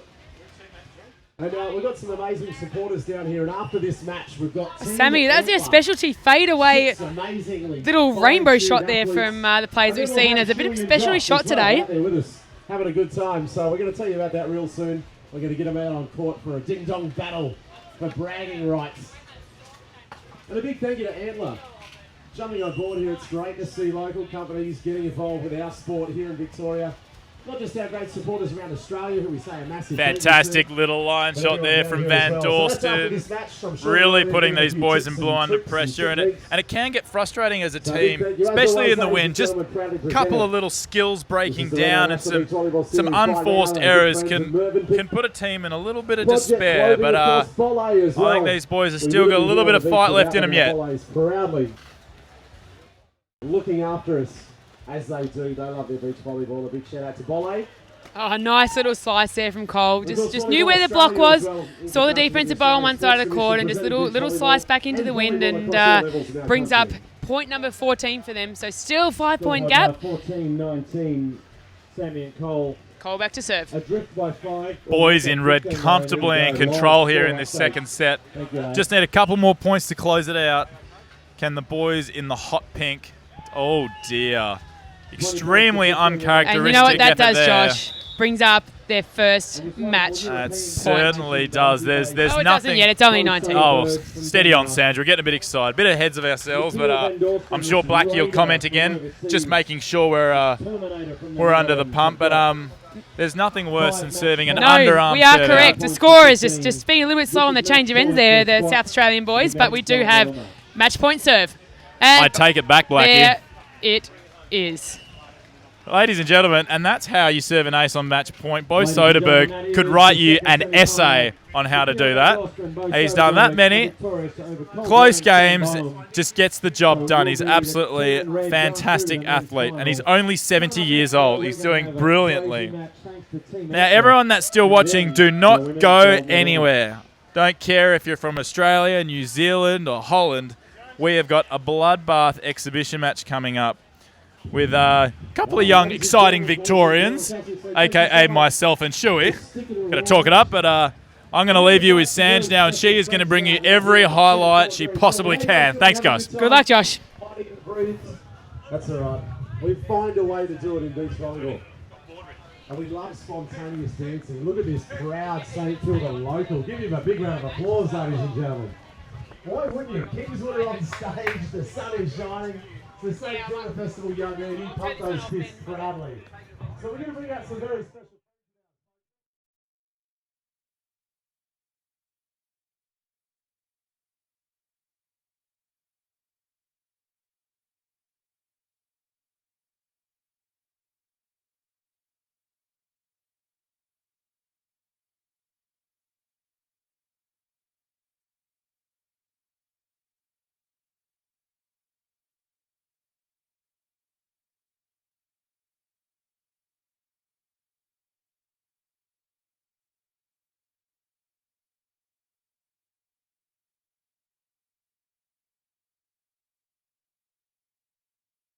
Of the Reno National Beach Volleyball Series. And we're going to get them out here for a bit of a game. So Team Antler, this is this team here.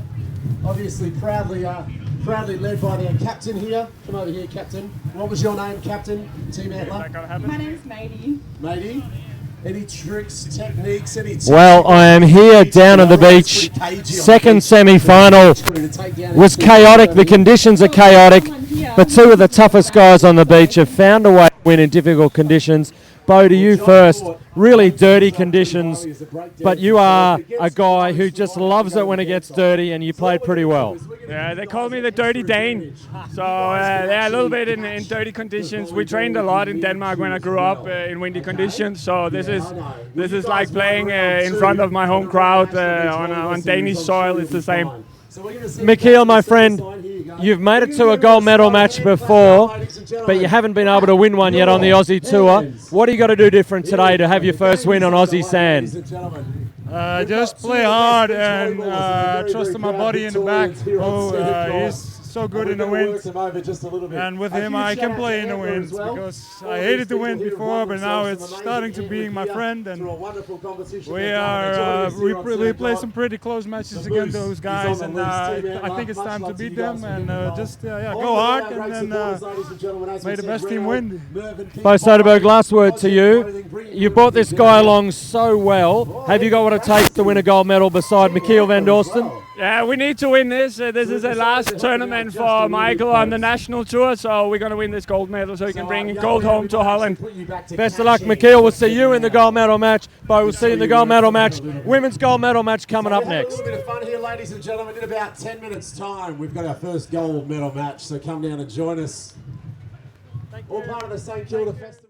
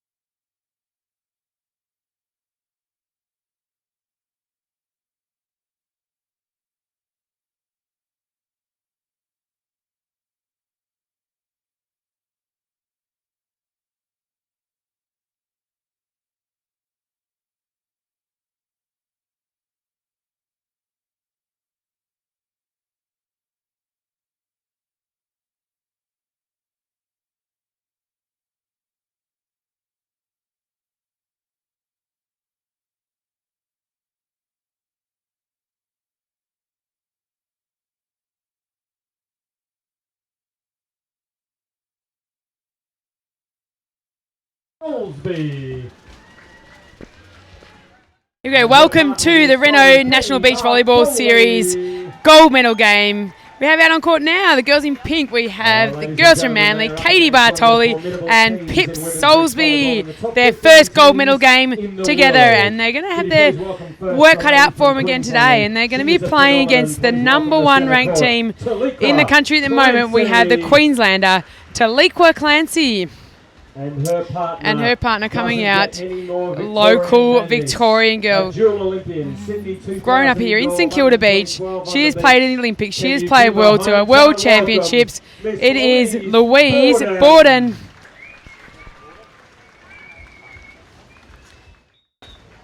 All right, we've had the weather conditions settle down here a little bit now for this final, and we have the boardwalk packed out there. Lots of fans down here for part of the St Kilda Festival. Super Sunday. Gold medal game, St Kilda Festival. Here we go. Settled in for what's going to be an epic gold medal match.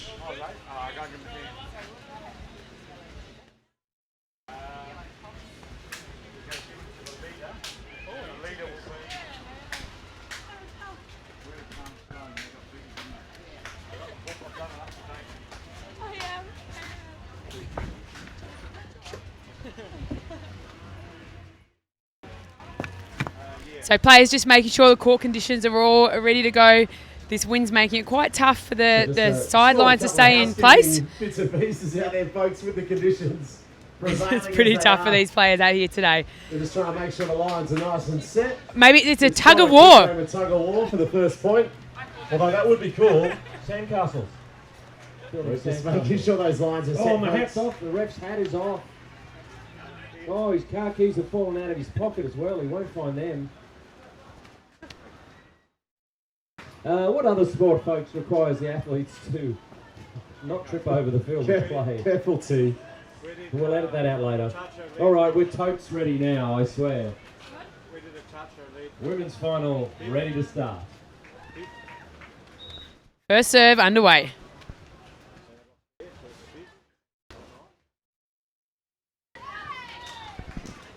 And nice out. Taliqua and Lou will be happy with that to get their first point on the board. The way the two teams played.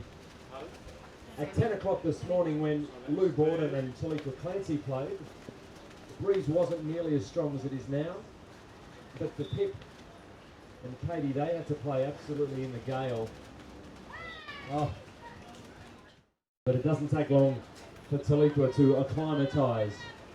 So both teams going to have to put the conditions. So conditions super challenging out here for the ladies today. We've got probably a 60 to 70 kilometre an hour gusty wind at St Kilda Beach, around about 30 degrees. But Katie making it look easy there. Great swing, great set by her partner Pip, and that'll be a really confident start for the girls. They'll be looking for that early. Point per rally, folks. The scoreboard 1 point to 2 every time we serve a ball. Someone gets a point. Taliqua very elegantly just snapping that one down the line, not trying to overhit the ball.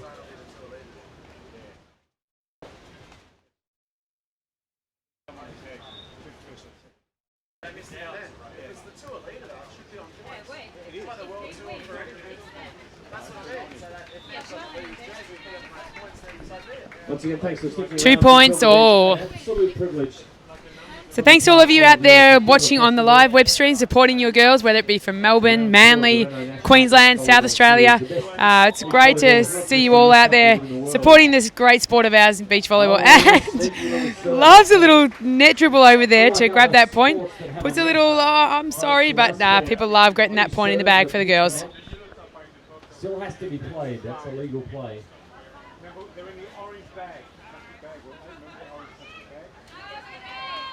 Good effort from Katie.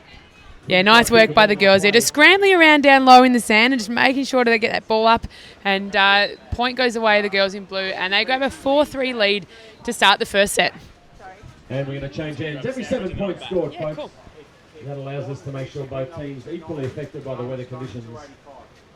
So pretty good start. Our #1 seeds out to a 4-3 lead. But Katie right so again, to everyone out there on the live web stream, if you jump on the National Beach Volleyball Series Facebook page and ask any questions, you want us to give you a bit of a shout out wherever you might be watching, bit of a special mention to who you're cheering on today. We'll be throwing out some of those pretty soon. So onto the National Beach Volleyball Series Facebook page and comment up there, and we'll do our best to get out there. The goal. Ball's gone in, nice and loose, Katie B. Katie Bartoli.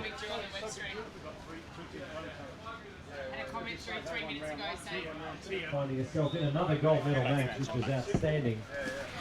And I've had the pleasure again of being joined by Mr. Joshua Court. He's fueled up, he's got some food, done his sponsors' commitments, and he's out here for the women's final and a little bit excited to see what's going to happen. Hello, everybody.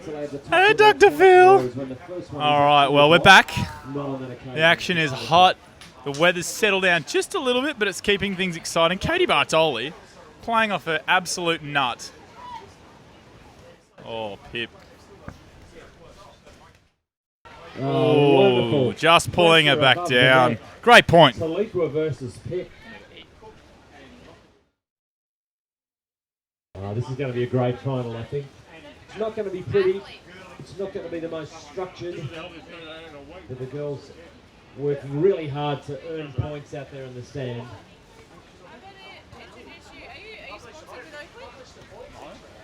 That's a nice play. Pip Salisbury this time off the block of Lou Borden. Brings up point 7 for her team. We are in the first set.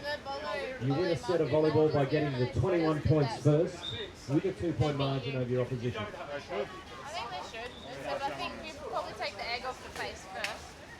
But you're a bit funny, so I thought that might be a good link in. 6-7. You're a bit So a special shout out to all the crew in Manly that are watching. We had a few comments already coming through for the Manly crew that are watching on the live web stream, supporting the girls in their pink bather tops. Oh, just couldn't quite get a handle on that, Katie. So that's going to bring up point number 7. So 7-all at the end of that second end change. So players, again, guys, in these testing conditions will switch ends every 7 points just to make sure there's no advantage or disadvantage in this best of 3 sets encounter. 2 sets of volleyball. The first 2 we played at 21. If we need a third set to decide the match, I'll only play that one to 15.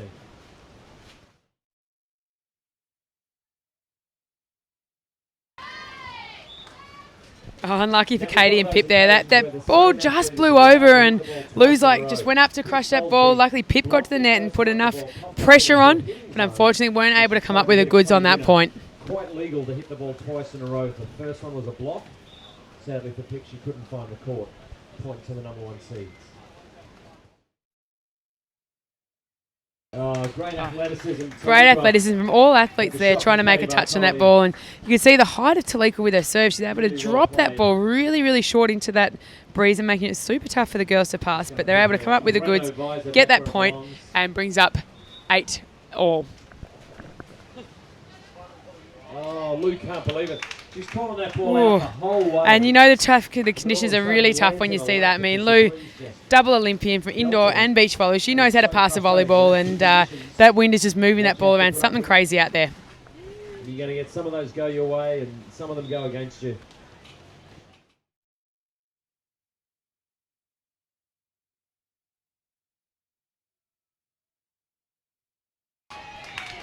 Yeah, great work. Pip's super happy with her partner there. Pops that set up and just says, go high, go hard, swing it off those hands, and was able to grab a great point there. Many years from a real youngster. So good to see her out there still swinging away in a gold medal match. We're going to put her name on a title, which is really cool. Point for point now here on centre court, folks. This match getting down to business. Who's just too big at the net there. Super dynamic jump, gets up super high, swings hard and down into the angle and just sneaks that ball inside Pip. And that brings up point number 9 for the girls.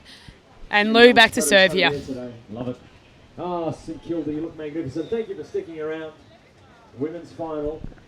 So we're settling into this game now. We've got the crowd really building here. We've got the Renault beanbags filled with people in the nice comfortable spots. And then we've got the boardwalk just packed to the rafters, really. We have St Kilda Festival here, about 200,000 people wandering around St Kilda today. Lots of live bands, lots of music happening, but seems that everyone's down here watching the beach volleyball.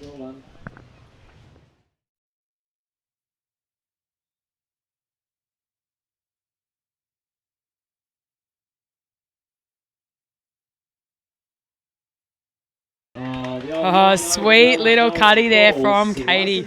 Yeah, Pip calls nice high line there, and defender moves into that spot, and Katie's clever enough to go against her partner's call there and brings up the point. Number 11 for the girls, and brings up our first technical timeout. By 11-10 in the first set. Of course, a big thank you, folks, down here, of course, proudly presenting round 4 of the Reno National Beach Volleyball Series. Our proud presenting partner, major sponsor, and all-around beach volleyball fans. Reno, of course, Mervyn. Make sure you stop on in there.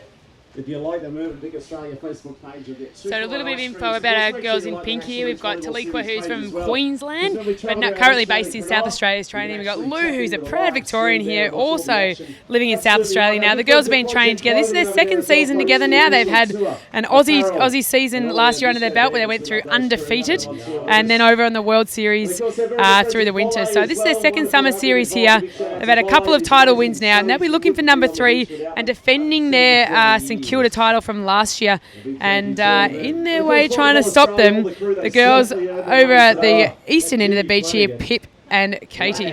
Leno, she's a champion. Speaking of champions, Cliff Salisbury with the ball.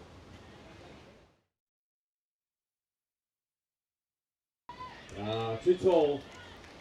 Too powerful. Yeah, going high and over there to Taliqua to bring up another point for them, which will give us 11-all. Taliqua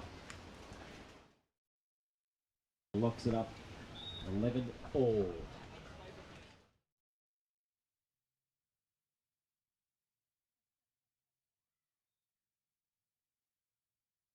So Katie and Sarah, who used to play together, we've got Pip and Katie out there today, both based in Manly Beach, training down there, putting lots of work in. This is their first event officially together. They train a lot together down in Manly, and they've decided to pair up for this event. Pip last year made the final here with her partner Eliza Dean, so Eliza will be back there watching and hoping that Pip can try and go one better than they did last year and grab a gold medal here with Katie. So let's see what this match will produce. We've got a 13-11, Taliqua and Lou leading. Lou and Taliqua in the blue.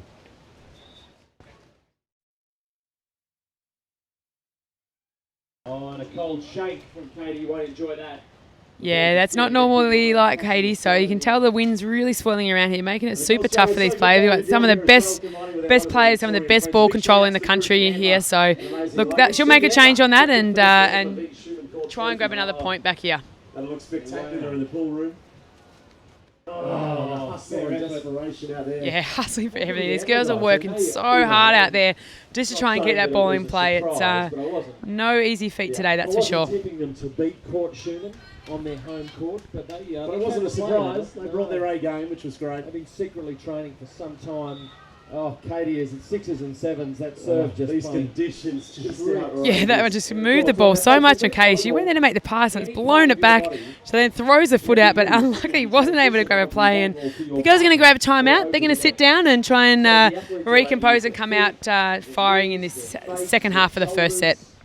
We used to dig a lot of balls with our face when we were playing, but that's a whole different story. So occasionally you might actually see one of the athletes get the ball with their foot or throw a foot out. So we've seen in these windy conditions today that all types of shots have been used. We've seen underarm serves, we've seen backhand flippers, we've seen one ball kill digs, all types of things for these players to try and attack that you normally see in calm conditions. And it tends to be the team that's been able to adapt the best, keep the ball nice and low, and put the ball in play over and over again that's been able to get the goods done in the last couple of matches. Folks, help us out if you can just a bit and clap your hands and make a bit of noise for these players. Thank you so much for sticking around. We love St Kilda. What a great crowd we've had. Determined, like a little bit of wind and just like, what are you guys talking about? This is perfect down here. This is just a Sunday afternoon. I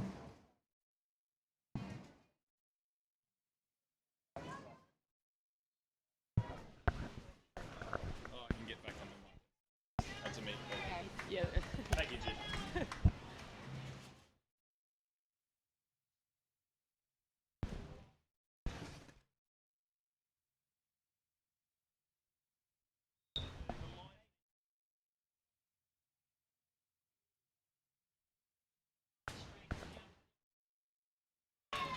Katie going for the corner, just called out.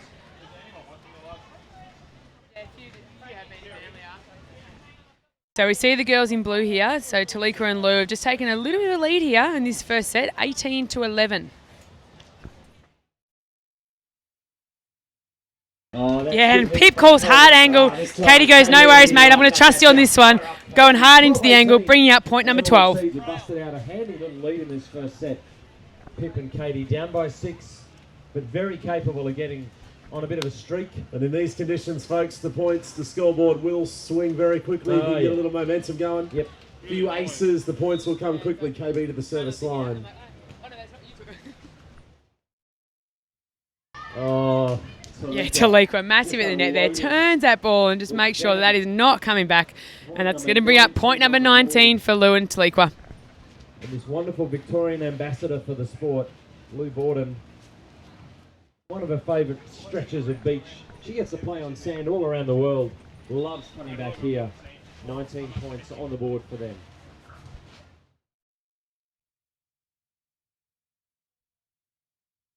Hard driven off the block. Yeah, smart there from Pip, just high and hard off the block. So it's got mass land in the court when it comes off the blocker's hand if they want the point. But smart by Pip there. It's going to give her the ball and the serve and point number 13. That one just drops out of bounds on the side of the guys, courts. I'm back with Sanj again. Sorry, I'm a little bit intermittent there. My stomach groans and I have to eat, and it can take me hours to fill. So I'm back. I just really wish Tully had shut up because he's really loud right next to me. And it's a set point, Josh. So just letting everyone know out there, set point. Saved. Just missing that dig there, Lou Borden. Usually a fantastic control of the ball in the breeze. 14-20 now. Set point number 2 though.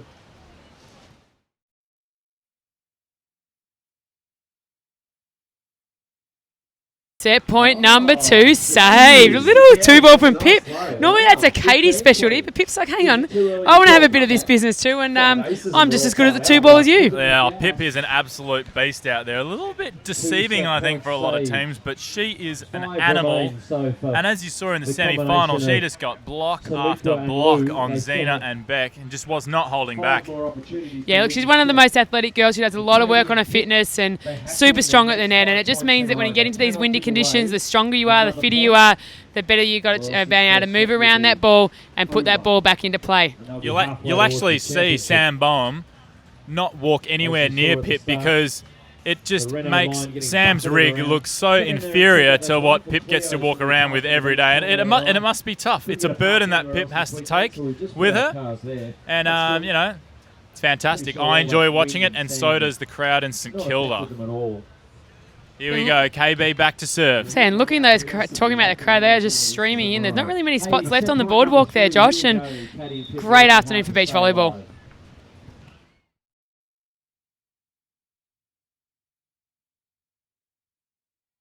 Okay, he's like, but no, I am too good at this 2-ball thing. So I'm going to save set point number 3. Who needs 3 hits down here? Exactly right there. KB just tooling off the hands of Talika as Lou struggles to get up there on the net. Back again.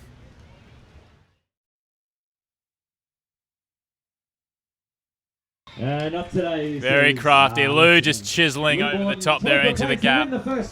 First set to Lou and T. Second set coming your way very, very shortly. Thank you, St Kilda. So Lou and Talika were defending titles here. They won the St Kilda round of the National Tour last year, playing against Pip and Eliza Dean. So Pip will be here for a bit of revenge, as well as the girls down here going, nah, we want to go back to back. We won in WA last weekend. We want another title.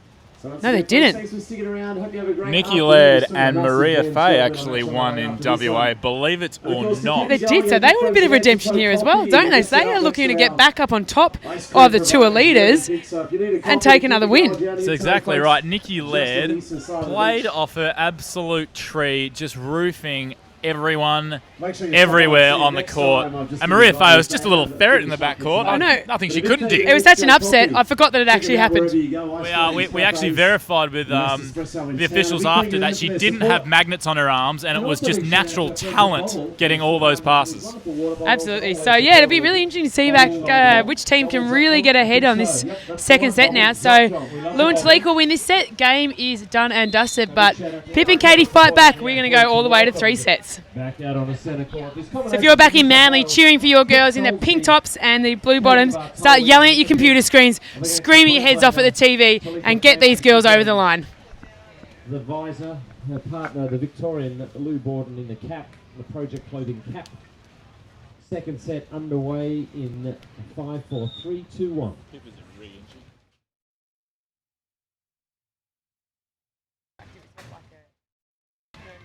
That ball just floating around so wickedly. Nice, just getting a point now, just sneaking it inside. Pip's monstrous arms there. One thing you don't hear too much about is actually where the players come from. The girls in blue are actually full-time athletes travelling the world, playing World Tour, and are actually gearing up for a little bit of Olympics action over in Brazil coming 2016. The girls in pink, Katie's actually just taken the last year off, and she was over in Thailand doing a bit of Thai boxing, believe it or not. And Pip's just a CrossFit beast from Manly in Sydney. It doesn't take no for an answer. Oh, geez, look at this.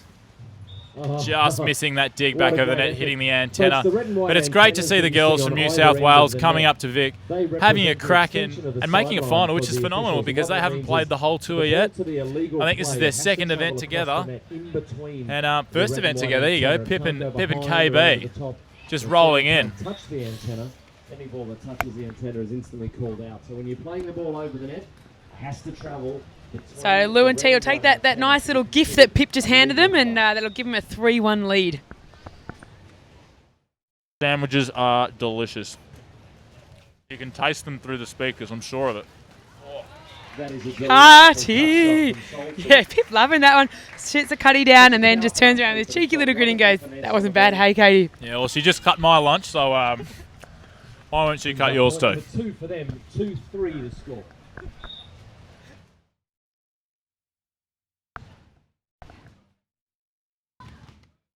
And there is that monstrous block you were talking about earlier, Josh. She just dominated the semi-final and it's carrying through to the final. And it's going to give them a lot of points if you can maintain it like that.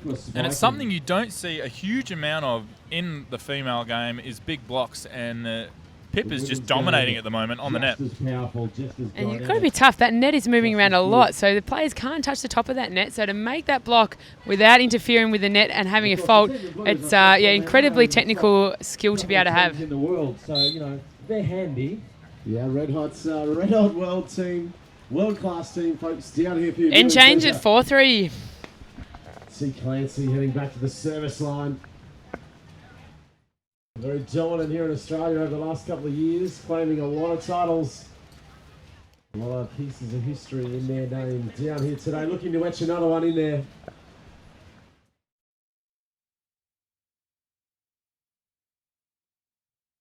Oh, and now Lou Borden gets in on the act, putting a big Boomtown. Lou Borden getting up and just roofing the absolute. I probably shouldn't say that word on the live stream, so I won't. But it was amazing nonetheless. The old hubby wife, or in this case, the wife, straight down the guts, splitting the two. It is a great tactic to go down the middle sometimes because you don't risk on serving it out wide, and you can just trick them. It's where the points are. I think they're looking to get their campaign back on track this summer.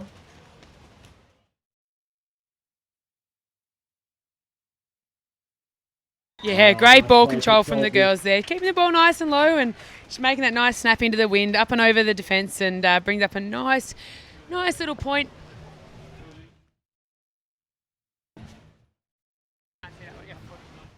Four six. So scoreboard 6/4, serving 6-4-6. Second set. That's a sweet swing. Amazing little snap there from Talik with Clancy, just wrapping that wrist over the ball, sending it straight down with the breeze. Extremely difficult to do in these conditions. Gold medal will be theirs. Great to see the young guns getting out and about, really making a go of this game. Right now the girls deep into this match, second set action.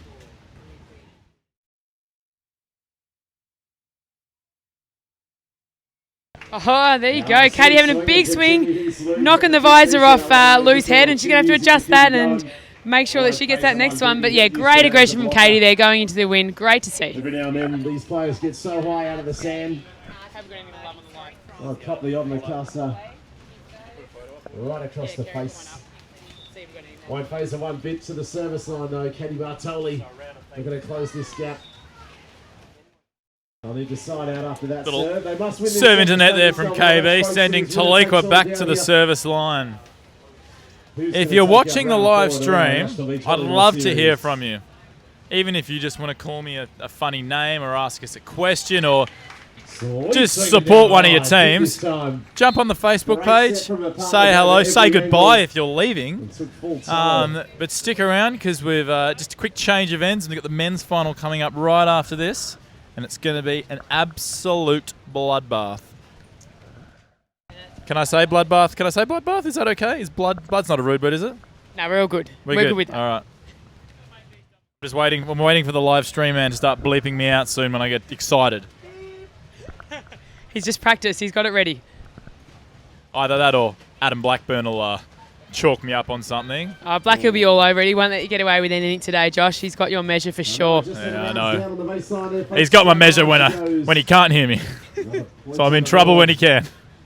9-6 now, the scoreboard in favour of the number one seed. 9-6 to the ladies in blue. Lou Borden to serve.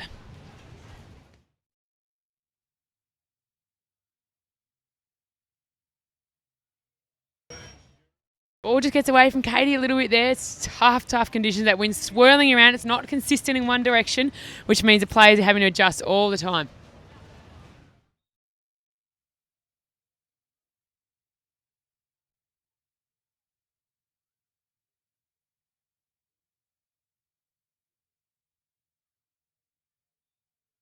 Just sailing wide. Very good dig and pokies there from both teams. But I mean, as you can see, there's only 3 points splitting the two teams. And athletically, nothing splits these two amazing teams.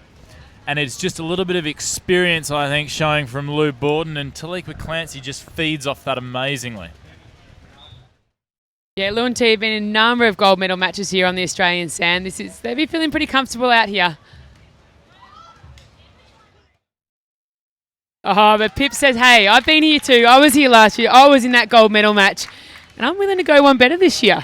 Oh, there's no doubting the skills of both of these teams making it to the gold medal playoff. You see, experience does tend to trump skill. But if you're a little bit more athletic and you want it a little bit more, there's no doubting. It's not the size of the dog in the fight. It's the fight in the dog in the fight of the dog in the fight, fighting another dog. Two poodles strangling each other. I'll be here all week, ladies and gentlemen. Or maybe I won't. I'll get the sack. Clancy responds the only way she knows how. Hard-driven ball. Well, we try and recover from that one somehow. No, Clancy's got that massive swing down the middle. So she's going to I'm like an injured Jack Russell. Taliqua to serve. And we've got 11-8 on the scoreboard. Sorry, Sandra's doing a great job of commentating. Make that 12-8. I'm just here for your visual, maybe slightly less visual, more audio enjoyment.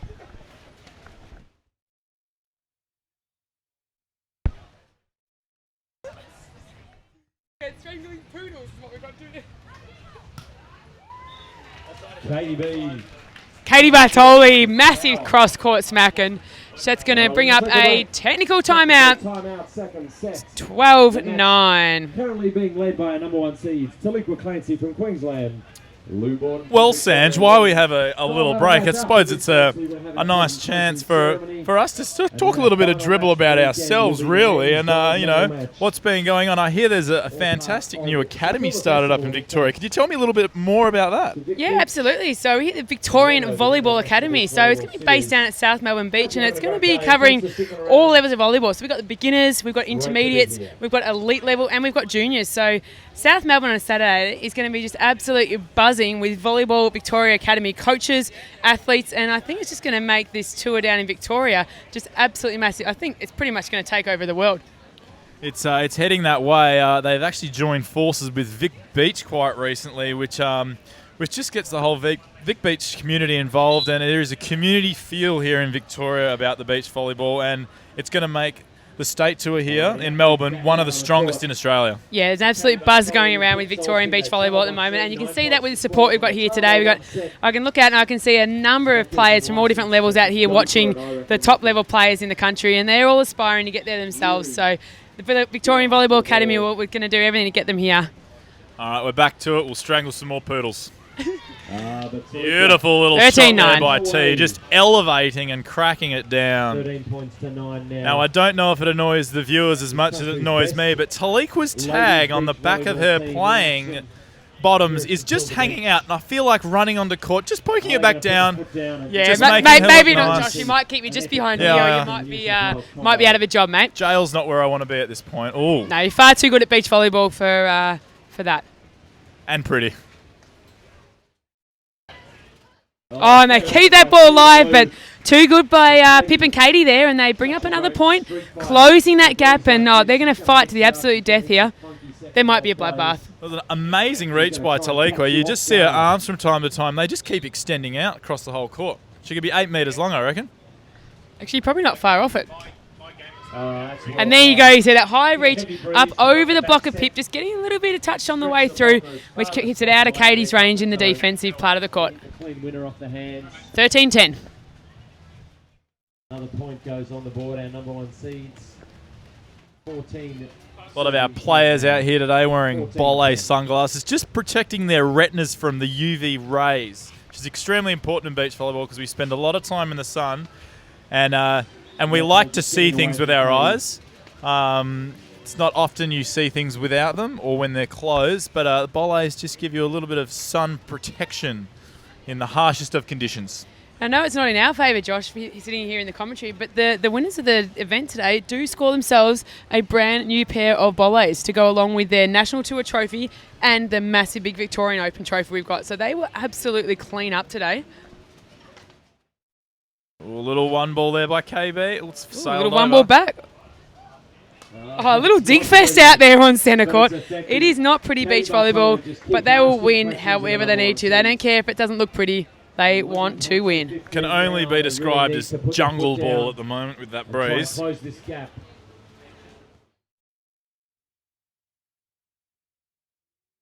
Oh, KB. Absolutely. Great defense. Chasing that ball down and monstering it straight over on one. Yeah, look, if you're skilled enough to do it, why use 3 hits?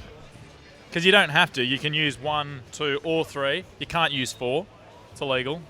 I'd like to. And again. Oh, Katie at the net gets a block. Oh, Taliqua too tall though on the second one. Slotted it away calmly. Her partner approves. 16-12. We're going to change 16 leading 12. The number 1 If Taliqua was any bigger, Sanj, I reckon it'd just to be about cheating. Because she just elevates and she's higher than anyone out there, and all she's got to do is hit at the top of her reach wherever she likes, and she's going to get that ball down. Yeah, exactly right. And something you don't see a lot generally from the really tall girls is that really dynamic approach. And Taliqua was probably an exception to that. She just gets up there and roosts every single time, which just makes her just way above everyone else.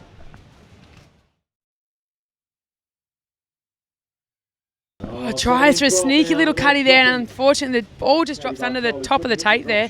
Okay, just missed it. Yeah, she knows an opportunity gone begging there. Leading 1 set to love. LB back to serve. Don't think she's ever been called LB before. I like it. It rolls off the tongue tremendously. Tremendous, is that a word? Comment on the Facebook page and tell me what you think the meaning is, because I don't know. All right, and the girls in blue take a 6-point lead now, 18-12. So the girls from Manly have got a little bit of work to do here to try and stay in this match. Come on, girls.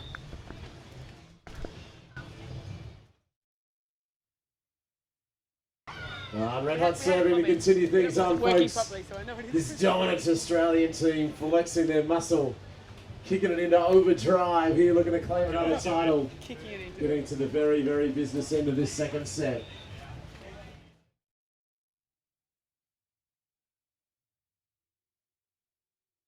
Oh, that one goes long. So nice little present there for the girls in pink. They'll take that point.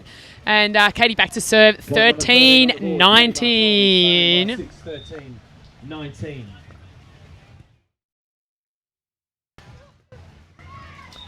Ladies and gentlemen, your number one. Just chiseling off the top of the block there. Set point has come up now for the girls in blue.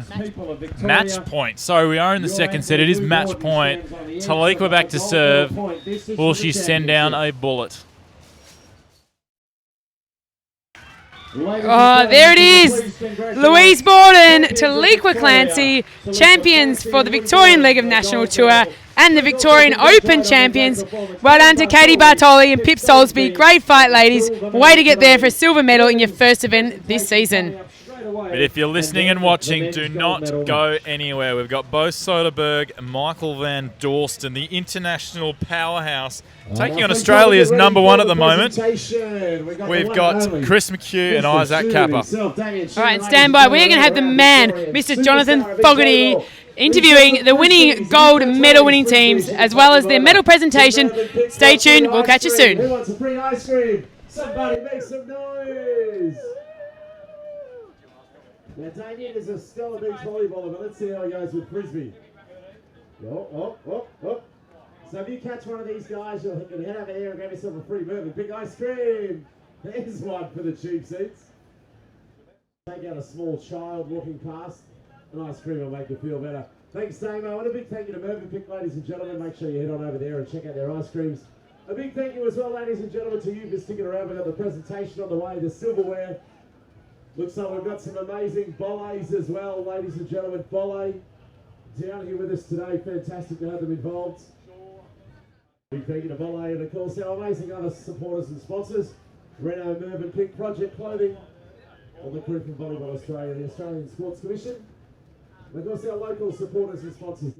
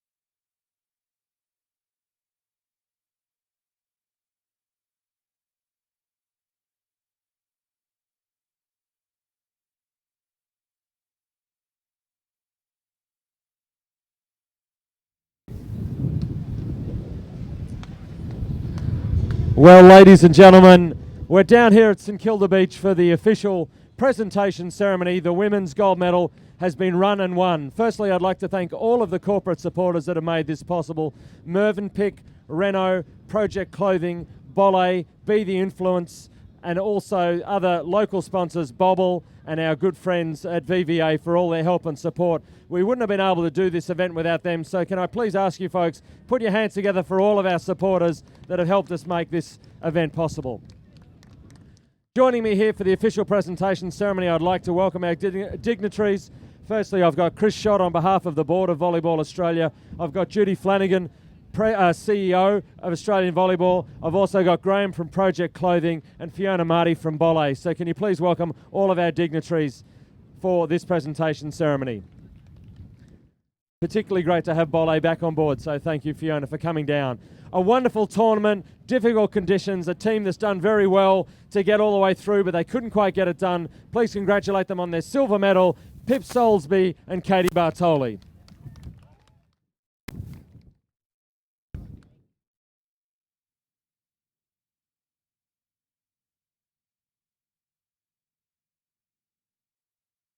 I'll get a word with the girls. Katie, well, really difficult conditions, but you look like you really just enjoy it out here when things get tough. It's good fun when it's windy because you get to dive around and touch some balls. But yeah, it's really, really, really tough today. So. Never mind, you did such a good job. Pip, to you really, really quickly. You're going to regroup. You're going to play with this girl in Cronulla, do you think? Yeah, well, we've already registered, so. A glowing endorsement. Please thank our silver medalists, Pip Soulsby and Katie Bartoli. We've already registered.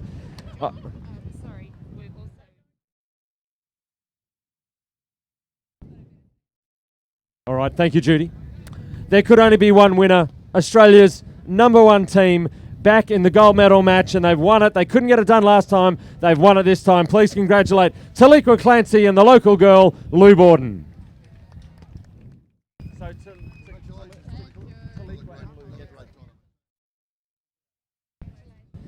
So they get the trophy. They go and collect the volleys from Fiona.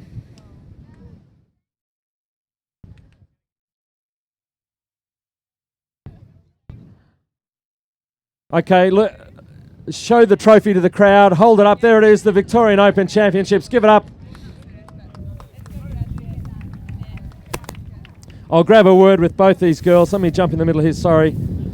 Spoils of victory flying everywhere in this wind. Taliqua, I'll start with you. You've got it together.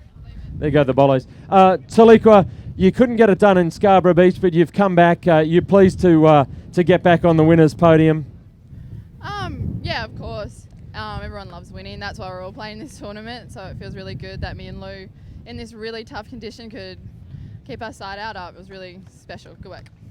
Fantastic. And for you, Lou, coming home, I know you love playing in Rio or China or all over the world, but you do love coming back to your home beach and performing in front of your friends and family, don't you? Oh, it's so nice to have the chance to be here today, and I really appreciate everyone who came down, my parents and old school teachers and friends from long ago. It's so nice that everybody keeps track of what we're doing and supports us so much. So really happy that that we could show them a different version of beach volleyball today in the win, but also that we were able to get it done. And yeah, thanks to T as well. It did such a good job this weekend. Appreciate it. She did do a great job. Well, I've got one more thing to give you girls.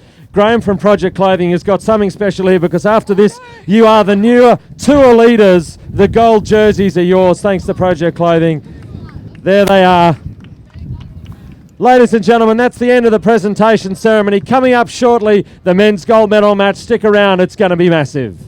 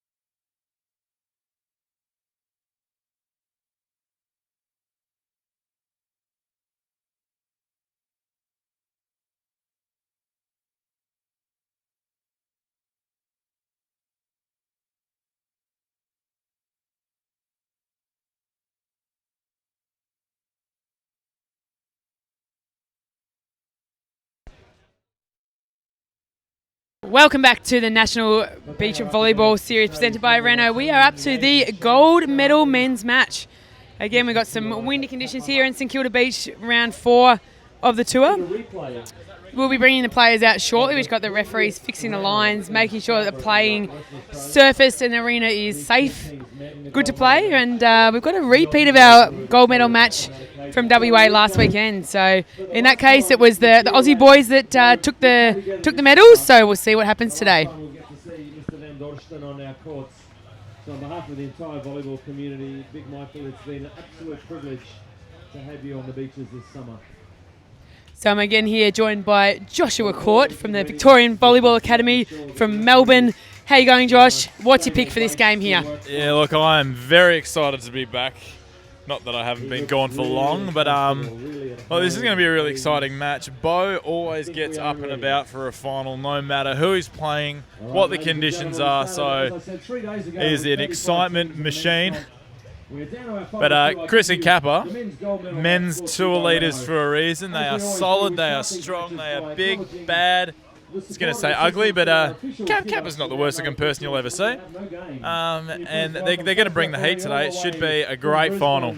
Darren the Grim Dog, G. Giddy, Grimsey. So we've got Darren Grimsey up there, first referee, giving the crowd away. He loves performing in front of the crowd. He'll be loving being out here, having the top job for the St Kilda Festival weekend. And Lindley Stoll, second referee, giving a good wave. Yep, super smiley. She's ready to go as well. So we have now the first team that will be introduced out. Our internationals, our friends from overseas, even though Bo's now based here in South Australia. 7'2" of Netherlands comes out onto court. Michiel van Dorsten, the biggest man on the sand. He is an Aussie, but he's a proud Dane as well. A previous Australian champion. And the guy that will do all the defence for this guy, he is Mr. Bo Soderberg. He's going to come out. Yeah, he's jumping, he's firing, he knows how to play gold medal matches, he knows how to win gold medal matches. He will be ready to get underway. Look at him there, he's firing, twitching, ready to go. They are our champions. Ladies and gentlemen, the gold jersey wearing combination. Firstly, coming in the gold jerseys, the current tour leaders. This is Chris McHugh coming out now. He's one of the biggest defenders we'll see on tour. But his partner, the big, the bad, the bold, Isaac Kappa, strolling on now. He is a blocking machine. He's actually not a bad bloke either, so it should make for a fantastic game. So thanks for tuning in on the live stream. We are about to kick off on the men's gold medal match. And of course, both teams looking absolutely glorious in their project clothing playing tops. Yellow just glistening in the sun as the underdogs, Bo and Michael, gear up in the red, preparing to dominate. Although there's a very slack sideline, but a couple of sandcastles from each of the boys should see it solidly on there. Yeah, we know Chris McHugh was in the running for Sandcastle, the event last round when Casey Grice took out that one in the semi-finals. So they've been working on their sandcastle building skills, and then hopefully their volleyball is up to the same level. We're going to have a little bit Look, and if you're still with us and you're just tuning in, you've come in at a fantastic time. We're right at the very beginning of our men's final. First set, 0-all. Pick a team to get behind because anything could happen right now. There is no certainty in finals. And if you want a personal shout out, get onto the National Beach Volleyball Series Facebook, shoot us a comment, and we will give a bit of a shout out to you wherever you are in the world. Bo with the jump serve into the net. It's all right. It'll take a little bit getting used to. A bit of a funky wind. There's a lot of people watching. There's a lot of pressure on both of these teams to do some awesome stuff. Round 3 in Western Australia. We're going to add this one to the total. Yeah, Big Van Dorsten just sneaks that one under Kappa's armpit there and down on the sand and brings up their first point of the gold medal match. 1 point all. Van Dorsten to the baseline.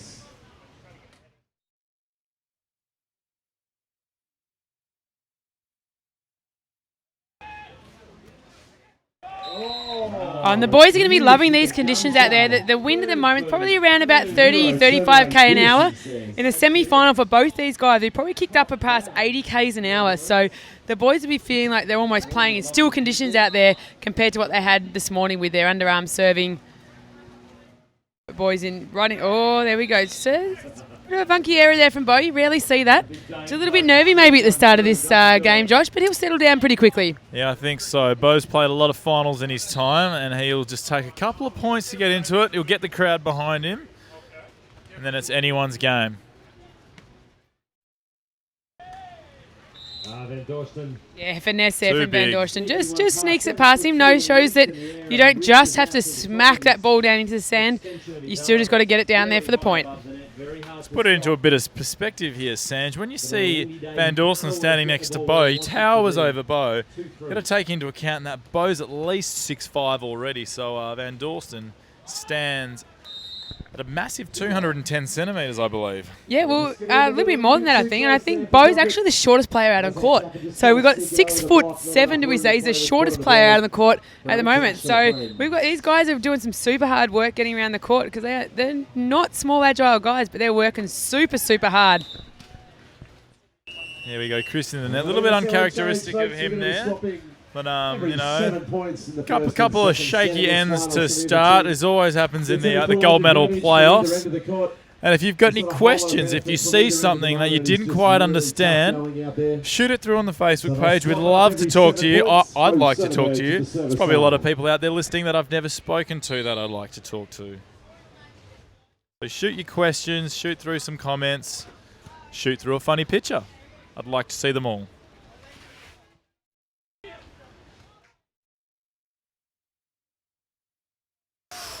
Bo just missing a little crafty cut shot there. But a couple of cheeky errors by both teams. I think we'll soon see them both fire up, and we'll see a couple of fantastic points. Don't go anywhere. 2 scoops and their wonderful ice cream. $5. How cool is that? 2 scoops for $5. That is cray. 2 scoops for $5. Go and see our friends at Mervyn. And the boys in red just take a sneaky little lead, 5 points to 4 at the start of this gold medal match. You're not sure where they are. They're just behind the players' tents. 2 scoops, $5. Come and get yourself some of those wonderful flavours. Oh, nice fast play there by McHugh. Gets a nice little fast pass there by Kappa and just snaps that ball in. Van Dorsten didn't even have time to get the block set up. Great play by the boys. Help yourself to a tasty scoop on that one.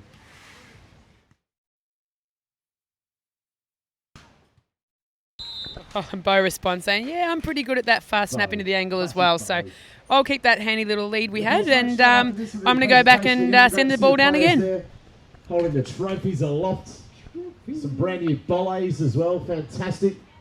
Big shout out to Bolle, of course. The players will be stoked about those. The best frames on the beach. Thanks to Bolle.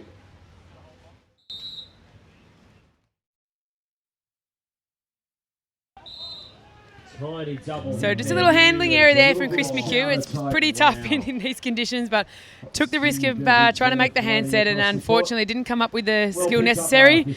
And the boys in red will grab that point. Just assisting the refereeing team. Yeah, definitely. Good call. The referee doesn't... I had you covered if need be. Appreciate that. Referee just saying, hey, I've got the whistle.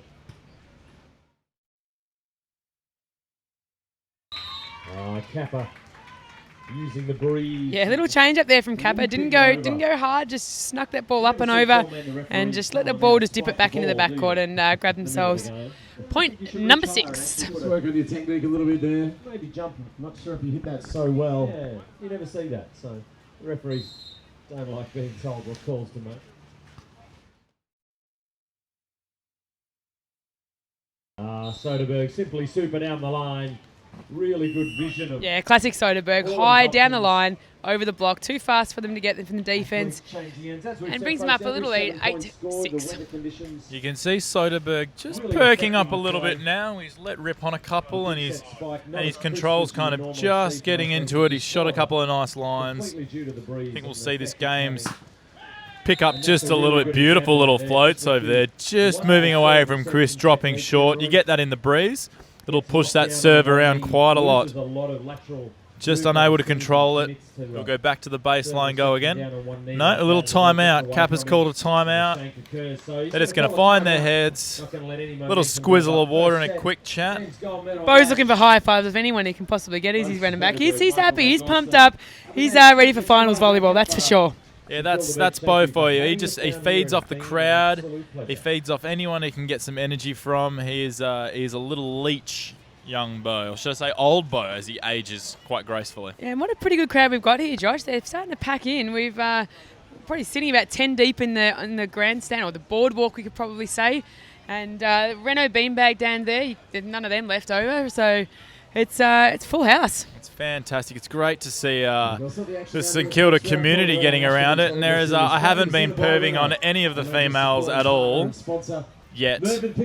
I have been. St Kilda Fest is on today, so we've got a massive crowd. They're all cheering on the boys in this heat and the wind. And we're coming back out now. Set to be a good game. Kappa's pumped. I think Chris is just feeling the strangle a little bit. Van Dorsten back to serve. As well, these teams to be lifting that trophy high and sporting some brand new bollets. Got him again. The timeout just not working as well as they thought. Van Dorsten just too composed in this win.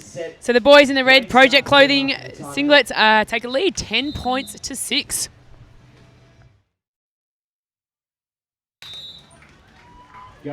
Just swinging a little bit wide there. The wind just pushing it out. Another good idea, keeping that heat on Chris. He's got the serve back. What can they do here? Kappa at the net. Line block. Watch for it.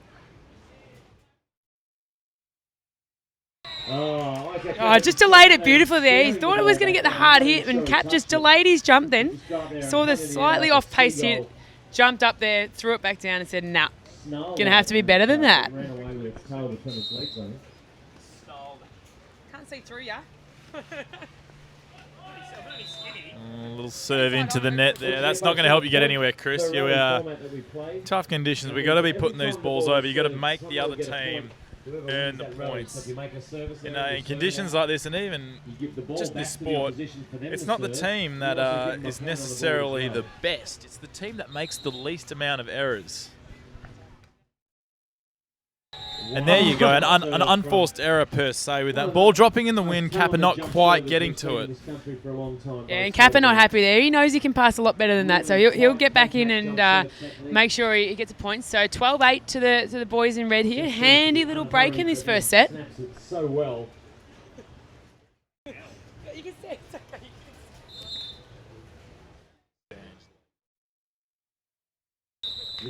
Just pushing that a little bit deep, Bo. Yeah, see there, Chris trying to pump up his partner there. Go to that technical timeout. They'll have a little break here and make sure they come out and sort of get right back into this first set. Just thank a few people during this little cheeky timeout. We've got Bolle on, new little sponsor, doing a few sunnies for everyone. We've got Move and Pick with some of the most delicious ice cream I've tasted. I know San's just tried a few ice creams today herself, which she'll work off during the week, I'm sure. As we always do, Josh. And we know we've got Antler Travel Goods that help us get all our gear and travel around the country for us to do the Renault National Tour. And Antico Coffee have come on board for this St Kilda event. So make sure you get out there and get an Antico iced coffee. Wishing they could be part of this match. Why not hit them up, tell them to get on our YouTube channel. Oz Volley, AUS Volley is what you need to search for. And again, if you're watching out on the live stream and you want to shout out, you want to ask us a question, you want to throw us anything, just jump on the National Beach Volleyball Series Facebook page and throw some comments up there. But we're going to stick with Oz Volley just for now. So we're having a little battle here with the live commentators, and we're having a lot of fun here. So we're back out on court. Kappa to serve.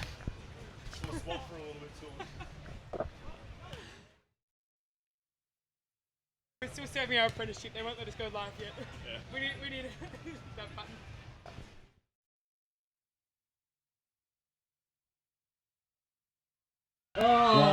massive rally there.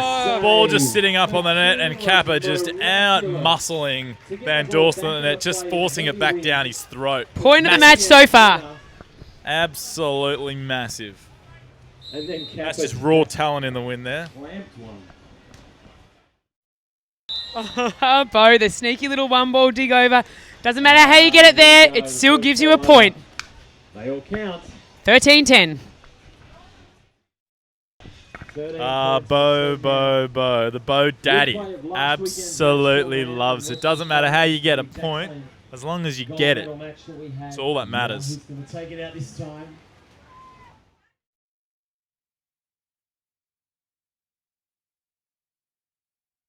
Oh, great ball control from Van Dorsten there.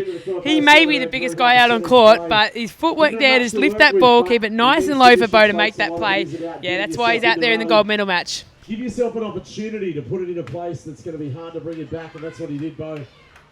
Knocks it down, point number 14 on the board for them.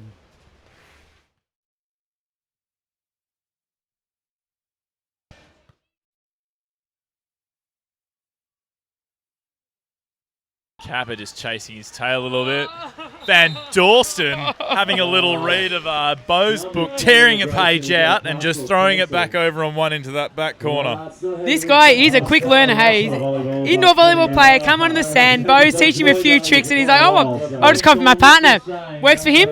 Apparently it works for me too. Doesn't matter how big and goofy you are, one ball's a one ball. If you can get it to work, it's a point.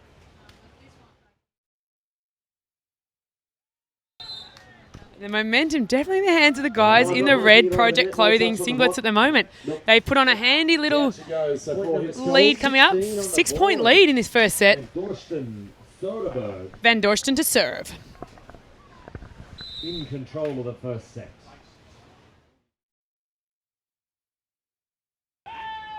There you go, sneaking in. Just cheeky little shank there from Kappa. Being down the good end as well, you think you'd get something up.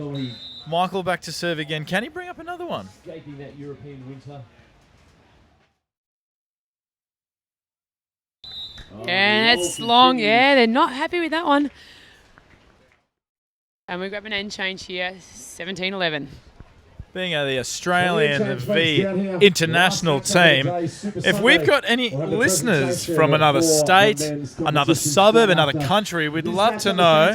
Comment on the YouTube page or even on the Facebook page. Tell us where you're from, where you're watching, what you're doing. Are you on the couch? Are you in the office? Are you at work? Are you at work blatantly watching beach volleyball, getting paid to do what we do? Little serve into the net. Just taking the pressure off Chris and Isaac there. Points will swing very quickly down here today, folks. The yellow jerseys, our tour leaders currently right now. 2 tournament victories for the summer under their belt, looking to make it 3. Just the crowd constantly building as this final moves further and further into the first set. Van Dorsten unloading. Bang. Chris McHugh just showing everyone in St Kilda how you hit a ball, absolutely drilling that down the line. There's nowhere to go. It was a sweet play. They're the opportunities you've got to make here in this set to tighten it up. 12-18.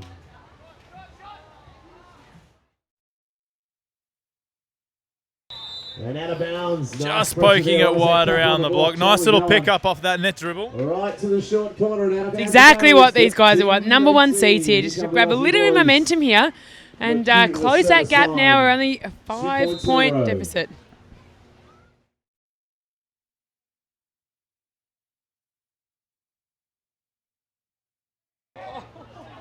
Oh, somehow. Now, Josh, what do you call that shot? That's not a hit. It's not a poker. It's not a cutty. What do you call that? Look, I can't actually say those words on the live stream, but it's one of those shots. Starts with an F, ends in a G, and it's absolutely ridiculous. And if you can get it to work, why not use it? Yeah, one of those flailing shots I think you're talking about, Josh. Wasn't sure if they were going to bleep me out on that or not. The ace, folks, in beach volleyball, if the ball touches the net, you've got to play it as it falls. That's a dagger and down on the sand, almost untouchable there. Another point on the board. Set point opportunity now at 20-13. Set point serve.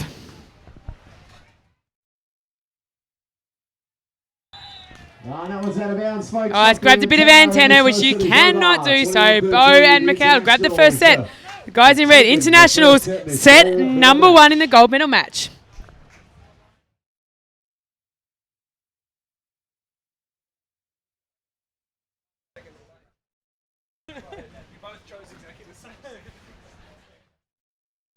Look, we've got one of our favourite referees sitting with us, and now, how tough is it reffing one of these gold medal matches? It's always we referee each game the same. We don't try and treat one as more important than the other. You guys have the right to have the best of us on each game, but the players bring an intensity to a final that is different to every other game, and we just you call the ball as you see it, but you want to make sure that that intensity of the game, you don't try and kill it. You don't you let the guys have a bit more of that emotion of the game and let them play the game. Excellent. Exactly what I wanted to hear from a referee as well. I didn't want to hear, oh yeah, we put a bit more effort into the finals and chill out during the other games, but you heard it from the dog's mouth. They are the impartial umpires to every game, putting in every effort to make the best calls they can. All right, so the situation we have standing at the moment, we have our internationals, Van Dorsten and Soderberg, that have grabbed the first set. So our Aussie boys, they're trailing now. So they're going to have to tie it up and grab this one and get to 21 first if we're going to go to 3 sets, or it will be gold medal to the internationals. 2 unsung heroes at the moment is our first and second referees. One of my favourite referees up on the tops down there, Darren Grimsey, does a fantastic job every time he gets up there. Never misses a beat unless I get a tool and say no touch. He misses that from time to time, but does a fantastic job. And the second set starts the same as the first. Service error to kick off the match. The set. 1-0, Bo back to serve.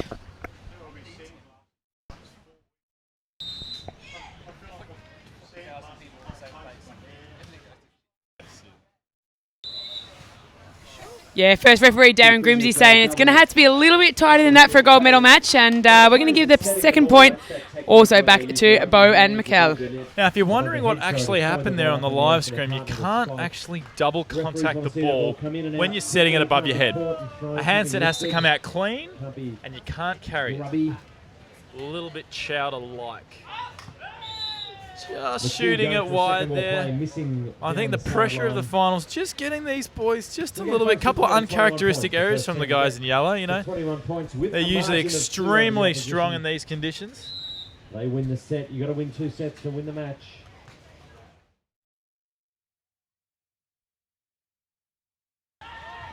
And it's surprising you talk about the pressure with these guys, because Chris and Kath have probably got more gold medals on the national tour in the last 2 to 3 years than any other player that's currently playing. So these guys are no strangers to gold medal matches.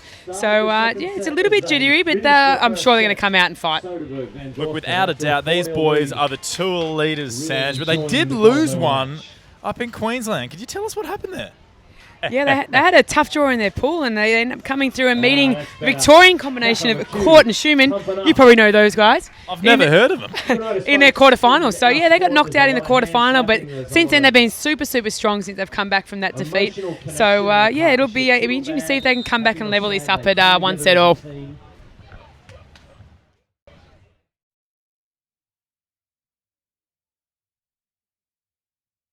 Yeah, that serve's definitely going to help their endeavour there. Great serve, real hard and high into the corner, into the wind, dipping away from Bo, and normally he controls that ball pretty well, but great serve from Chris there. A little present there for the referee. Even though they're in a battle.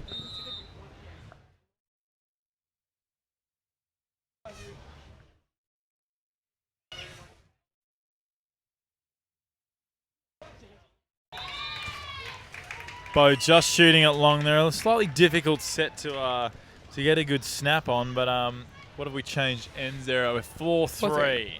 Yeah, so the boys in yellow just grabbed 3 points in a row, which is going to be great for their endeavour here. They've got a little bit of momentum now, come down to where there seems to be more points being scored at this end. Still not sure which is the good end though. No, I think there's the bad end and there's a slightly less bad end at the moment. It is windy out there. It is swirling with the tents around the court. Hard to see on that live stream, but there is a ridiculous breeze around the place. Very clever Kappa there. Just chisels it cross away from Bo. And that's what makes them one of the best teams in the country. Like they get down, they lose a few points, and they change their strategy. They make sure that ball goes in and forces the other team to have to be better.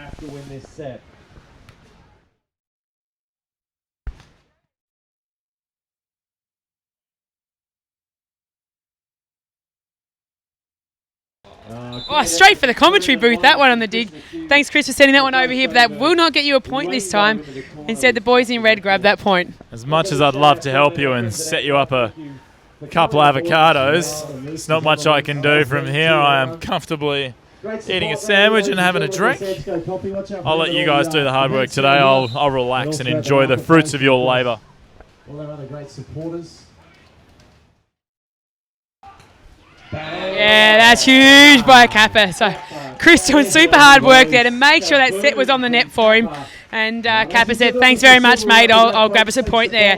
That's going to tie us up at 5-all in the second set. Involved with our wonderful sport for so long, a big thanks to Bollet.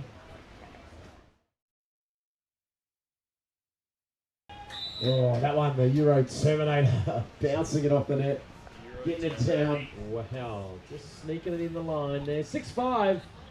Second set action. The Euro Terminator. I love that. Terminator. What nationality is the Terminator? You'll be on the live stream 2 minutes and you get the stick now. So get the stick from over here. Love here, stick. Love stick. Just question, the lefty. The lefty from Van Dorshen just sticks out one of those massive big long arms of his and says, I've cracked with my left. Why not? Why not? We saw Casey Grice having a chisel with his right the game before that. So yeah, they're just showing all their skills. They're just putting it all out on display there in this gold medal match. Showing off now. Silly. 7-5.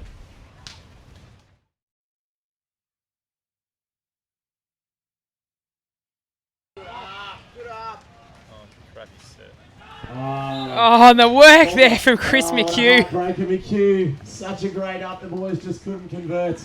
Point goes on the board. Now he's sucking in the deep ones here. He's going to have to try and catch his breath now because Bo's going to come back down and rip one of those jumps. So straight back at Chris McHugh this time. 8-5, the scoreboard ticks over 8-5. 8-5 to the boys in red.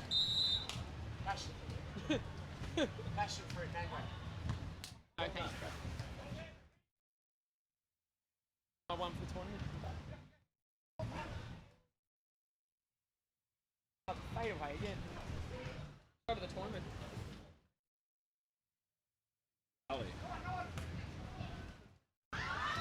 Oh, ladies and gentlemen, please. Clap your hands, ladies and gents. That is some ridiculously good beach volleyball there. Players laying out, making those plays, just putting everything on the line to try and keep that ball in the air. Fantastic little rally there from Bo Daddy, just diving around. Chris, too fast in the backcourt. Maybe not too fast, but he's just too big. He just lays over and he's got one hand on the sideline, his foot on the other, and you're bound to get it up when you're that tall. For the Aussie combination. 3 metres with a 2 metre arm span. You're killing us, now go on. No, you're good, you're fine. I'll rip into you. Oh, and what does that mean, Josh? Got a little jump serve that goes under the net. Another 6-pack of Fiji Waters straight into Bo's pocket. He's going to be well hydrated after the end of this game, I reckon. I've seen a few of those today.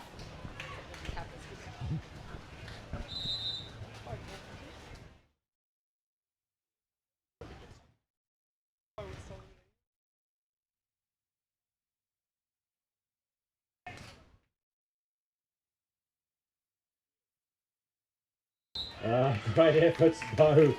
Bo just levitating in midair as he digs that one. Landing on his back, having a quick rest, preparing for next point. Laying down, saying, Grimsy, how good was that? He's like, it was good, mate, but you're not going to get the point. Kappa's got the serve, and they've closed that gap up now at 7 points to 9. Something like that. 7-9 the scoreboard, that's all I know. This is Kappa to serve.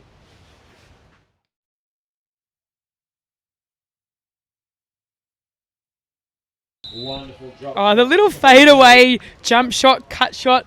That's experience. Specialty today. Specialty shot today. Experience shining through this, and just Bo being able to craft that ball wherever he likes. He is an old-fashioned carpenter, just creating whatever he likes from that Mikasa.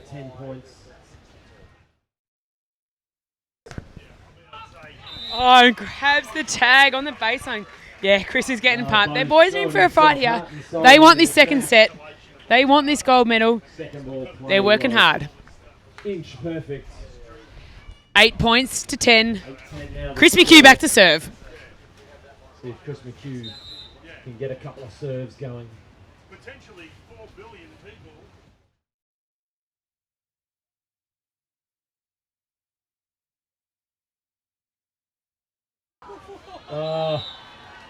Just the hard. Bloody Bo. Soderberg. How'd you be?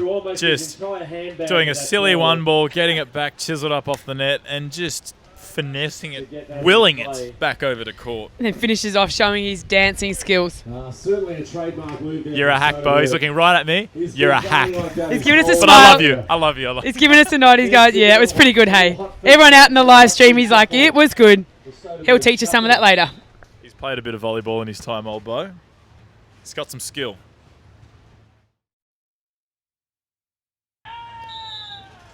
$12 points to 8 now. And the boys in red just grab another little lead here. So 12-8, they just stretch that in. 4 points ahead now. Big Michael, I talked to him at the end of his semi-final. He's really come to enjoy playing in all conditions. The Australian summer has thrown a whole range of different conditions at him, and he's really thriving. Bang, there it is. Kappa takes us to the technical timeout. The Aussies trailing 9-12. Technical timeout there. 9-12 to the boys in red are just absolutely ripping it up at the moment on court. Sanj, what is it going to take for Chris and Isaac to get back in this? Oh, look, they're going to have to go out and all out in their serves. The boys known to be able to, especially Chris McHugh, go up and just serve some massive jump serves. Just put the pressure on Bo and Mikhail and make sure that they can't get the ball under control and force it to the net, because at the moment, they're doing it very well. Look, you're right there. They're going to have to dig deep here, conjure up a couple of sneaky digs and get a couple of nice big blocks. Kappa really needs to start dominating at that net, because at the moment, Michael's on everything. It's his net, it's his airspace. And it's going to be whoever controls that part of the court will take this game. Yeah, they're going to have to make some massive inroads on this end. They've got 7 points before they change ends again, and they're going to have to close this gap up now. Only 3 points. Won't take long to change the momentum in this game if they can get a couple of points here. Stay involved with our fantastic sport. Oh, yeah. Watch the live stream on all your devices, your laptops, your iPads, plug it into your TV. Check it all out. Live in 2 weeks' time. As we head to Cronulla for round 5, the season ending. Who's going to take all right, 9-12, Kappa with a ball to serve. What can he do here? Right now it's 9-12.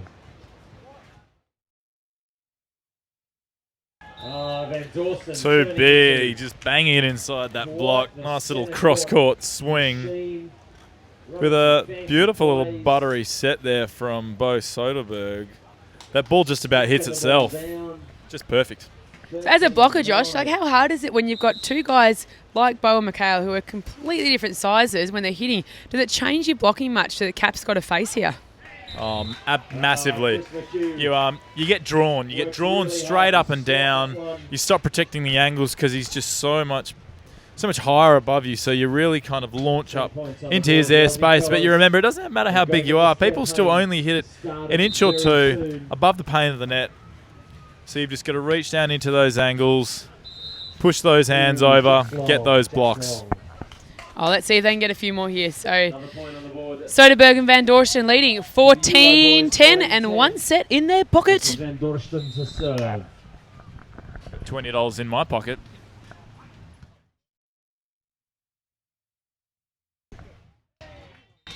Yeah, that's one they would have loved to have. So 11-14. So grab one back. McHugh urging him on.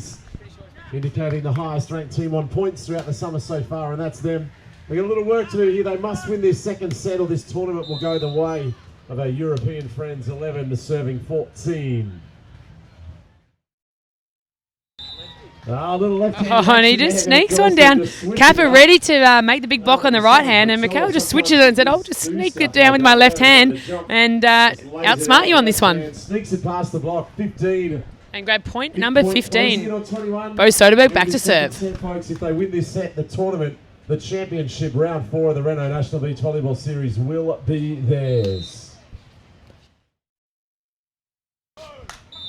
Oh, going for the super sharp angle into the wind and couldn't quite pull it off there, Bo. So it's going to give these guys still a glimmer of hope this second set. Just spoon that one a little bit wide, a little bit into the net. We've got Chris McHugh back to the service line. These boys just need to start dominating right now.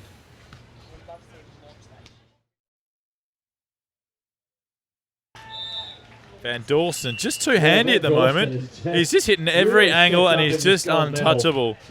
The boys in gold are 15-12 down, and they need to step it up right here if they've got any chance of staying in this game, because they need to win this set to bring it to a 3-set match. And the setting from Bo Soderberg right now is making Mikhail's job very, very easy, putting it in a great position, giving him lots and lots of options, which means it's super hard to defend for the guys in the yellow jerseys. The big man from the Netherlands. 16-12. 16-12, sorry about that. I'm drunk on Movenpick ice cream. It's delightful.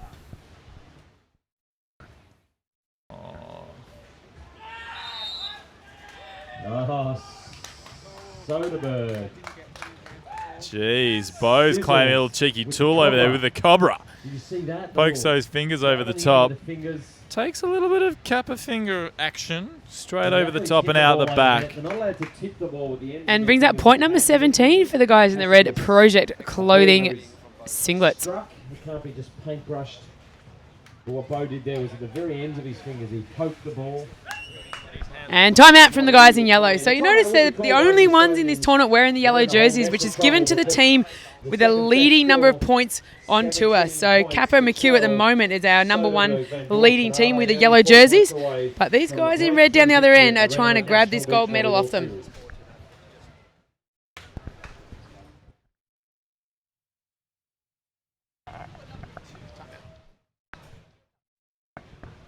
As the players sit down here, Josh, and they're what are we looking at? A 5-point deficit. What are they talking about? What can they do to try and come back and have a chance in this second set? Well, look, I know when Shuey and I sit down for a timeout, we usually talk about what we're going to get for dinner that night, or what Movenpick ice cream we're going to have directly after the game, because it's extremely important to recover properly after these big matches, especially in that heat.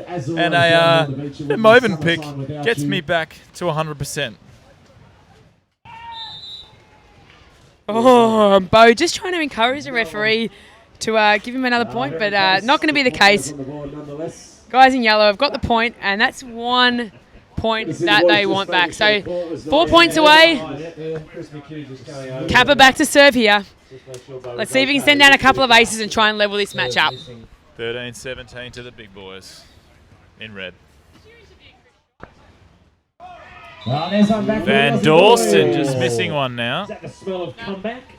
Quick check of the crowd. Who's here from Europe? Who's cheering for the Europeans?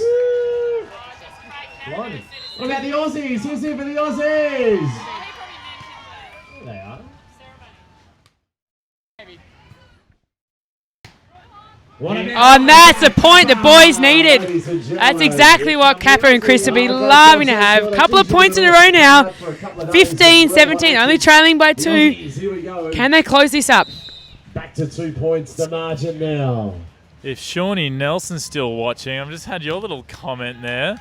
Absolutely proud to be Victoria now, Shawnee, my friend, but haven't left West Australia behind. Plenty of family and friends still back there, and I do have much love. It's where I began my volleyball journey.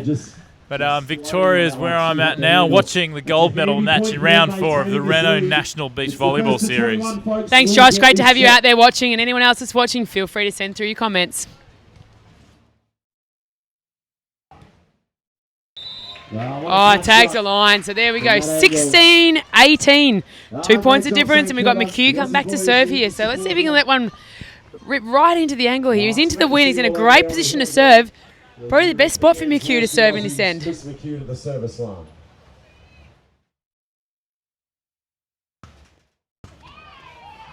And that is why he's one of the best jump servers on this tour, apart from maybe the guy sitting next to me right now. So they'll have an end change and trailing by 1. I'm going to throw it out there, Sanj. I reckon Bo's going to have a little cheeky timeout here. Yeah, he'll wait till they settle. He'll wait till McHugh goes back, I reckon. He'll just about start that serving action, and he'll stick up the tee to Darren Grimsey, the referee, and say, we might have a timeout. We'll have a little bit of a chat. For the Aussies, they've got to get to 21 first. They've got to win this set. It's as simple as this.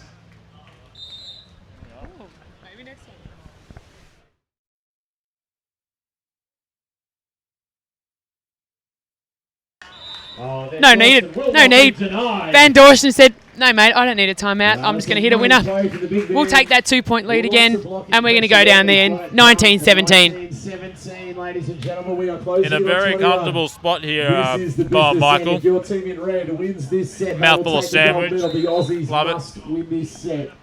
This tournament is over. Brings the live stream a little bit of flavour. That is an ace. Chris calls out. Kappa calls out. Chris calls out again. I thought it was out. And it hits the line. You've got to hear it hit that Renault sideline there, and absolutely loving it. And that brings up 4 match points. And Bo's calling the crowd. He wants a slow clap. He wants everyone up and about. Van Dorsten with a match point serve.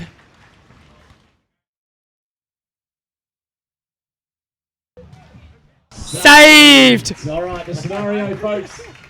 It's still match point, 18-20. 18-20, so 2 match points. He's still got the here. Your hands. What can Kappa do? Ball in hand. Hands. Can the Aussies save it? Keep your hands going.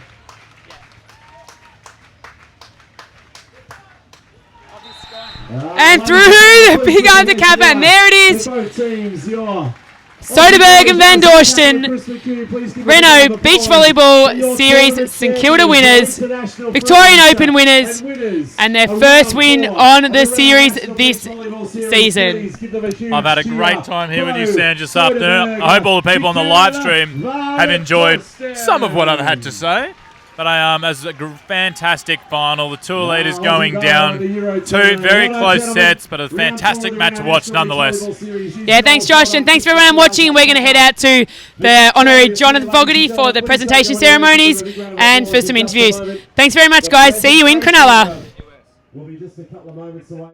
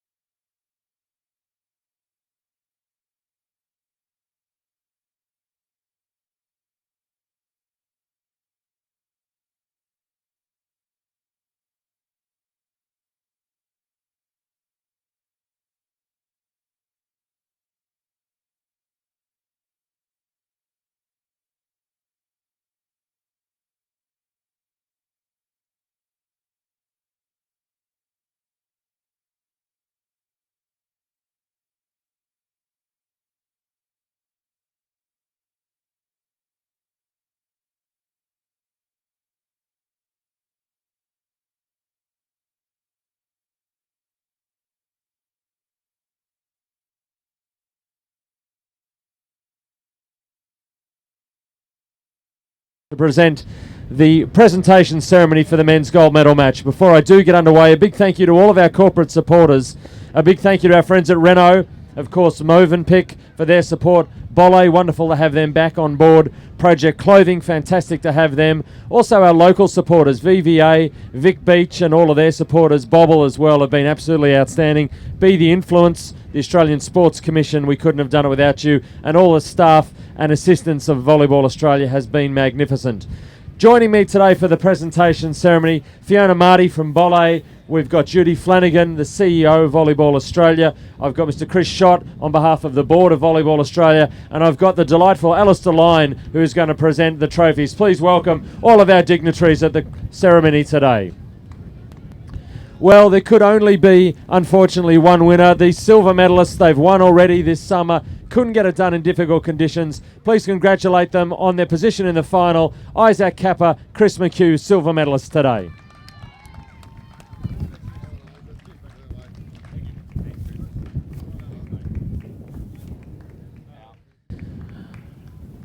I'll get a quick word with Australia's finest.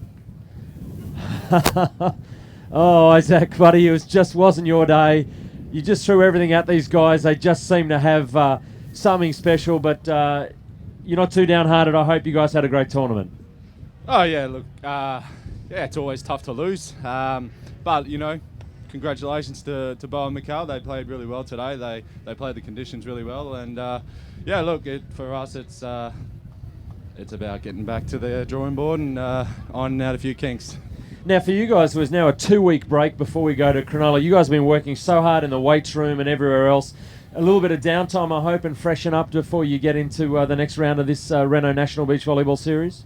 Yeah, for sure. We, you know, we whenever we do work, we work bloody hard. But, yeah, for sure, we got a long weekend next weekend, so we'll use that to relax and recover and get ready for Cronulla. Fantastic. Please thank them one more time. Chris McHugh, Isaac Kappa, second place today. Well, these guys were amazing. They were a thrown together combination. I don't know how Bo Soderberg finds these guys. He manages to craft world-class beach volleyball teams, and he's done it again. Found a way to win. Please congratulate in their final tournament together your gold medalists, Bo Soderberg from Denmark, Michiel van Dorsten from the Netherlands.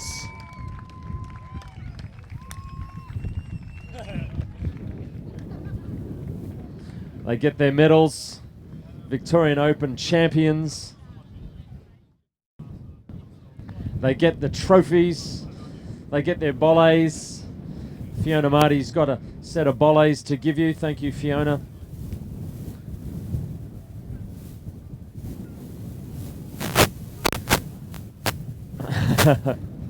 And we'll get Michiel. Hold that trophy aloft, young man. It's going to be about 8 feet in the air. Give it up, your winners, the gold medalists. Wow. I'm going to start with Aussie Bo. Mate, you guys as a combination have been getting better and better. You've finally won it in your last crack. Maybe a little bit bittersweet today to say goodbye to this big unit next to me. Yeah, it's been a bit of a journey with Michael. He came down here all white and had played indoor volleyball for 20 years. And now he's an amazing beach volleyball player, just in 6 weeks here in Australia. And yeah, it's been a bit of a journey. So very, very excited and happy also for Michael that we finished with a gold medal. I'll bring Michael in. Come and step up here next to me, big fella. Tell me a little bit about your time in Australia. You've come here, you've been challenged by your home coach, Victor Amfiloff, to come and learn the game in the breeze and Australian conditions. What have you learned from Australia this summer? They have good weather. So much better weather than back home, and they also have got a lot of wind. I didn't expect that. But yeah, we have that at home. But yeah, like Bo said, I only play beach volleyball for 1 year now, so that's a big learning process for me. But yeah, with Bo, I can learn so much, and also Lauren, Bo's fiance, very good. Because yeah, she's a coach and she learns me also great stuff, and yeah, it worked out today.